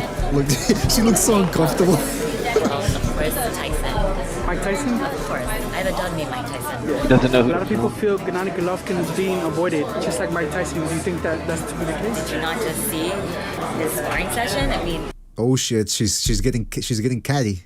She's getting very catty. You can tell she doesn't want to talk to this body. Guy. Yeah. Oh, she's got a tattoo. Are those real? Are those fake or real, man? Gennady Golovkin. I don't think they're big enough to be real. Good girl. Gennady Golovkin's like, I'm gonna make you a good girl. Yeah, I bet he with those. See, we can have a big drama show in my bedroom. Okay, that. Hold on a second. I would be scared if I were him. That's why he has he has all the titles right now. Fast forwarding it. But anyway, the comments again. It's the comment section that really gets me. There's this guy that goes. Go down to the comments. There's a guy that goes. The look that she first gave you and the way she said it was like, "Don't talk to me, fat ass." The guy's harassing. The guy's harassing her, man. Oh, and then hey, look at that. She actually responded. She says, "Oh, you boys are so sweet with your comments, but thanks for watching." She loves it, man. She's getting views anyways. I want to glaze her like women like when you objectify them. Click on the Gennady Golovkin GGG. No. Look right there. Gennady. They do. I'm 100% serious with you. Women like it. No, look at the comments of the Gennady GGG Golovkin exclusive by Fit No Boxing. It's right and you're related. Look at the comments to that. Go up a little bit by Fit No Boxing. Look at the comment section of that video. Which video? Gennady Golovkin exclusive by Fit No Boxing. It's like the third one from the top. You guys with a girl in a purple dress. Okay, yeah. Up one. And go to the comments. Look at the top comment. That's what I just mentioned. Let's look at this. I bet Triple G was like, "You want the interview? No problem, but I need big drama." No. I bet Triple G was like, "You want an interview? No problem, but I need big drama show in my bedroom after interview, please. I make you a good girl. I understand your situation. You need to interview big boxing star. You need interview me, but please, I need my boobs." What are people saying? Best comment ever. Best comment in months. She's pretty cute. I feel sorry for Triple G. Couldn't concentrate with those bombs. No, he had 100%. Like, look at the comments. I'm impressed he maintained eye contact with her. Like, I looked at it for like a minute. He looked at her eyes like completely. Her face is not that great though. That's what I wanted to say here. Do you think tits are overrated? Or, depends, right? If you're an ass man, the tits don't really. I like both, but I'm an ass man. Everybody. I'm an ass man. You know the song Scatman? Yeah. Oh, yeah. I know Also, it check well. your dude. Show the picture of the Klitschko brothers. I just sent you over Google Hangouts. I'm not gonna show that picture. Why are you sick? Wait, you didn't see it. What is it? Describe the picture. What? It's No, an old- just look at it. It's an old picture of the both Klitschkos, and they're naked and. They're not naked. Yeah. Oh, come on, they're naked, man. No, you can't see their junk. I mean, No, BDA, you just showed us a picture of Sergio Martinez with his hand in front of his Yeah, dingling. you can show it. All he was wearing was a wrist. Yeah, but that was art. That was. I've art. had enough of fucking naked guys, man. Let's put some I know, bitches in enough naked dude. Let's put some men on there. I remember when King Bucho was controlling it, he had female gifs of them No, we're talking in about short top shorts. 10 pound boxers' wives. Well, top 10, top 20 pound. Man, we're doing the right thing under my administration. Contrary to King Bucho, I do not objectify women. So let's just leave it at that. Right? Hey, yo, King, BDA. Listen, I wonder, what is I a would woman? invite- What is a woman more than her body? Oh, you're gonna get in trouble. Damn. You're gonna get fired from whatever job you have, man. I'll tell you that much right now. I don't have a job. I'm still in school. Okay, but then Dude, when you I'm get a 16 job, and I have a job. Come on, dude. when you get a job, they're gonna track down your history, your YouTube history, your Twitter history, and they're gonna say, look at this guy. Look at the comments. I'm he gonna made." get fired because of my beliefs. Because they're gonna watch a 4-hour podcast all the way. Well, who wouldn't? With these fascinating topics that we come up with, everyone's gonna would. You have a good point. Exactly. But, like, listen, seriously, what is a woman more than her body? I'll put it this way. An object. Women know the power they have with their bodies. They sure do. But they don't like to admit it because it's sort of like admitting you're on steroids. You know what I mean? It's you don't want to give away that secret weapon. But yeah, we all know that's women. That's the first thing they like. That's why the whole Harvey Weinstein thing. These women knew what they were getting into with this fat. So I mean, they knew. I know people act like I had no idea he was gonna do that to me. Yeah, he they treated me so unfairly. That's fucking Hollywood for you, man. You know they know what they know how to play the game. Do you guys know Rice? Well, that's Gum also on how YouTube? women are. Do you guys know They're Rice Gum on victims. YouTube? You little nerdy Asian dude. Yeah, no. There was a video. He talked to a girl on a live stream, and she mentioned how she got raped. and then he said, "Did it feel good though?" Damn. No, he got so much shit for that. He like got 30 apology videos, but it was kind of funny. This type of He was comments. like, no. So I'm He still didn't get. really feel good. I wouldn't So apologize Cynthia's- for comedy. You don't apologize for comedy, then it's not funny. Oh, I thought you said Stomedy. Do you know who Stomedy is on YouTube? He's like this dude that he like head drills his ear. I mean, he like puts a drill into his ear, and he drinks bleach. They're all Say what? fake, but still, he no, just look up Stomedy. Stomedy. And corn on the cob with a drill challenge. Extreme gone wrong. All right. Well, now let's hold on a second. We're not gonna be scouring the internet for all these videos here. That's too much. I'm just saying though. Check your Google Hangouts real quick. All right. And I know to. There's little kids watching idiot. here. What? There's little kids watching here. No, I don't No, think there so. isn't. Well, they are at the entirely wrong podcast for that. Yeah, exactly. It's a boxing debate arena here. We don't take chances. Okay, hold on. I'll put the video that Jack talked about in the. Yeah, this guy's an idiot. It's with the intros, man. Hey guys, my name is Dominic. So, I've seen a... Okay, hold on. Is that his real voice or is that his real Dude, voice? look at that haircut though. Alright. Looks like All right. A retarded Dr. Dre. I don't know. doing this so-called corn on a drill challenge. How the hell is that a challenge? That's not a challenge to Stomedy. Man, I mean like, these videos have body. Jesus Christ. You should just... Is he black or I Samoan? wonder how this... Yeah. I don't know. Go see the video where he like drills it. He like does it. He also drills his head. Oh my god. Okay, let's get this over with. Nobody can do Let's that. get this That's over for with. pussies. Yeah, Stomedy is gonna do it his own style, okay? I'm gonna be doing it That's Right. that's just pussy. possible, but Why yeah. doesn't he just I go don't- ahead and do it already? He's talking to.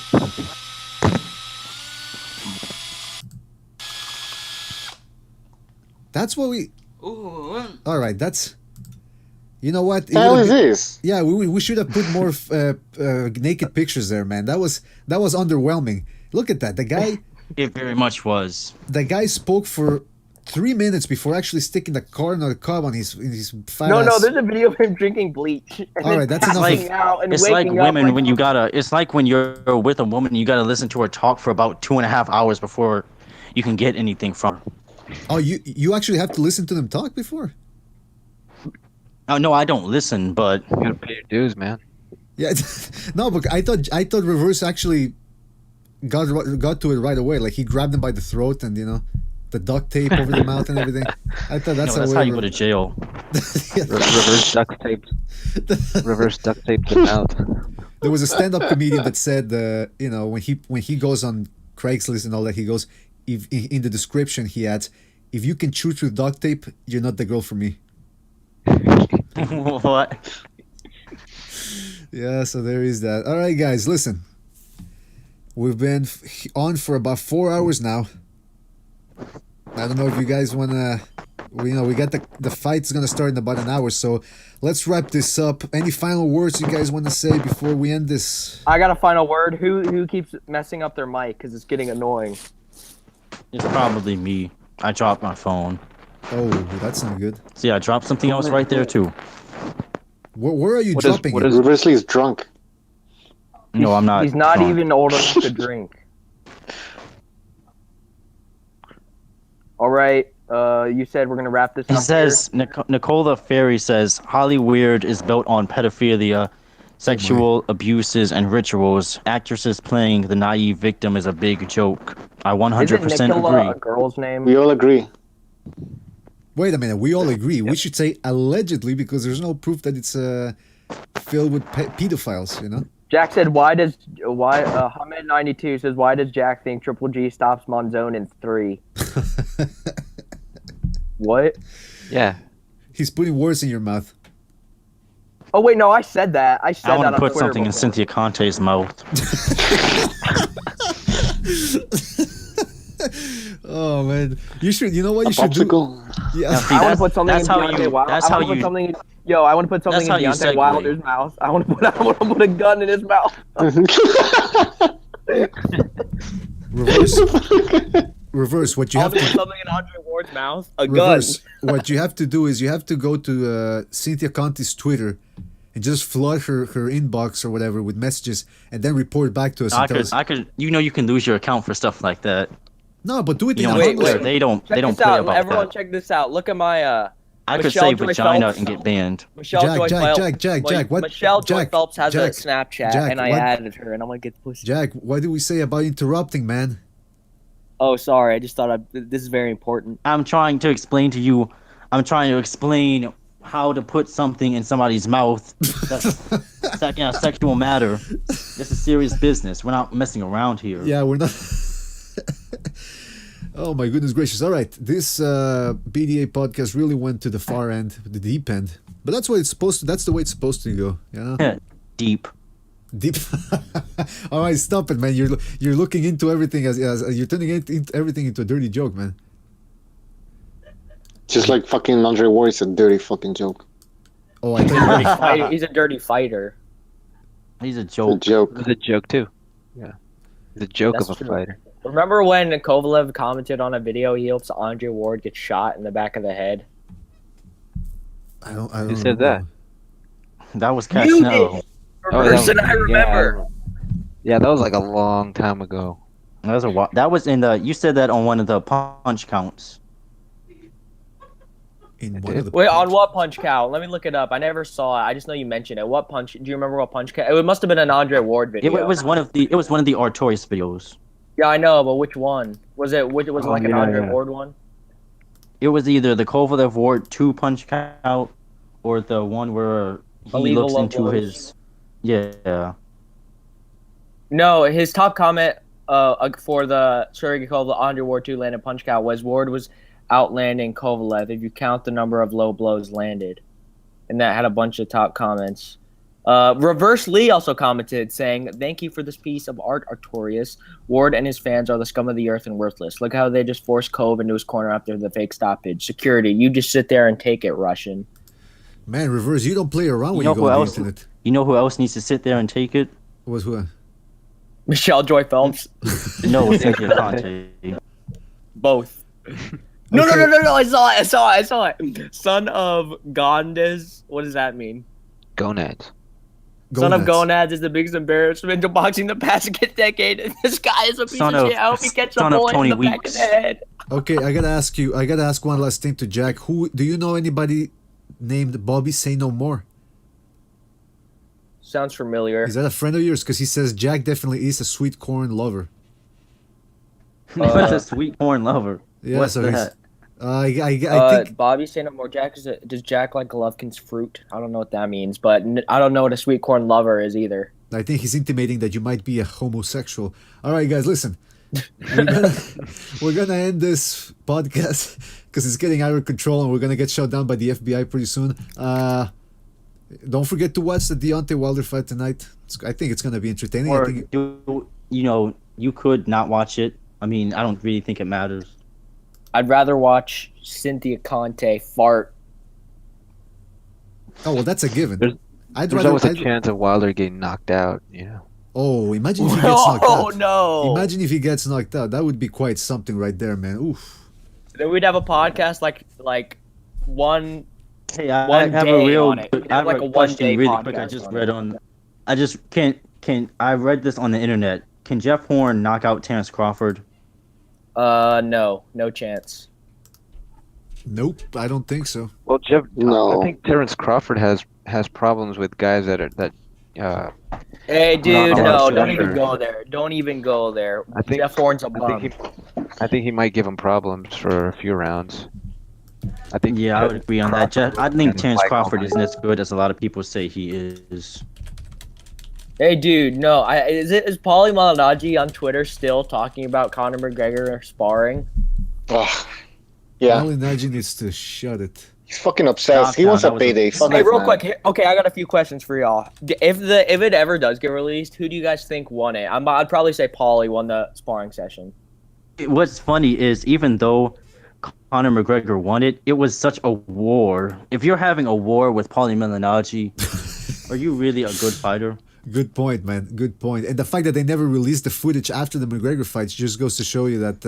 I mean, Paulie's pretty confident. It's all he talks about, so I assume he actually did win. Yeah, I agree. I think he won. All right, he's guys. like, no. Every single day I check Twitter, and then he's just like, yeah. Look at the replies to his recent tweet was typical Conor fan. Once you realize I'm right, just say move on. R4, of course, it hurts groupies to think he's human and gets his ass kicked. Have you ever considered getting professional help for your McGregor addiction? Paulie, you've ruined this ending with Conor McGregor obsession. Then the SpongeBob meme of typical Conor fan or whatever. But yeah, if that ever happens, which I doubt it will in the boxing ring, I'll probably pick Paulie Malignaggi to beat Conor McGregor. I'm sorry, something happened. We sort of missed that. Anyway, guys, we're gonna end this podcast. It's been a long, 4 hours. Come on, man. We got 1 hour before we watch the fight. All right, guys. So we gotta get on this. Should we do it? Should we do an after podcast? I always wanted to do one, but I'm too beat up, man. From. Well, why don't you just keep this podcast on and stop for like you did with the Joshua Takam fight? Why don't you just keep the podcast on and then? In an hour, we can all come back and give our opinions because we're already still on the podcast. Okay, what we can do is maybe we can re-upload, but we can activate the chat and just have people in there after the fight. Because I don't know, talking, man, I gotta go to sleep, man. I got a life as well. Well, how quick do you think the fight's gonna be? I say it's gonna be like probably it's not just gonna be that one fight. They also have eight rounds. 8 rounds. I am kind of excited to see this, though. I don't care what Reverse says. I've never seen Deontay Wilder fight live. I've never seen Deontay Wilder fight live. Let's hope that Bermane Stiverne doesn't have a heart attack. He looks like he smells like bacon. That's what happens when you get in the ring and you're that fat and out of shape. Poop? BDA. It looks like he smells like poop. I agree. No, bacon. He looks like he smells like fried bacon. Like he's been just rolling around in bacon grease. Speaking of fried, he looks fried all the time. Like? Well, you can just tell sometimes with experience. With experience, sometimes you can look at a guy and say, okay, he smells like steamed vegetables. This guy smells like sand. This guy smells like a mix of urine, dry urine. This guy smells like ass. Who? No. Some kid in my construction class on Friday. Yesterday. Class. Well, we walked past some kid, and my friend said, "This kid smells like ass." All right. And it just reminded me of me saying that yesterday. Jesus, you! I don't know what type of school you go to, but that's very disrespectful. And we certainly He doesn't say it to the kid's face. He said it to me. He didn't say it to the kid's face. He said it to me. Oh well, that makes it better, I guess. Listen, guys, we gotta go, man. Well, we'll see if we reactivate the chat afterwards. First of all, let me do a couple of plugs here. First, thank you all for joining us. The usual suspects, Reverse Lee. We had a new, Cachnello give me my fight. Good for you that you finally made it in. We were glad to have you. Jack Alter, thanks for joining us as well. Your websites and your YouTube channels are going to be in the description of the video. So get a little plug for that. Jack Alter. Hey, I got subscribe. I'm sorry. I only have like 20 subs. Sorry, I just have to say that. Be sure to subscribe, guys. Because if I have less subscribers than Low Place, that's just sad. All right, would you stop? Would you and Low Place really need to get your act together? Because you're going after him all the time. I'm thinking about making a Takashi Miura career overview video this month. Do it, man. Why? Try to include some like video clips and all that, so to make include me in it, and I'll talk about how I don't know who he is. What? Yeah, that sounds like. Yeah, that sounds like a good idea. No, Listen, he just sounds like a no name. I know who it is though. Fantastic. Listen, check out Jack Alter's YouTube channel. It's on the description. Hey. That his link is on the description. Subscribe and let him know what you think of him. Let him have it. SplitD, who has the Loaded Gloves Boxing Podcast. He co-hosts with Victor Atkinson, who hasn't been on the show in a long time. We gotta kidnap Victor and get him on the show. He was on my podcast yesterday. Yeah. He works on Saturdays. I don't know if he wants me to say it, but he's busy on Saturdays, so that's why he can make it here. But he has his show with SplitD. I believe they're gonna do one tomorrow, so check that out. The link is also in the description. Reverse Lee also has a YouTube channel, but he doesn't. Yeah, but he doesn't really help. One video. Do more, man. Do more. Low Place. Yeah, we'll put the link in the description later. Okay. I mean, I'm trying to create proper content. I don't want to be like all these LDBC guys who will make a video off an Instagram post. Yeah, absolutely. Yeah, he's got a good point. True, man. He's got a point, man. Yeah. Want to thank Low Place too, who made it in here, who was here for a couple of minutes. He also has a YouTube channel. We're gonna put that in the description. Who else am I missing? Hamed. Thank you, Hamed, for having joined us. Is kind of crazy, but he makes some pretty good arguments sometimes. Yeah. Don't tell that to Jack though. Yeah. No, I heard no Low Place. I feel bad for him. He doesn't know a lot about boxing. He's a nice guy though. You don't think he knows a lot about boxing? I think he knows his stuff, man. He just makes some claims that are somewhat. Dude, he says Adonis Stevenson Matthew Jack is pound for pound supremacy, and I'll show who the pound for pound king is. Whatever. Listen, you guys will hash it out when you get the chance. Probably in your podcast. Invite him to your podcast and see what the. Hey, you need to join my podcast. I know King Bucho, everyone in here has joined my podcast except for you, BDA. You need to come on sometime. Wait a minute. You're putting me on the spot, man. I don't like that. Bro, like 6 people watch my podcast. Well, no, but that's how you start, man. That's how you start. You don't start right away with 1,000 people watching. But anyway, listen, guys, thank you for joining us, man. I also want to thank everybody that dropped by in the chat room. Nikolai Ferrari, Hamed, who was also in here as well in the Google group. Was that? Oh, sorry. I need to stop interrupting, but I said bye, everyone. Suck my dick at Hamed92. Oh, boy. That's going to get you a lot of subscribers. Kaiser Koba, thank you a lot for having joined us as well. The usual. Also, Luis Catorce, who was here for a while. You know who you are. I don't have to mention you all the time. Nicola Ferrari, I already mentioned him. Cachnello, give me my weight, who just joined us here. Mr. Dinklepoos. King Bucho, as always. And for Mr. BDA, thank you for joining us. And we will see you on the next one. Enjoy the fights, everybody. Bye. All right, bye.